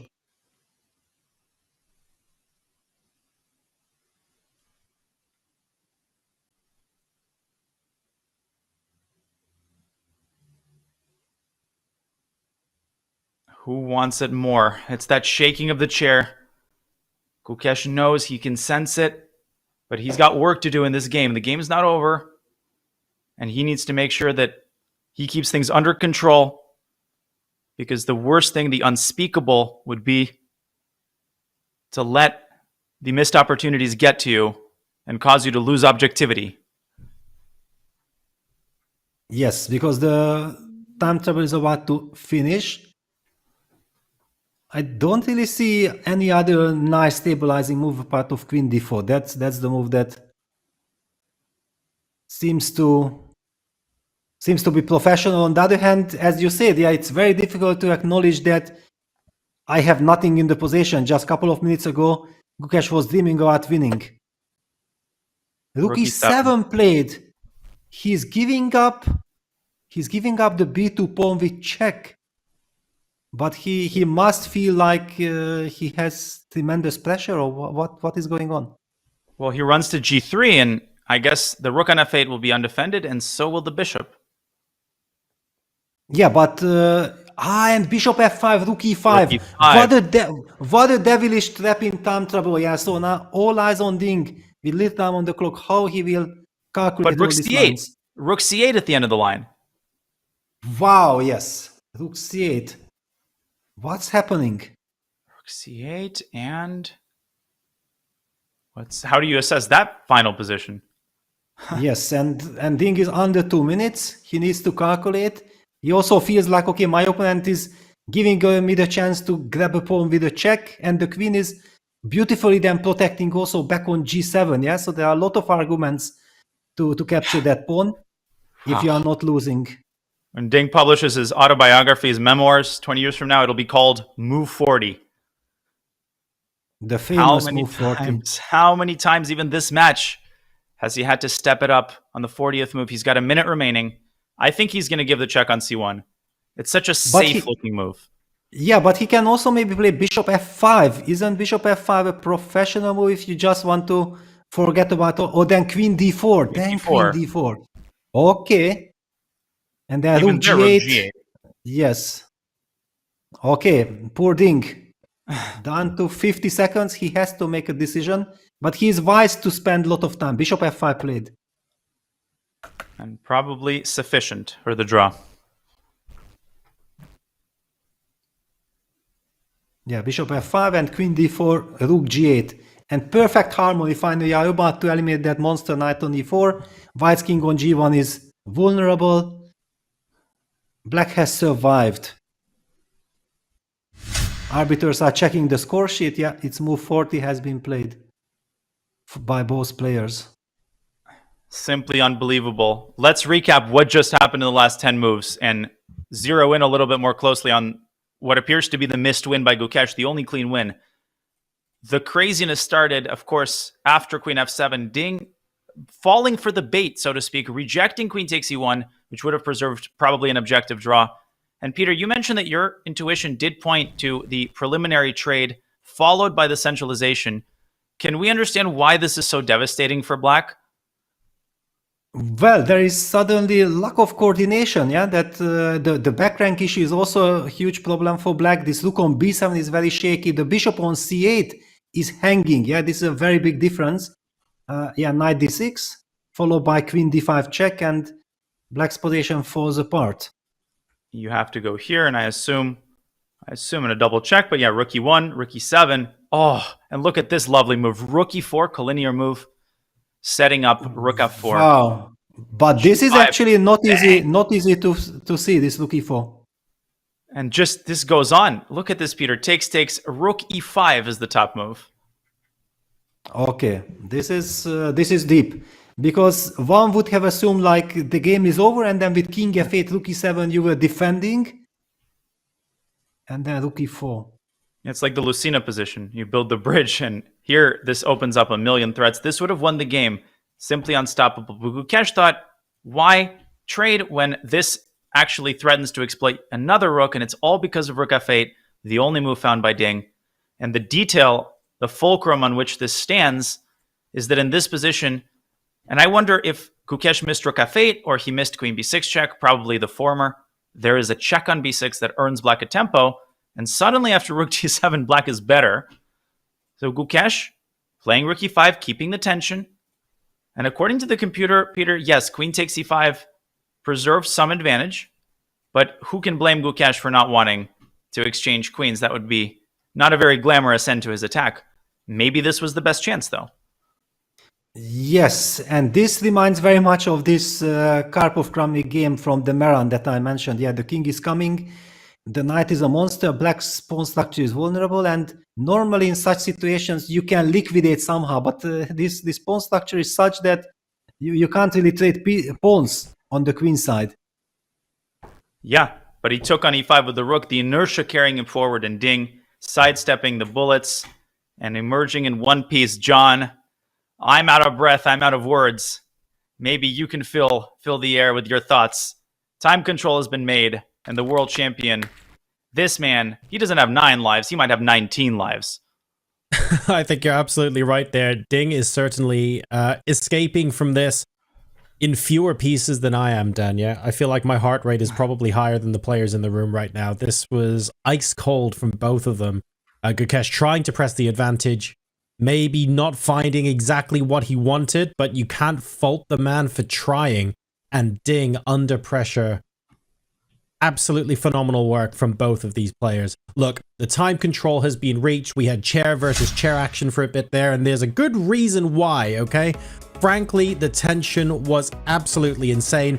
Both players now need to collect their thoughts and strap themselves in for taking a look at what the position looks like objectively, letting the emotion run out of their bodies, and focusing on what they can squeeze out of the remaining game with an extra half an hour on the clock for each of them. We're going to a quick break as bishop f5 is on the board, and when we come back, we find out if either side are going to continue to press, with queen c8 still being a threat on the board. See you in a sec.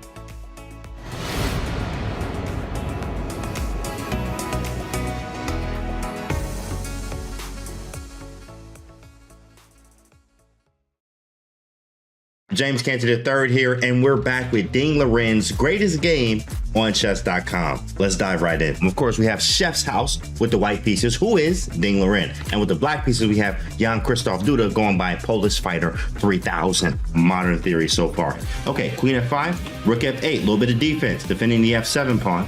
Next move, rook d to b1. We just want to put some pressure here. There's no kill shot yet. We just want to put some pressure here.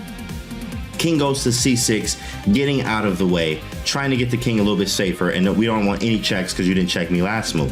White plays e4, open up some lines and diagonals. We're threatening to take the queen, obviously, if you take on e4. We also could probably be bishop e4 actually is even better, right? But yeah, bishop e4 and then queen takes you, and you're mating there, especially after a bishop e7. That's a sick mate. But okay, black plays bishop d6. We need some defense around the king, says Jan Krzysztof Duda. There's too many pieces around my king. Hopefully they're mine, so he puts it back on d6 for a little bit of defense, right? Okay, it's white to move. The third brilliant move. This is the best one of the brilliant moves in this game today. One of the greatest games you're ever gonna see. It's white to move in this position. Pause the video, come back tomorrow if you need to find this one. White to move, what do you do?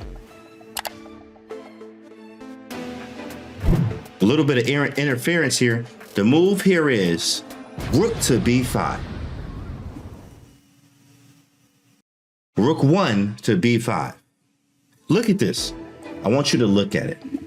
I want you to look at it. I want you to pause it and, you know, spend 15 minutes here if you need to. Spend a year here if you don't understand what's going on. Rook run to b5 is on the board, big fella. From a big fella. Ooh, wait, that is the sickest move you ever gonna see today, at least. Rook 1 to b5, that's a nasty move. Boom! Now, of course, if queen takes b5, you just take with the rook, and this is decisive material loss, right? Queen takes d5 is coming too as well. The idea here is interference, right? If I do queen takes d5, imagine that the queen was not here. If the queen's gone, queen takes d5, or pawn takes e5 is actually mate.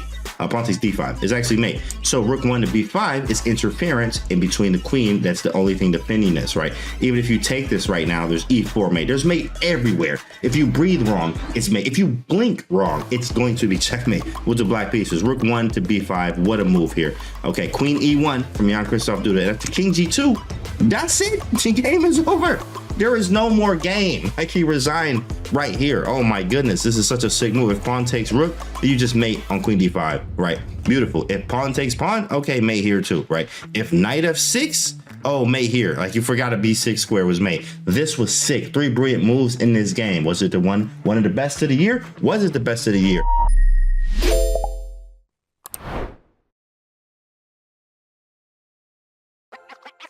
This December, the world's top chess minds clash in the heart of New York City at the FIDE World Rapid and Blitz Championship. Witness world #1 Magnus Carlsen and other stars from across the globe. Rapid and Blitz, chess in its most thrilling form, unpredictable and unforgettable. Fast moves, tactics and blunders, and moments that will keep you on the edge of your seat. Witness the pinnacle of chess excitement. Get your tickets now at worldrapidandblitz.fide.com.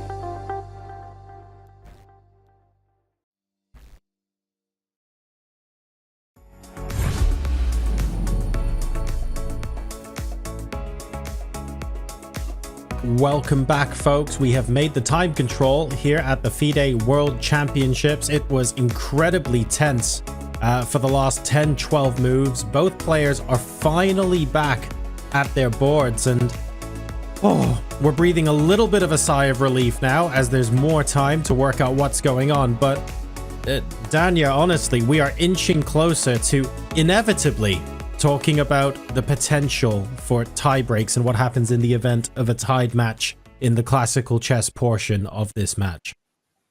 Well, all I can say is it has been just the honor and really the pleasure of a lifetime to be able to sit here and observe probably the most interesting World Championship match in my sentient existence since I remember watching these matches carefully. Every game, at least in the second half of the match, has been its own story. It's been its own epic. And this story, the story of the penultimate game, is still being written because Gukesh, he's Now at 23 minutes, with the emotional baggage of a missed win, he needs to hold this half point. And I would go so far as to argue that he might not be in the driver's seat anymore. The position is equal. We know that. But as for who is calling the shots and who has to be more careful, it might actually be White already. Well, it's not even just that, Peter. We've got, in addition to Ding possibly being in the driving seat now, we also have to remember that if the match is drawn, or so I should say if this game is drawn, Ding's got the white pieces in the final game. Yes, exactly. I also feel like it's way too early to speculate about tie breaks because we have seen today, what Gukesh kind of chances he created for himself. He really had Ding on the ropes. The same might apply tomorrow to Gukesh with the black pieces. So there are many question marks before reaching the tie break. I do feel that the advantage for Ding at the moment is that he is super happy, that he survived this scare. He knows that thanks to the active queen on f4 and finally activated bishop on f5, which is ready to eliminate that knight on e4. Actually, now it is black to decide when do I eliminate the knight. But I can't really imagine anything else than a draw, to be honest, from this game. And I have the feeling that this time control that till move 40 there is no increment, this for younger players it's much more difficult to handle because actually they have been raised with the 30 seconds increment. And if we would have been talking about the 30 seconds increment like now after move 40 the players are getting the extra 30 seconds, believe me that Gukesh would have spent almost all his remaining time in order to try to find the objectively best move because he wouldn't be worried about the clock situation. That he knows that he will always get 30 seconds bonus. But when there is no 30-second bonus, then there's this crazy amount of uncertainty that do I spend time here? Maybe because of that, I will miss my chance later and so on. You don't have the feeling of control. And this felt like he rushed the decisions that he made, and finally Ding is able to escape. Touch on a really important point there, Peter, and maybe something to leave Danya on as well. Now that we have the plus 30-second increment on the clock, suddenly there's still pressure, but it's a different kind of pressure now. You're almost approaching what moves you select and what you play a little bit differently to when both players were under 30 minutes on the clock before move number 40. So it'll be interesting to see how that changes their mindset to potentially attempting to wrestle any advantage out of this game now that they've transcended that no increment portion of the time control. Danya, over to you. Let us know what you think. Yeah, I mean, there's just so much going on in the mind of Gukesh, in the mind of chess fans, and the game is still going on. I second your opinion, Peter. I don't see any scenario, as I look at this position right now, where the game ends decisively because the center is wide open, no targets for either side, and a very high probability that at some point we see an exchange on e4, which creates the material balance. I don't know exactly which candidate moves Gukesh is choosing from. You've pointed out h3, and I think that's probably White's most reasonable choice. Just solidifying, consolidating the king position, making a Luft square on h2. Can Black force the draw after h3? And who would you say is in the driver's seat, if anybody, in this position? Yeah, I don't think, and h3 on the board, of course, this is the professional move so that the Luft is created. For example, a big question now, queen c1 check, king h2, queen f4 check. Is that a logical, legitimate kind of repetition of moves? I'm guessing the answer is kind of yes, because why not? G3? G3 and knight then queen f3, knight f6? No way. Really, yeah? Is it serious? I will have also some attacking possibility against your king. Bishop takes h3. Oh my gosh. You're threatening mate. So I'm settling mate. Oh, you did me dirty there. Oh, you did me dirty. Bishop h3 is... Oh, I have to show that. Yes, please go ahead. Oh my goodness. You've been waiting to make that move for so long. So G3 was my attempt. And Queen F3, I got super excited because I spotted that neither of these squares is accessible. And if GF, then there's checkmate. If Rook F8, I believe White wins with Knight H5. Okay, at the very least, there's Knight H5. There's maybe even some crazy accurate move like Knight E8. Who knows? But Bishop takes H3, full board awareness. Threatening mate on G2. I take Queen H1. Nope. Actually, maybe Queen H1. Maybe yes. Best. Wow. Yes. And GF, discovery. And White's going to discover his demise here after the king is hunted down. Yes. Wow. Yeah, there was one moment, there was one moment in the broadcast when I shouted out Bishop H3 because in my mind I was in the position where Bishop H3 was working, but the position that we talked about was different. So I felt, very bad. Like, okay, what kind of bishop? What is Peter talking about? People might have asked. But yeah, finally here comes Bishop takes H3. How crazy would it be if the bishop ends up being the hero of this game due to this desperado capture? And I always reference the Alekhine story. He's giving a simul. The amateur sitting across from him, world champion Alekhine, I announced mate in 3. I'm so sorry, but I announced mate in 2. We're going to get a repetition of moves here, I think. Yeah, Queen C1 check on the board, where King F2 would be the way to continue the fight, but I don't really feel like going towards the center with the king is what White wants after all these adventures. All the cardiologists in the world are busy, scribbling together a statement. Please, for the sake of all our hearts, let's go to H2. I mean, that is presumably why he played the move H3. And the peace agreement will be signed shortly, I think. If it would not be Gukesh, I would say yes, certainly King H2. But knowing what we have witnessed so far in this match, King F2 on the board, no surprise. Take those cardiologists, and they better be sitting there and watching. But that statement where the sun don't shine, this game goes on. Oh. Wow. Balls on this young man. Honestly, you just got to take off your hat. Now, it's not such an extreme move, Peter. I think it's important here as objective commentators. I don't want to overstate the case. I think it's still equal. And I think still the game should somehow end in a pretty quick draw, but I'm not sure how. Yeah, one of the lines is that after Bishop takes E4, now White has to capture with the Rook.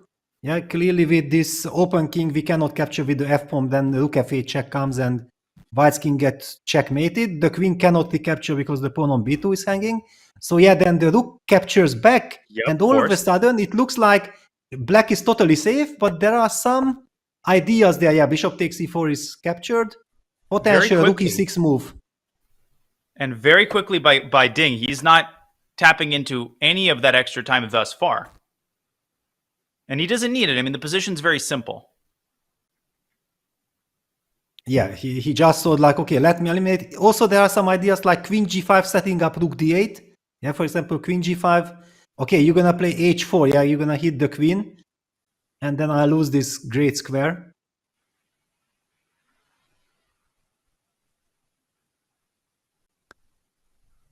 There is still something to play for White. Yeah, I also highlighted this Rook E6 idea just in case.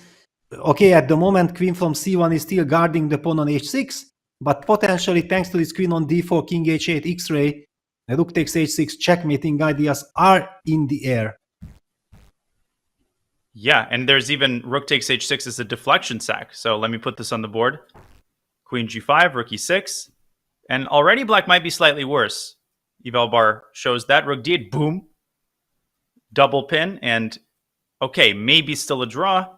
But now the torture session commences for the millionth time. King G8, White blocks with Rook D6 with an extra pawn and a queen endgame. Not what you want.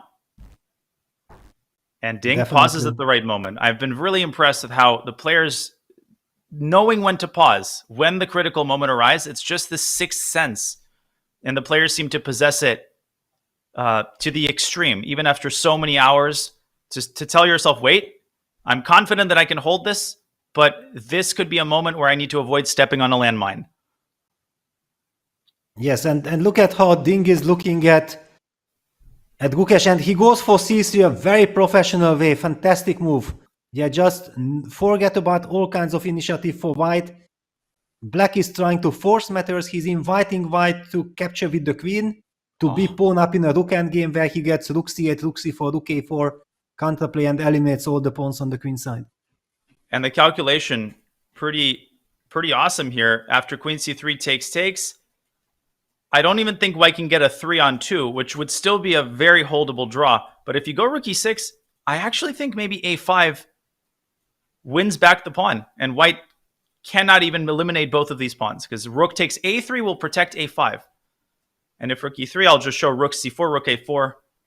Phenomenal, consummate professionalism by Ding. And this will wrap things up as quickly as one can.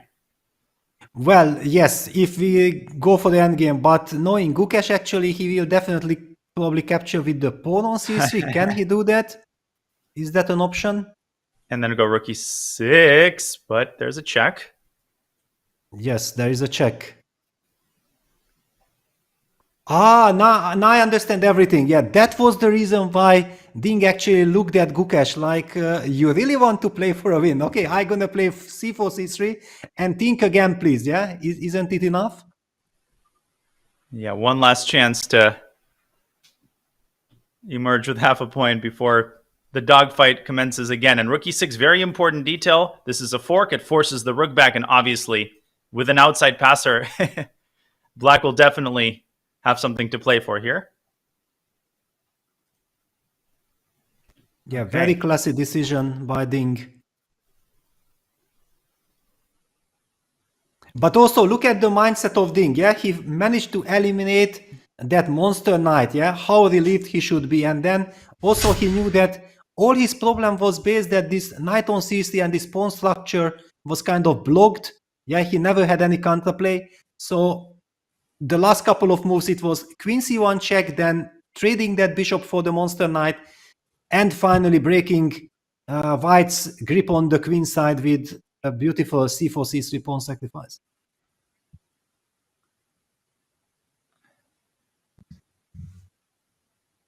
Assuming his standard position.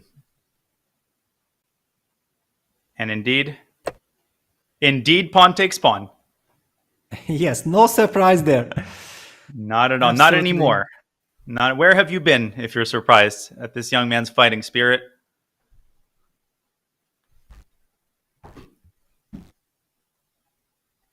Yeah, now black will pick up the pawn on a3.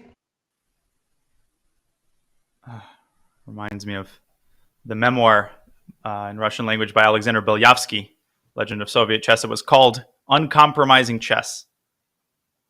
Just constantly fighting, even when it seems like there's nothing to fight for. Just total determination, but at some point, you need to know when to veer off the track. Do you think we might be in for a longer game than one might suspect? I don't know, because the big question is that Gukesh is really believing that he can do something, or he's still influenced by the earlier happenings. Yeah, and he goes king g3, so obviously now he's setting up the rook e6 idea. In a time scramble, I'd be scared for black, but with so much time, you got to believe that Ding will find and keep finding the clinical option. It's so much easier without the knight.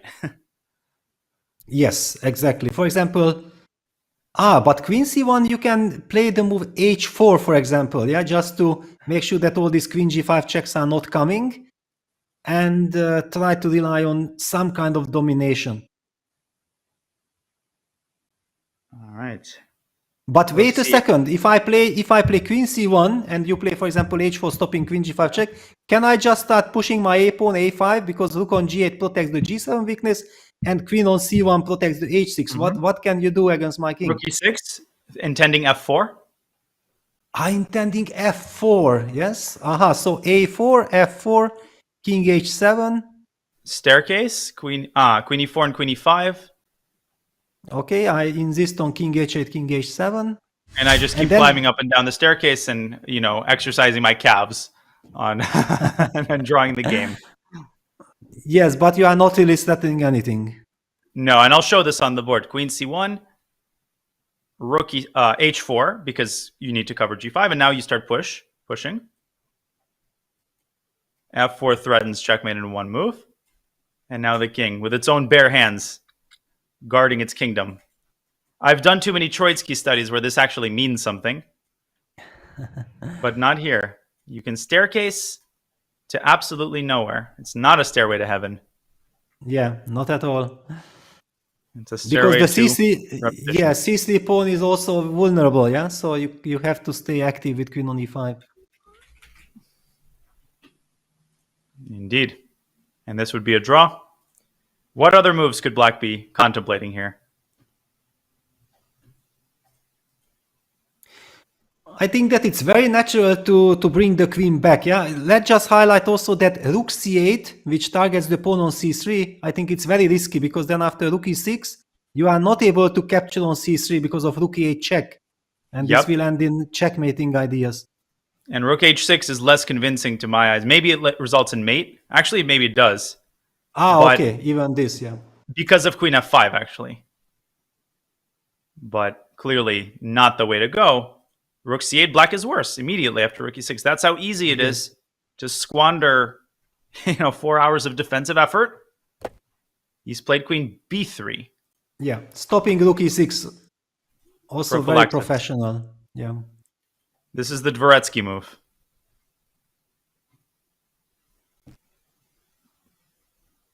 Yeah, and he's now threatening to push a5, a4.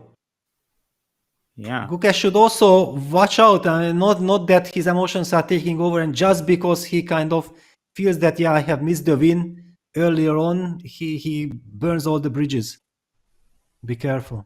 This is how it happens. You think you have always the out, the eject button. Suddenly, at some point, the eject button doesn't work, and sometimes it's your opponent who suddenly turns down the draw, and that could have a very powerful psychological effect. Maybe it's time for c4.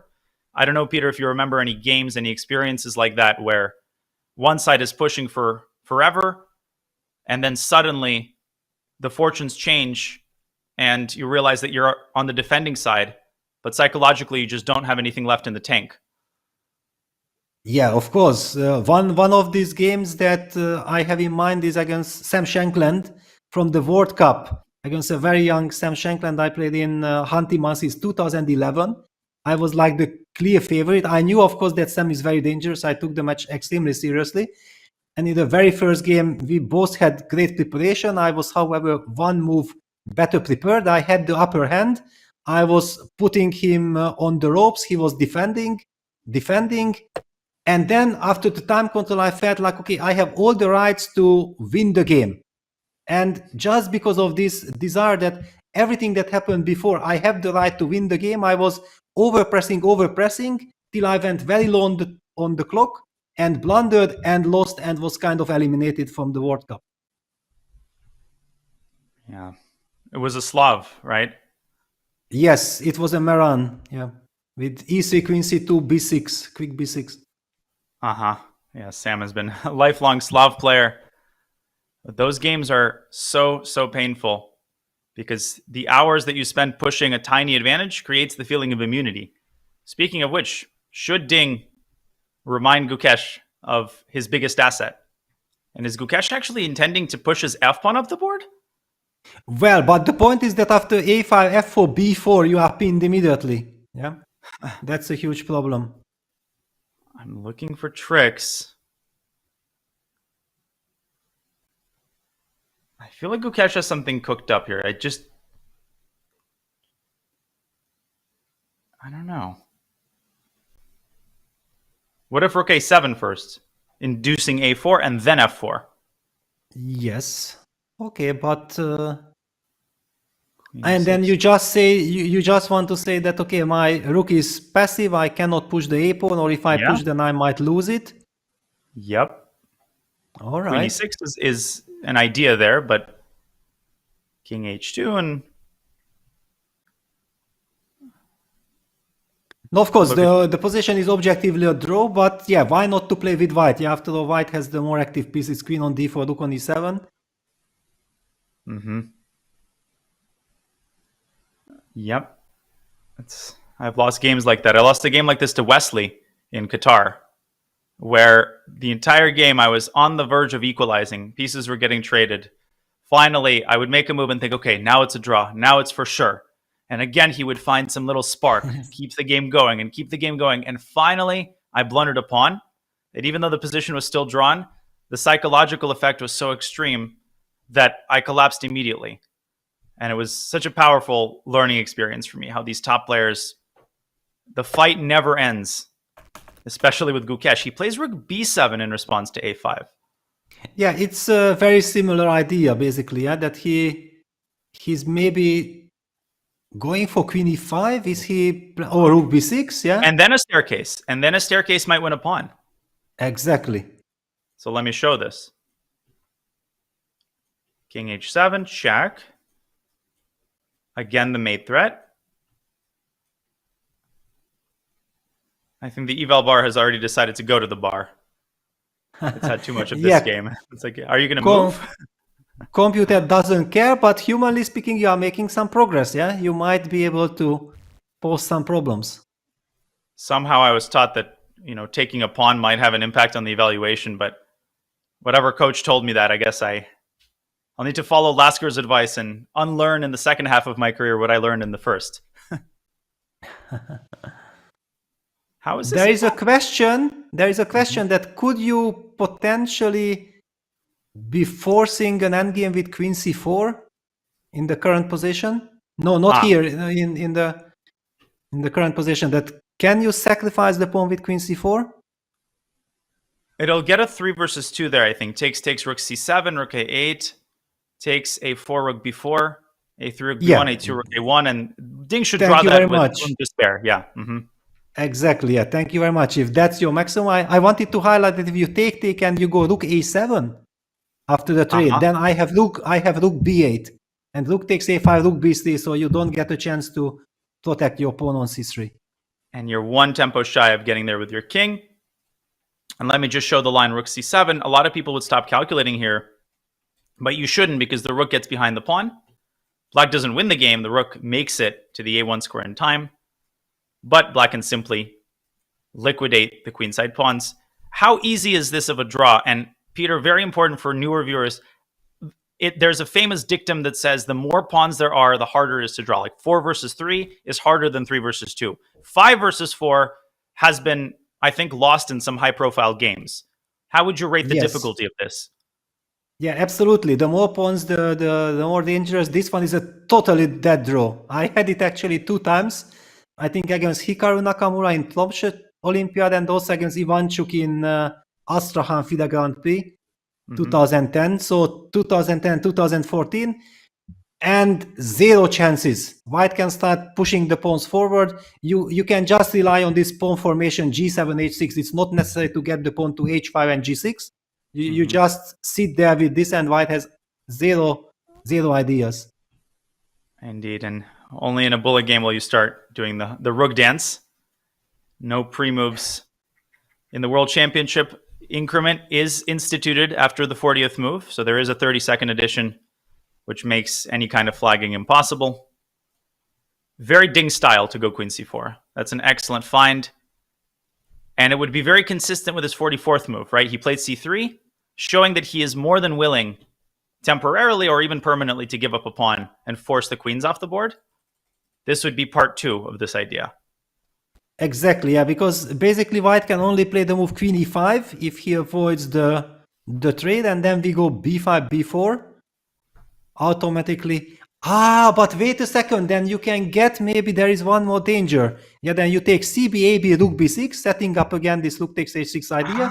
After king h7, queen e4 check, and you get the e-pawn, extra e-pawn, which is already Wesley versus Nepomniachtchi. Oh, well, that was d-pawn. It was d-pawn 3 versus 3. I keep referencing that game, and every time it's not quite correct. Let me show the line: queen c4, queen e5.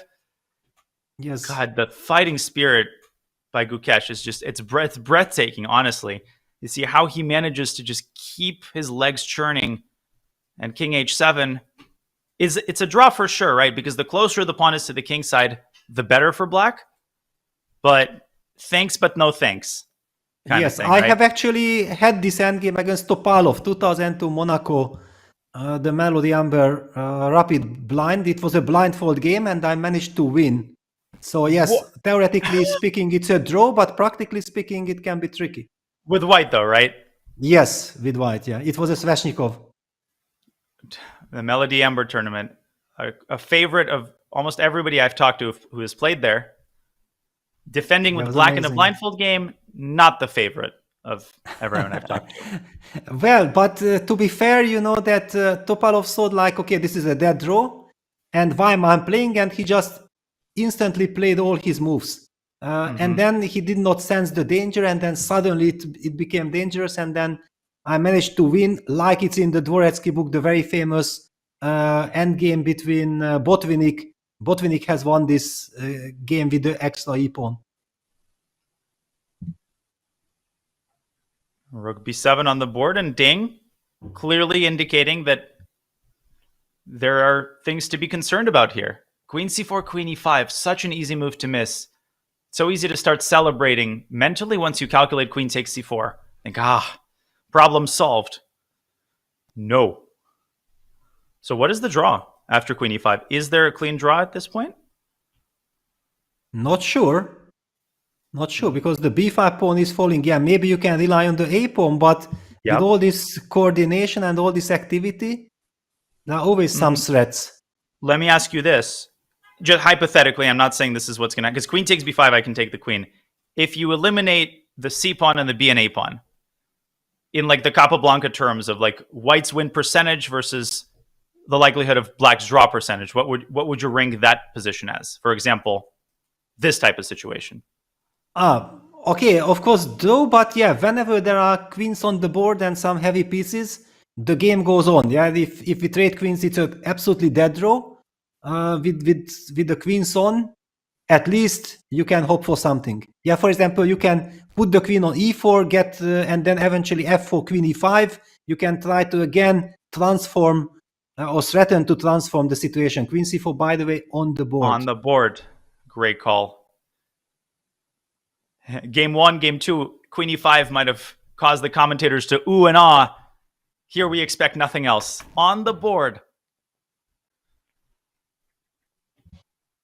Queen e5, yes. Gosh. Another big question, yeah, do you push a4 or b4? This is already a tough spot to be in, because you somehow feel like I don't want to give my opponent any chances, yeah, because it should be dead draw. But suddenly you're under pressure. That rook on g8 is passive, yeah, it's tied down to the defense of the g7 weakness. White has this very active rook and this marvelous queen on e5. You're so close. You've passed the exam if you're Ding, but suddenly it's like turning the booklet over and seeing that there's a backside. There's more questions to answer. And even without this knight that was the pride of White's position, Gukesh has managed to coordinate his rook and queen using this only mate threat as serious leverage against Black's king. So can we look at a4 again? a4, what is going to be White's choice? Yeah, I was thinking like, is there any scenario where it's kind of beneficial for me to provoke king h7? Because then I would play rook b6. And after king h7, I would pick up the pawn in order to have then rook a5, queen e4 threat. Yeah, that this queen e4, yeah, this is some kind of a mind game. Well, queen e4 is a pretty serious, I would call it a practical threat. Well, if I get the rook behind, yeah, because if you get rook a8, I still believe that it's good. But if you go rook a8, I'm going to go rook b7. And I would actually want to calculate queen e4, but okay, rook b7, queen g8 maybe? Castle. Yes. Castle, but with the rook and the queen. Yeah, but then, for example, if I go king h2, you have to watch out for some rook take g7, queen e4, check, queen takes a8 tactics as well, yeah? It's... But couldn't I make a case that that's still a draw with the a-pawn? Yes, you can, and it is correct. Like here, and then queen d6, just straight up perpetual, I think. Yes, yeah, you are not risking anything. But okay, we have just witnessed that There's tons to calculate, and you also wanted to check out the rook endgame if you give queen e4 check, right? Yeah, I wasn't convinced here that like black can use the a pawn to eliminate the both. Okay, of these but I go a3, rook b1, rook c8. Rook c8 immediately, by the way, is just an immediate Yeah. draw because rook takes c3 is a check. Yeah, no, this should be fine. Suddenly, And we see 15 minutes. Exactly, yeah. We see that only 14 minutes. This time control is brutal. Yeah, till move 40, you don't have increment. That's why the time control is such a challenge for the players. There is no safety with the 30 seconds increment, and then suddenly you are getting used to playing without increment. After move 40, you are getting the 30 seconds, but you can run out of time. The clock is ticking down, and you can get into an eternal time pressure, which is another factor. Yeah, that it's very tough if you have to defend. Yeah, if you have to keep on defending, and there is no new time control. I think that's a very tough spot to be in. Yeah, the Salvador Dali painting, the persistence of memory comes to mind with all those clocks, the ones draped over the table. Tick, tick, tick. You constantly have to keep an eye on the clock. And these 10, 15 minutes, they evaporate before you know what happened. And it's unbelievable how since move 40, increment has been added.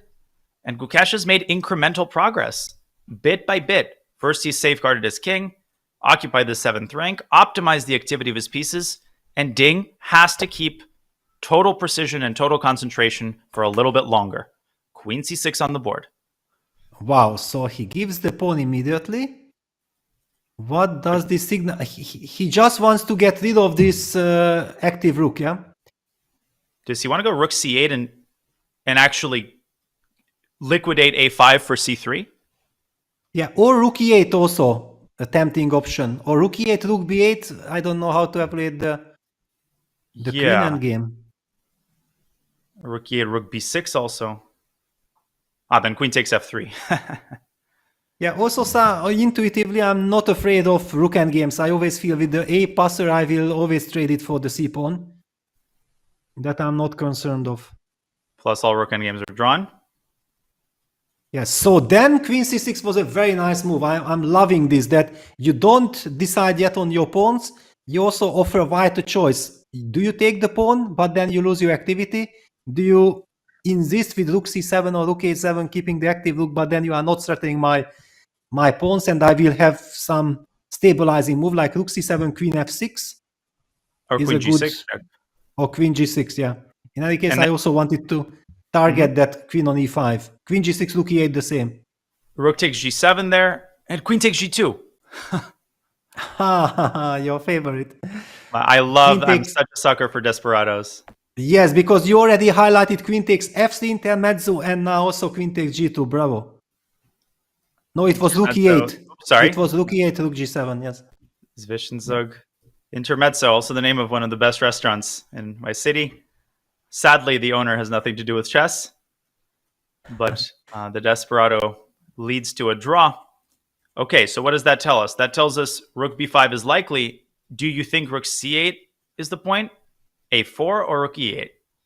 I think that all these moves are absolutely legitimate. Clearly, Ding has something on his mind. I don't know, though. Rook c8, rook a5, queen c3. White does not have to trade queens. White can go queen f5, and we have reached a position that we've discussed, which is not that comfortable. Not as comfortable as he'd like to be. Yes, unless there are some direct ways. But no, I don't think so, yeah. Okay, of course, draw, but yeah, I get your point. I perfectly agree. So what is on Ding's mind after rook takes b5? So maybe it is rook e8. Or maybe a4. Maybe a4. Yeah, also, maybe just push the pawn first. Yeah, why not? Actually, why not a4? And then against rook a5, always you're going to go rook a8. Yeah, and you rely on the a passer. And I'll think about your draw offer. Yes.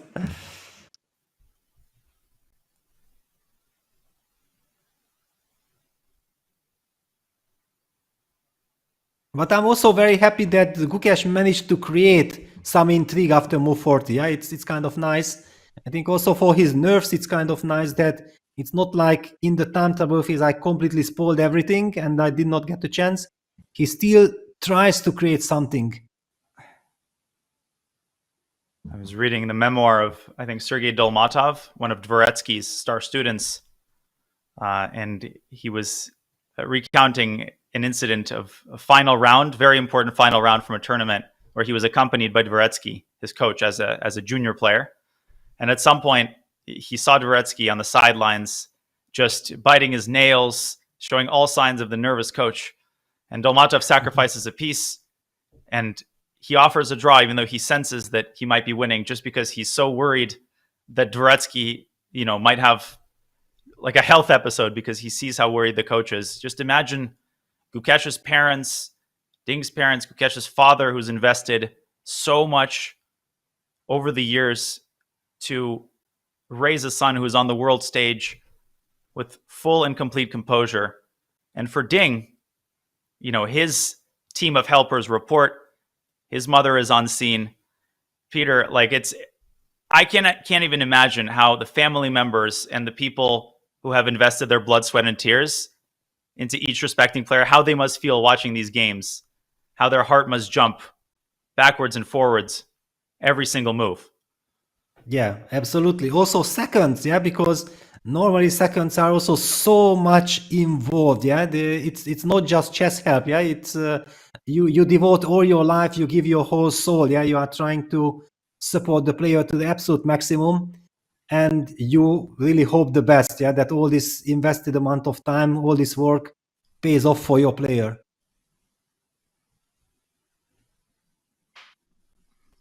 You must take your opponent into a deep, dark forest where 2 + 2 = 5, and there's only path wide enough for one. Well, they've exited the forest. Now they're in the open field, but somehow it's still exciting. They might go back into the forest pretty soon. Yeah, there is still some tension in the position, but it all depends now also on Gukesh's choice. Will he go for technical positions or will he try to keep the initiative going? But I do feel like now that Black's queen is ready to join the defensive task, and maybe suddenly also some counter-attacking possibilities. For example, rook c7, queen g6 check, king h2, rook e8, and then we are stepping into some queen d6 check business. So you cannot take on b5 because of queen d6 check, just to highlight this. Let me show that. Check. So first of all, Black has to spot the Desperado detail, and second of all, free pawn. And I'm making contact with the rook. Nope. How is White not dead lost here? Oh my god. Don't tell me king g1 and White is okay. Rook e1, king f2. Ring around the rosy.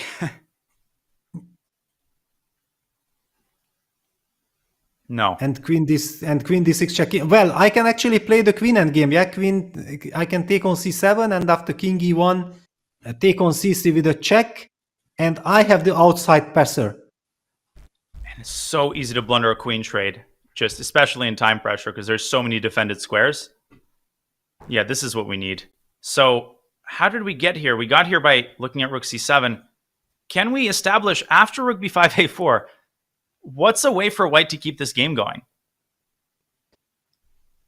That's a big question. Okay, let's just quickly highlight that rook a5 getting the rook behind the pawn doesn't bring anything because of rook a8. That's what we assume. And White is worse, I think.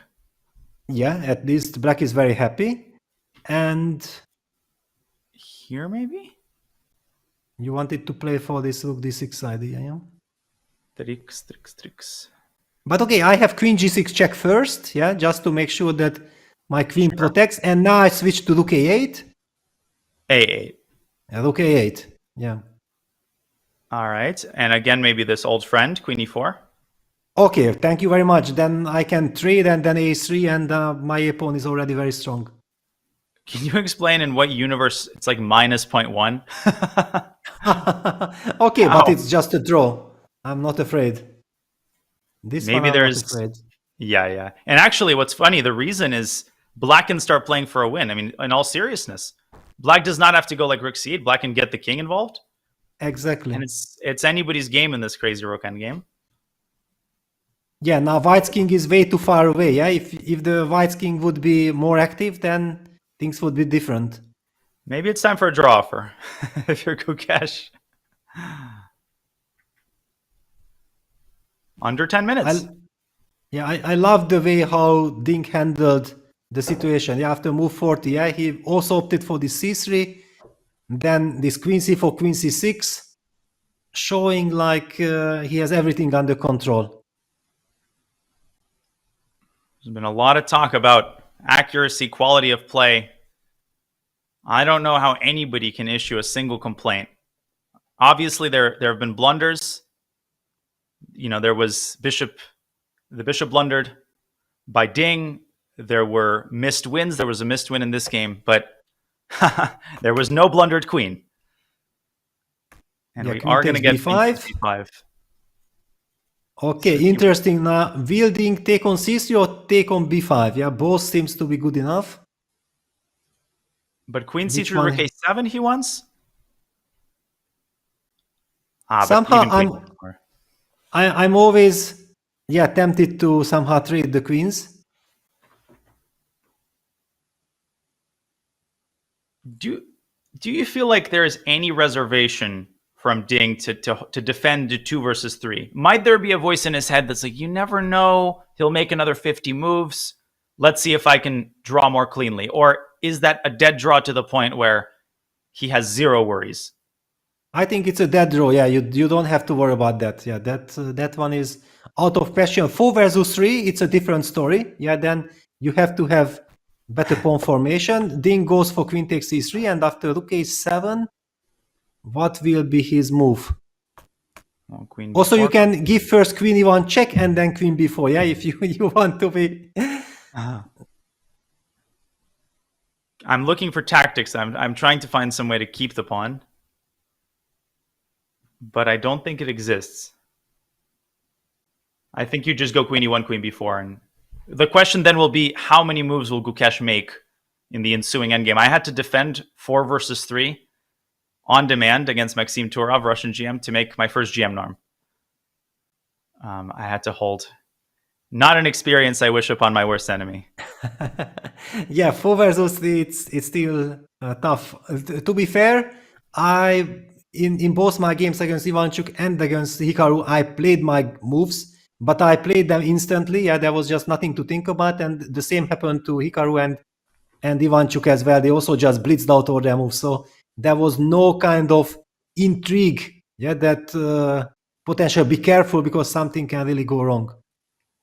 Yeah, there's a kind of pro forma display oftentimes where both players know the game is going to end in a draw, but you know, out of this allegiance to fighting spirit, you're playing it out until a certain conclusion. You either like freeze all the pawns or you give back the extra pawn. Gukesh is not going to just make moves for the sake of making moves. He's, you know, every bit of energy must be conserved. And Peter, can you believe that there's another game to play tomorrow? The final game, and the match very likely will be tied. This is insane. Yeah, but to be fair, also Ding's previous match against Jan Nepomniachtchi, that was also crazy. Yeah, that featured all these crazy games, bouncing back and forth. So yeah, every time Ding is involved in a match, it gets out of control. Man, that first match game victory by Ding in the French, bookended by this penultimate French, it feels like a universe and a half ago. Feels like it was a different month. It was a different month, I'm pretty sure. But yeah, it's the same match. Just insane. And they have to find the reserves of energy to play tomorrow's game. And if tomorrow's game is a draw, then the party continues. It's 10 p.m. in Singapore. Yeah, but honestly, I never like these discussions and talks that, okay, last game it will be draw and we will move on to the playoff. Maybe because I have lost the last game to Kramnik, yeah? So I know exactly what it means, yeah? That, okay, before the last game with the black pieces, you are under tremendous pressure, yeah? That if If something goes wrong in the opening, your opponent gets the initiative. Then psychologically and also physically, because by this point both players are extremely exhausted, it's super tough. So you better make sure that you neutralize your opponent right out of the opening, not to give him any chances, because defending a bad position in a situation where you know that if you lose, then the match is over, that's just too tough. Mm-hmm. And of course, one is reminded of many famous last match games. That this is never just a case of let's make a couple moves, call it a day, so we can take it to the tiebreak. I suppose Magnus did that against Fabiano. He took a draw in a slightly better position, believing in his tiebreak skills, and was rewarded as Queen B4 is played. But Karpov-Kasparov, one of my favorite games from the 1985 match, where Kasparov only needed a draw and ended up winning an absolute classic in the Najdorf to put a exclamation mark on an incredible match. No. The last round features many, many stories that have been written as this one comes to an end. Yeah, we are reaching this end game. Yeah, so rook b7, white is collecting the pawn. White will be playing this position, but black. The good news for black is that it's not a torture. Yeah, because normally it's like, okay, you have to defend, you are pawn done, and like 4 versus 3. One mistake might still not cost you the game, but a couple of mistakes can. Here you can just chill, you can just rest, because nothing is happening. Rook a2 will be played, yeah, rook a2. Then you're gonna go king h7, and you just chill. You made a really insightful point, which is that you don't want to push any pawns unnecessarily, but I think the wisdom that's shared oftentimes is, oh, you need to like arrange your pawns a certain way. What is one way that black could actually get into trouble? Is it to play a move like g5 and allow h4? Well, I don't think that even that is a problem, but yeah, white to create any chance. For example, with g takes h4, rook takes h4, 2 versus 1, but with a connected pass pawns against a vulnerable h6 pawn. This is certainly somewhat more playable for white. Yeah, there are some really tricky questions here, which are also featured in Dvoretsky's Endgame Manual. This fantastic book. Yeah, so certainly black does not want to do this. He just wants to sit. And when I had the great privilege of training with Ramesh in 2021, he shared this piece of wisdom that sounds very general, but is remarkably applicable, which is that in general, in almost all endgames, you have to have a clear reason for pushing pawns.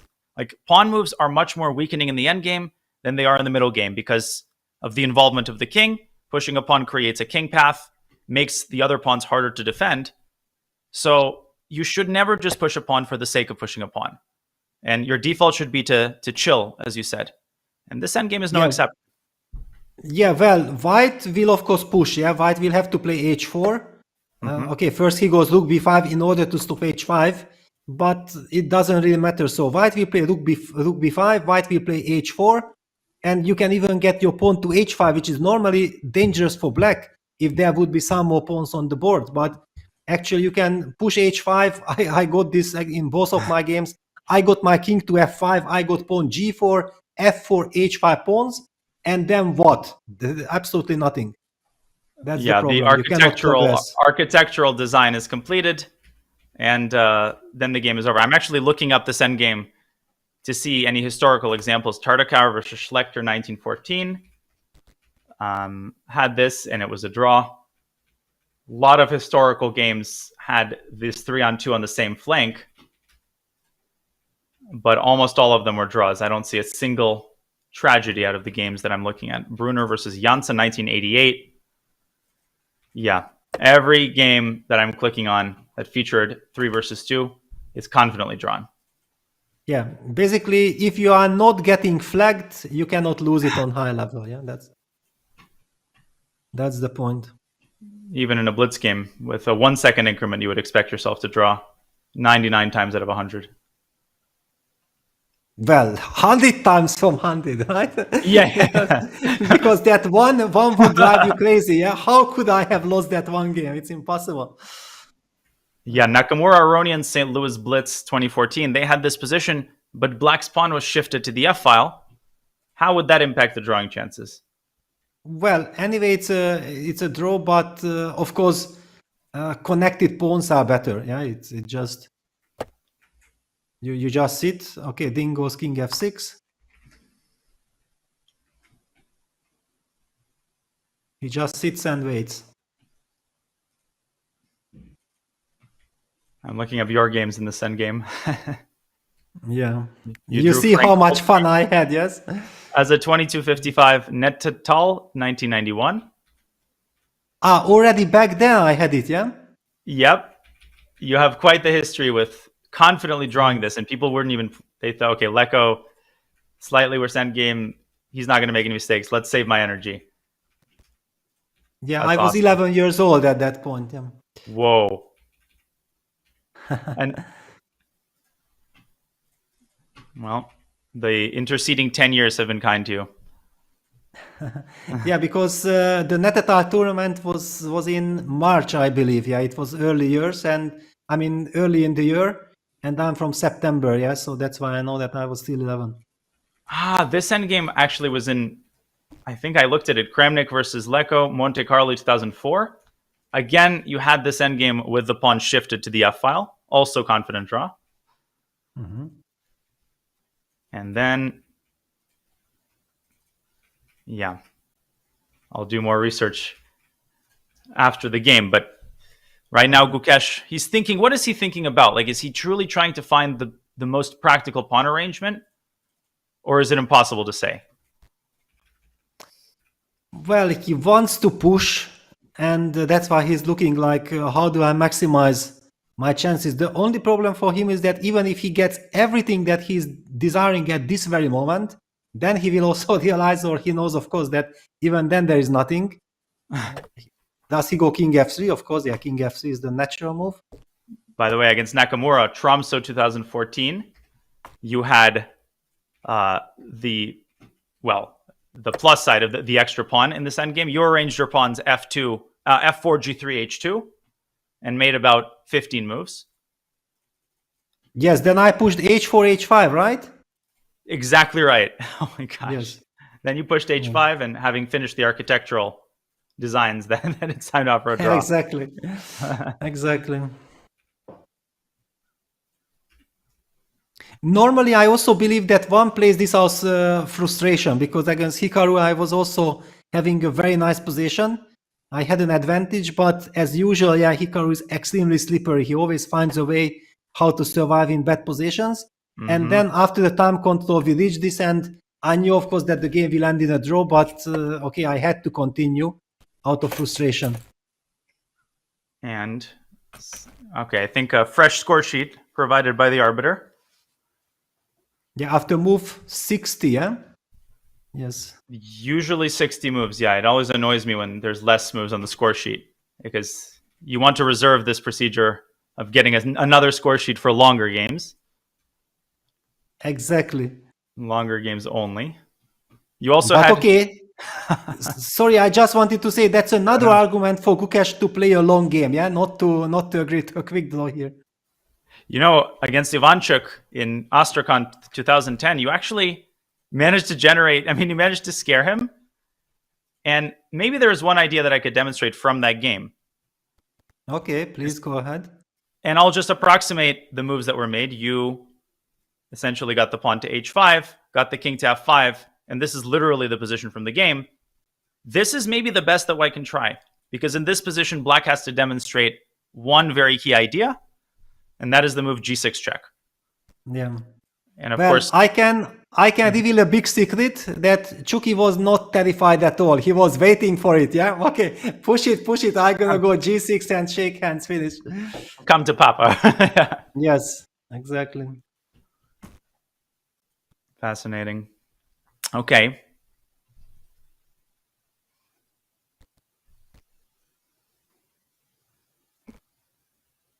Ten minutes, and does the increment provide a reassurance?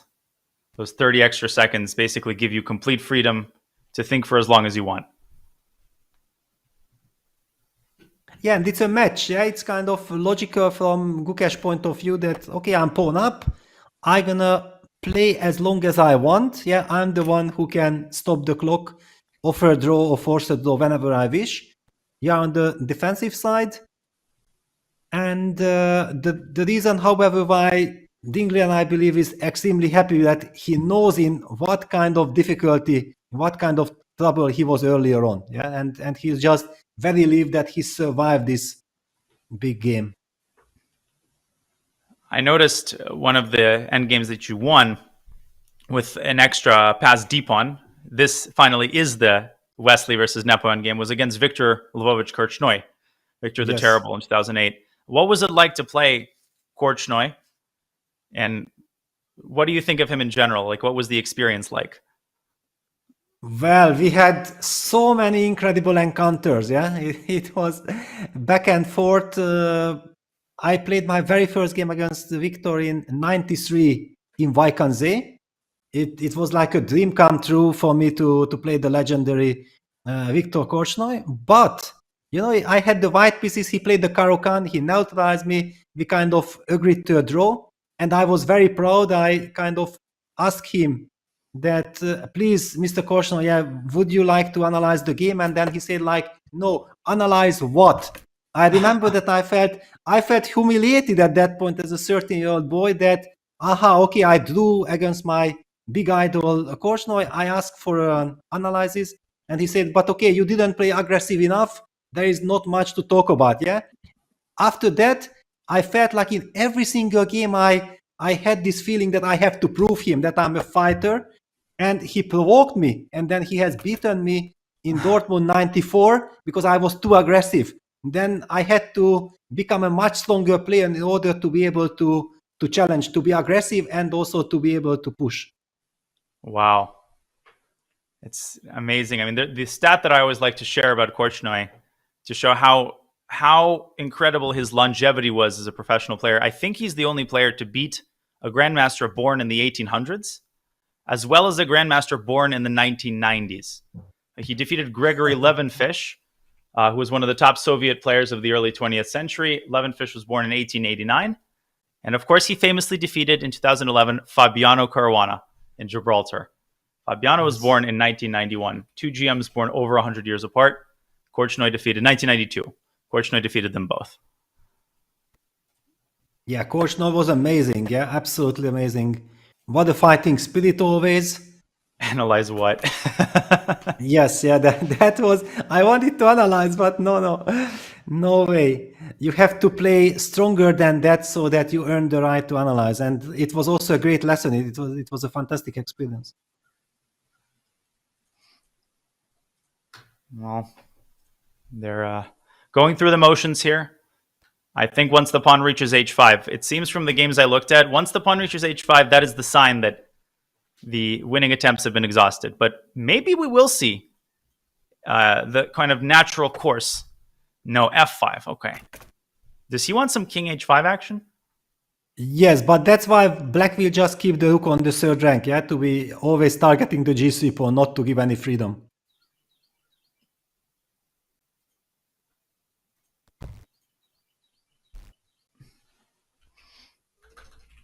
Yeah, wait a second. You could give the argument that if that's the case, for example, after rook h3, you could potentially play rook g6, try to go king h5 and g4, and then remove the rook, try to give the check, and then get somehow with the king to g6. But when you play rook g6, I can play rook a5. I can attack the pawn like this, and then you cannot move. It's like a game of whack-a-mole.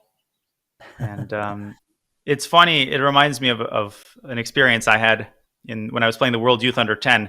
You know the Ruy Lopez exchange variation where black plays bishop g4, h3, h5? Yes, of course. I was preparing for my game with Grandmaster Joel Benjamin, and I'd never played the exchange, so he showed me the fishing pole idea, and I asked him, but Grandmaster Benjamin, are you sure that white can't take on g4? And Joel told me, yes, since the early 19th century, it has been known that this loses for white. And I said, no, but are you sure? Like, have people checked this? And he said, yes, let's move on. And I said, wait, let me look at it. And I started looking at h takes g4 and analyzing, and he kind of watches me, for 3-5 minutes, and he says, stop trying to discover America. Like, this endgame, maybe Gukesh has figured out a hidden win. But no, everything has been discovered Ding is doing a good job, though, taking his time, not rushing and making this needlessly difficult. Yeah, no, of course. Yeah, you have the 30 seconds increment. You don't have to rush. Yeah, you make sure that you control everything. Now after f4, f5, there's a new situation. Yeah, because white wants something with king h5, g4, and yes, it might not be enough for a victory, but you just feel like, okay, why should I give my opponent something that he is looking forward to? That's why just waiting on the third rank and against rook g6, switching to this rook a5 kind of a defense is logical. And can we show how this could go wrong? Like rook c4 check, I think probably already inaccurate. Yes. And if you just sort of make a bunch of careless moves, even this is a draw. But if you play king g8 trying to get the king around, you lose to king g6. And Ding has played h5. Ding has played h5. Okay, and then he just wants to force the matters. Okay. Everything draws king g5, rook g4. White can go for the stalemate. And king e5, rook g4, you just sit, yeah, because you eternally target the g3 pawn. Everything is protected. Yeah, you can, but somehow I even guess that his idea would be even just to put the rook to g4. But yeah, Gukesh says, no. Okay, I'm returning now. To h3, but then rook returns to c5, and then we will have a handshake. Now we are very close to the end of the game. I think eye contact has been exchanged. The peace agreement has been proposed. It's move 69. And a head nod of recognition, a handshake. And in the penultimate game, a draw saved by Ding Liren. The match is tied going into the final game, Peter. What a game. Yeah, unbelievable. Yeah, there was so much tension. It was such an intensive game, but Ding survived, and that's all that matters at this moment. After a comeback victory in the previous game to level the score, he survives. It was an unbelievable effort. The grit, the gumption by Gukesh. He missed a win. He did everything he could do, pulled out all the stops, but Ding was just too precise in this last part of the game. He will have the white pieces tomorrow, and he will have to make them count, Peter. Yeah, for sure. Yeah, he will try with the white pieces, because especially knowing what happened in game 12, yeah, that will give him a lot of motivation and energy. John, these big moments, we've talked about it, they speak for themselves. And I mean, you just let the emotions wash over you. What must the players be feeling? What are you feeling right now, Mr. Sargent? That was a little bit of a roller coaster, Danya. I thought that when the game continued, we were really looking for any tiny possible edge, any tiny inaccuracy to give either player a reason to continue playing, but it was just a bridge too far in the end. But the fact that it was even continuing sent a message, right? It said there are not going to be any sort of easy game results. There aren't going to be any easy draws here, and we are going to make both players work for every single point, or in this case, half a point. 6.5 all heading into the final game. Peter, one game left. Ding Liren with the white pieces. There's an element of his fate that's in his hands now. Yes, with the white pieces, certainly he will try, especially because also Gukesh has showed tremendous ambition for game 13, for today's game, and he got extremely close. The big question also, psychologically speaking, yeah, that Gukesh will feel like he had a golden opportunity to get up on the scoreboard again. He missed it. Now it's up to Ding to decide with the white pieces how much risk he will be taking. Is he thinking about the playoff, or is he trying to wait a second? What kind of playoff?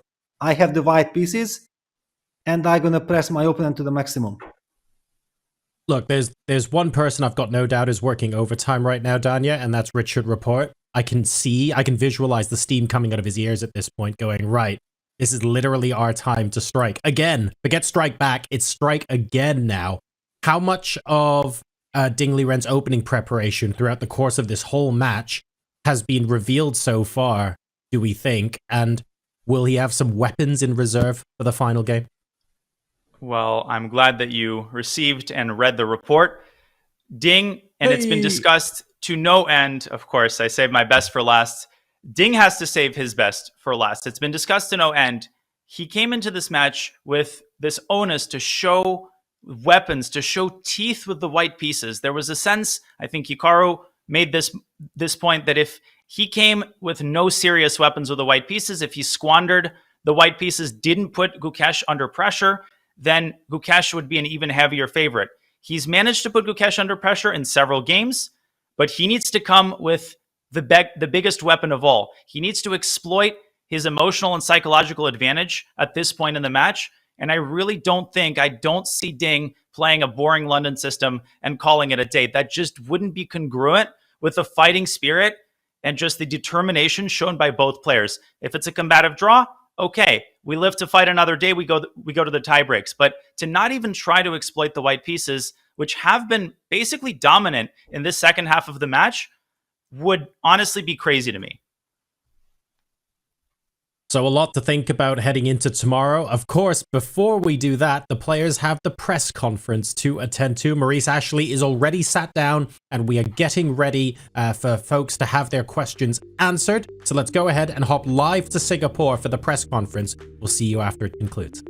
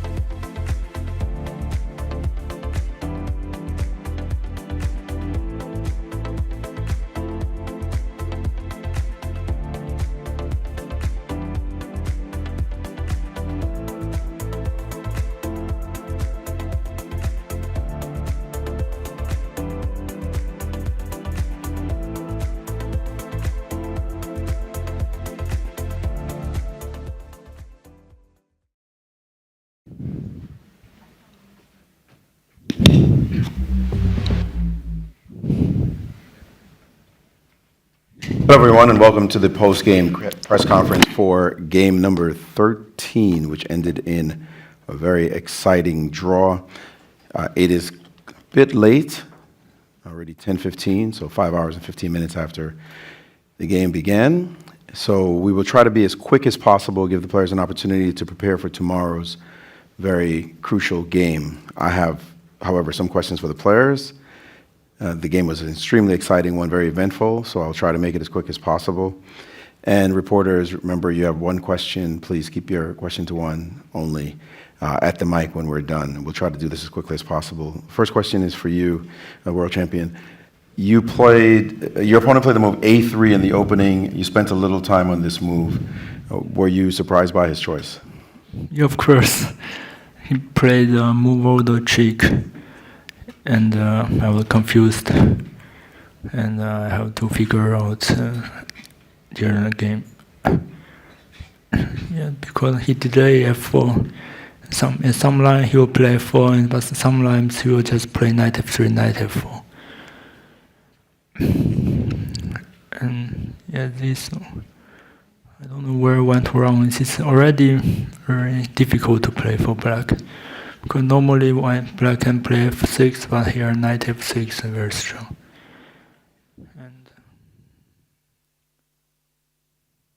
So here the suggestion of A5 was given as the best move with analysis.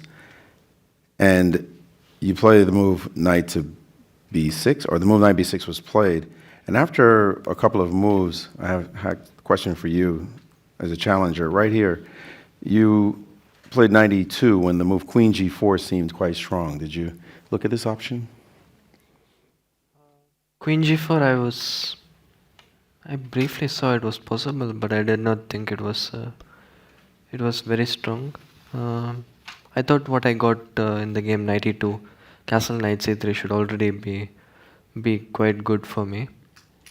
But maybe queen G4 was better. I did not realize that. Okay. G6. G6 now. Just now play the same with the knight on this square. Oh, H5. Yeah, move the queen and play this position. G5 and knight H5 just take. Okay. There came another moment of importance on move 17. I'll just jump to that right here.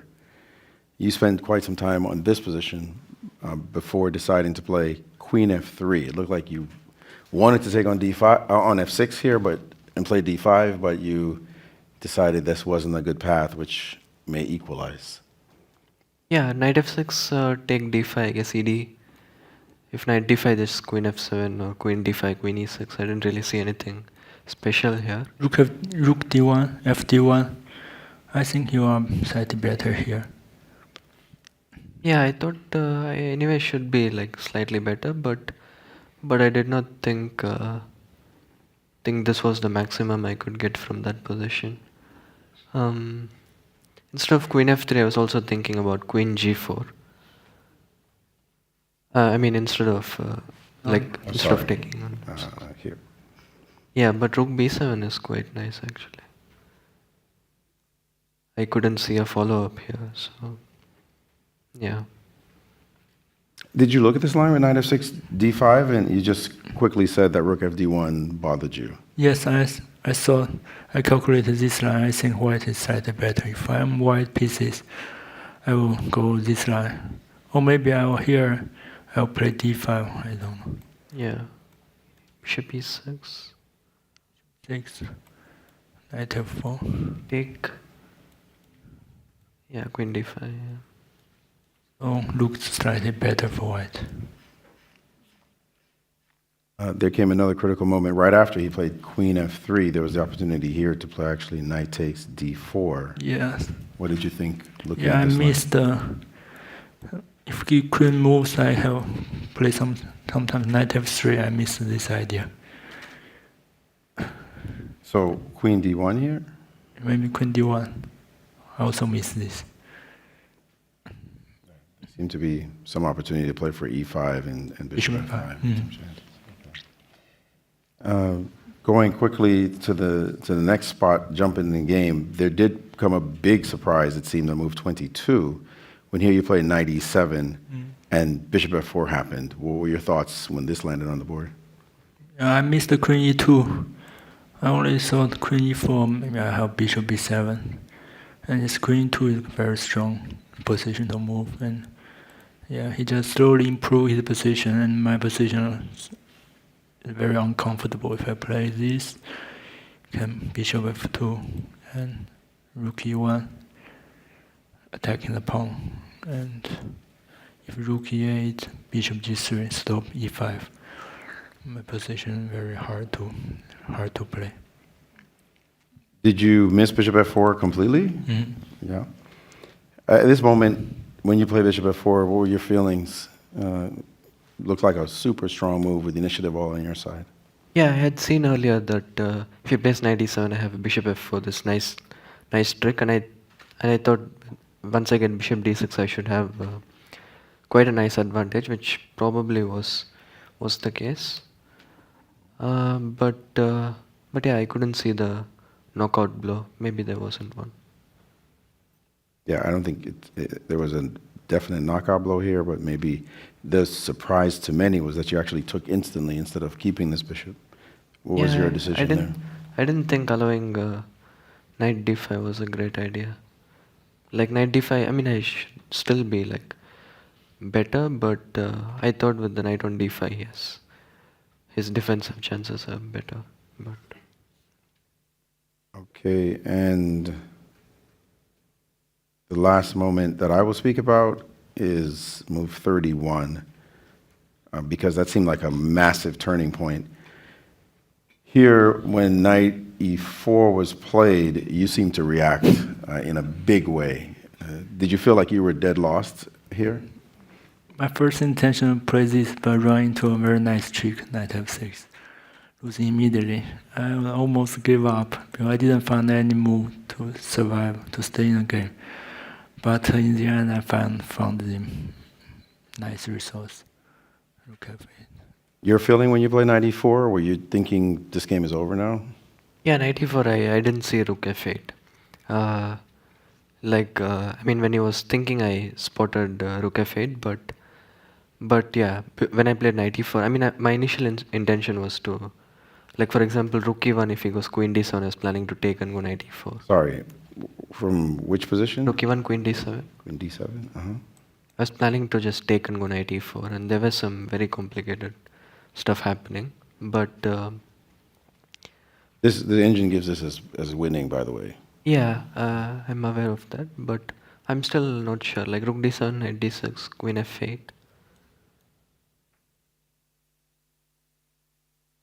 Thinking something like queen d5, king h8, rook e1 maybe, but okay, it looks really good, but I don't know if this is like just lost for black, but h6, just h6. Yeah, h6. Something like rook e6, I don't know. I mean, it looks quite strong, but look, just quickly. Yeah, rook e6. yeah, it should be winning. So he plays rook f7, he plays rook f8, and now it's turned over into a new game. Yeah, knight How did e4. you compose yourself? I mean, rook f8 I saw, but knight d6, rook c7 I missed, but initially. Yeah, I mean, it was an unpleasant surprise, but I thought I could still press a bit. But yeah, I mean, I was hoping to get this queen rook, queen rook and 3 versus 2. But once he exchanges queens, it's just a draw. All right, an extremely tense game. Well played by both sides. Let's get the press to ask a few questions, please, so we can let the players leave as soon as possible. Charlize from FIDE asking on behalf of your fans on our social media for both players. And this is from follower Maria3410. There's only one game left. How do you feel? First, I'm very tired after a long game. And secondly, I need to decide what's the strategy for the next game. It's a golden game. Yeah. Yeah, I mean, it's like as close as the match gets, it gets only more exciting. So quite excited, but of course it will be an important game, and yeah, I'll try to do my best. Next. MyClimateChess.com. My question is for Grandmaster Gukesh. I was outside the playing hall as you entered today, and you were walking very quickly. And one of my colleagues inside the playing hall said that your entrance was, quote, like a tornado. Did you feel like you had more energy or adrenaline or determination today, it being your last time as white? Did you feel any different entering the game today? I mean, as the match, as the games get less and less, there's more at stake, obviously. So, yeah, I came for a fight. I was feeling fresh. I was feeling confident. So I just and I also had this cool idea prepared. So I was quite excited to play it, and yeah, it was a good game.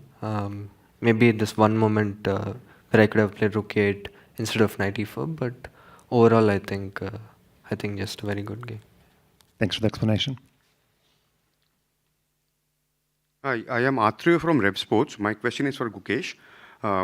Tomorrow is possibly going to be the biggest game of your life, and you don't show it, that you never look under pressure, but playing with black in such a pressure cooker game, do you think, mentally things will be sort of different tomorrow? Obviously there will be nerves and there will be a lot of excitement. It's a very important game, but my approach will be the same, just to go there with the same kind of energy and just give it my best and see what happens. Thank you.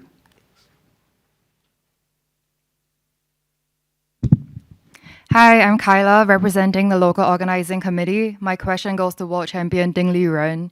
You once said in a Chinese interview that wearing the crown is heavy. So as you're approaching the end of your second match, I'd like to know which has been a more psychologically stressful and difficult situation. Is it going after the crown and becoming world champion in the first match, or is it trying to defend your crown and your world champion title against a younger challenger in your second match?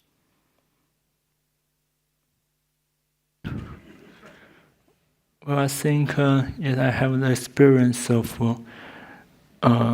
playing the last game of the World Championship match. What's your question? Is it more psychologically stressful going after the World Championship in your first match or trying to defend it in this match? Or maybe last time the more stressful. Okay, thank you. Hello, my name is Sahil, representing the Chicago Chess Foundation. My question is for you, Gukesh. It is well known that Vishwanathan Anand, or as you like to call him, Vishy Sir, was an inspiration for you even at an early age. With that in mind, do you have any inspirational words that you'd like to share to the young and up-and-coming players across the world watching your performance here in Singapore?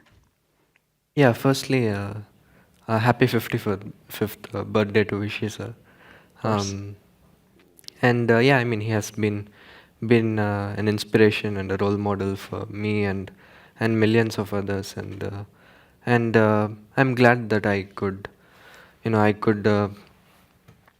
in the same level as he played a lot of years, and my message to younger players would be just to enjoy the game. Yeah, that is the best advice I can give. Thank you. I'm sure winning the match tomorrow would be a good present for Mr. Vishy Sir himself. Hello, I'm Nemo on behalf of the Singaporean Chess Federation, and this question is for Ding Liren.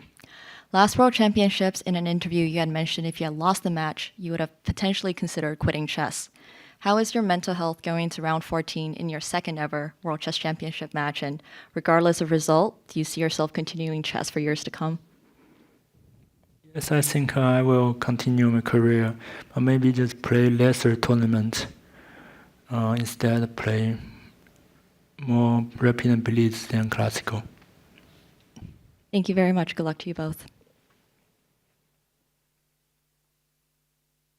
Hi, this is Aditya from Bangalore Chess Club. My question to both of you: how after 13 intense games, how are you managing the fatigue, both physically and mentally, to maintain the peak performance every day?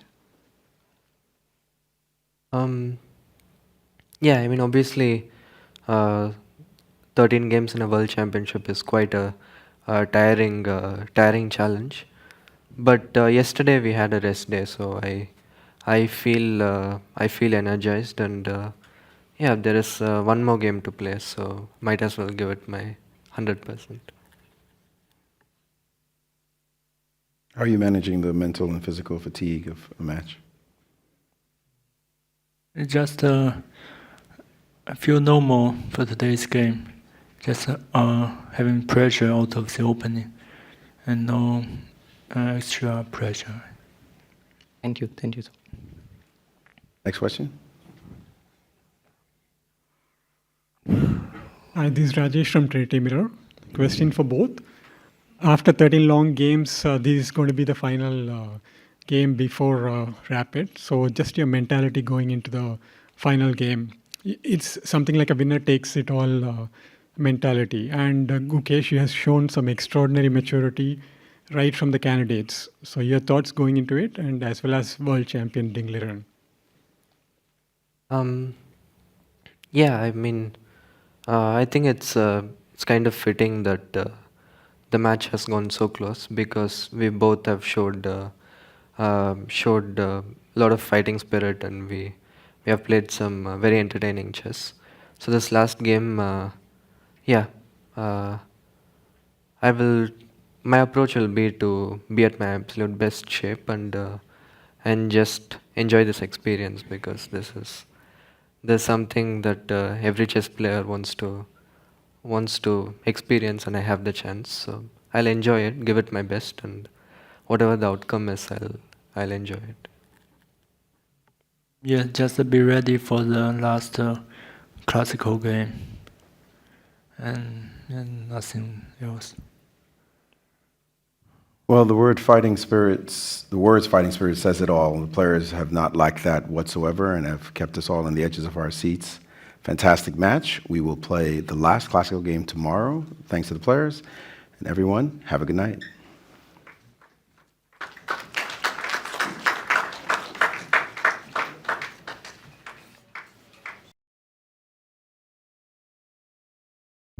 Thank you very much, Maurice, the players, and all of the journalists in the room. A fairly short press conference today.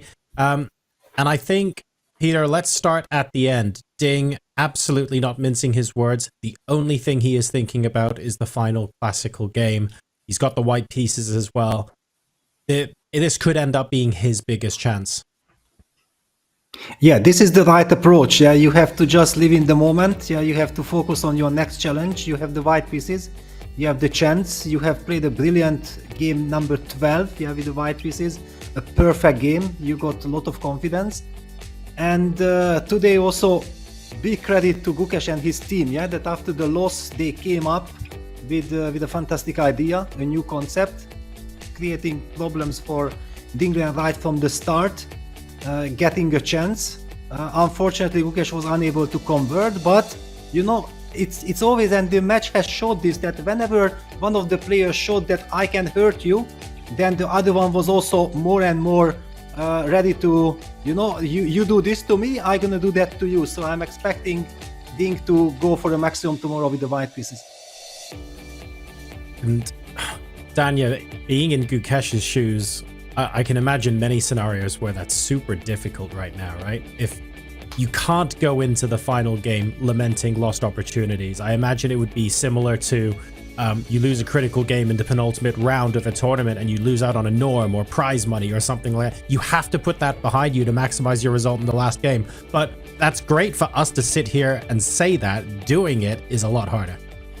Yeah, I mean, you add up the sum total of the actual physical fatigue, all of the baggage that you're carrying, and it's like you come to the airport with a cart and you just keep putting suitcases on that cart again and again and again. All of that, plus the fact that you have a chance tomorrow, you know, all of that effort for the past year, all of that has been just condensed into however long this last game takes. Just thinking about the pressure and the forces that the players are battling, not to mention the fact that they are battling also each other. It's absolutely staggering, and I cannot wait. And we're going to need all the rest that we can get, because everybody, fans, commentators, and definitely the players will have to bring their A game potentially one final time. 100%. So for you folks who want to be maximizing your rest before the final classical round in this World Championship match tomorrow, let's show you what time the match starts. It starts at 5 o'clock local time Singapore, but of course that is very different depending on where in the world you are. On the west coast of the US, it's 1 in the morning and 4 a.m. if you're on the east coast. Morning times prevalent if you are in Europe. And of course, it is early evening / late evening, actually, if you're on the eastern coast of Australia. So make sure you get that times in your calendar. And we will be back here for the classical section one last time tomorrow. But that might not actually be the end of the match. Peter, I know that the correct approach is to just focus on the game tomorrow. But are the seconds thinking about tie breaks at the moment? Is anybody thinking about tie breaks still? At some point, you have to start preparing for that, right? Yes, I think that normally the second's job is right now to focus only on this last classical game, game number 14. How to get the maximum, how do we get Gukesh out of his comfort zone as quickly as possible, because the pressure is enormous on the players. And once the game starts, because then already the seconds cannot interfere with the game.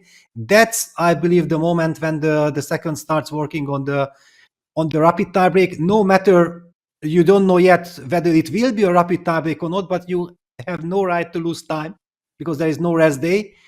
I believe that the next 24, 48 hours for seconds will be extremely tough. Okay, so far also have been.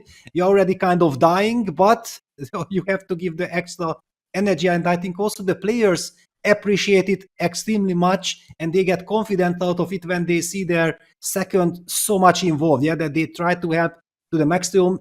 Often it's not only about the moves itself, but the approach, that they give their best, they care about me so much, let me also try to show absolutely my maximum.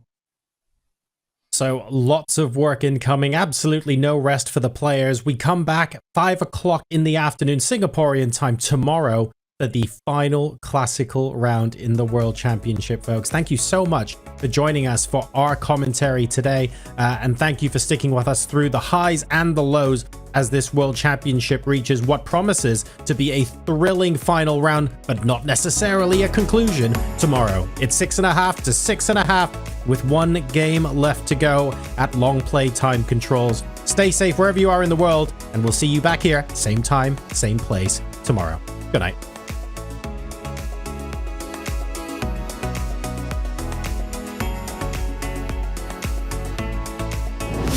Something tells me we're not going to get a tilted Gukesh. We will get Gukesh on his A game and a Ding on his A game. Fantastic. I love it. Fantastic introduction to the game. E4, E6, D4, D5, you're gonna see a French defense. This is great news for all of us. The opening from game 1. How symbolic. The penultimate game, repeating the opening from game 1, which was a victory for Ding. Will he opt for F4 this time? No. Wow. This is a real surprise, that he kind of repeats the line that led to his loss in the first game. And Peter, I am way out of my depths already. A2, A3. And we see Bishop E7.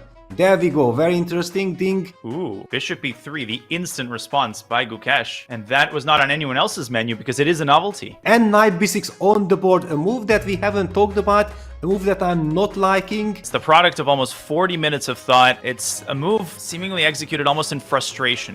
Knife H5, and the knight knifes its way from G1, it goes to E2, up to F4, and on to H5. And now Ding is very, very much on the hot seat. And Gukesh about to make a move. He did capture, he did take en passant. Gukesh goes Queen F3, he goes for it. You know, we do see zeros on the eval bar. We've refuted Queen E4 and Queen G3. What in God's name could he be intending there? But no, Ding goes for Queen E8. Unreal. Why on earth? So quickly. Just look at the nerves. This is such a nice dual camera view as both players, they might be eating, but it's not a sign that they are calm. Bishop D6 on the board. Whoa, whoa, whoa, whoa. He allowed Rook B7, Bishop D6. Rook E8. And Rook E8, I'm not liking this for black. No, no, this no. feels very shaky. He's reached a minute per move, Peter. The time pressure is now acute. 15 minutes for 15 moves with no increment. In a bad position. Forcing Ding to look at Queen F7. He's played Queen F7. What? And look at Gukesh, exactly. He also stared into... What? This is possible? No way. And he's played Knight E4? And it's apparently not the move? Has to find Rook F8, otherwise he loses virtually on the spot. But he finds it. On the board, Rook F8. Ding is fighting back. He has to make a decision, but he is wise to spend a lot of time. Bishop F5 played. Black has survived. The peace agreement will be signed shortly, I think. Oh! King F2 on the board. No surprise. This game goes on. Indeed, pawn takes pawn. Where have you been, if you're surprised at this young man's fighting spirit? Black can start playing for a win. I mean, in all seriousness. Black does not have to go like Rook C8. Black can get the king involved. Maybe it's time for a draw for. Yeah, we are reaching this endgame. Yeah, so Rook B7. White is collecting the pawn. I think eye contact has been exchanged. The peace agreement has been proposed. It's move 69 and a head nod of recognition. And in the penultimate game, a draw saved by Ding Liren. Something tells me we're not.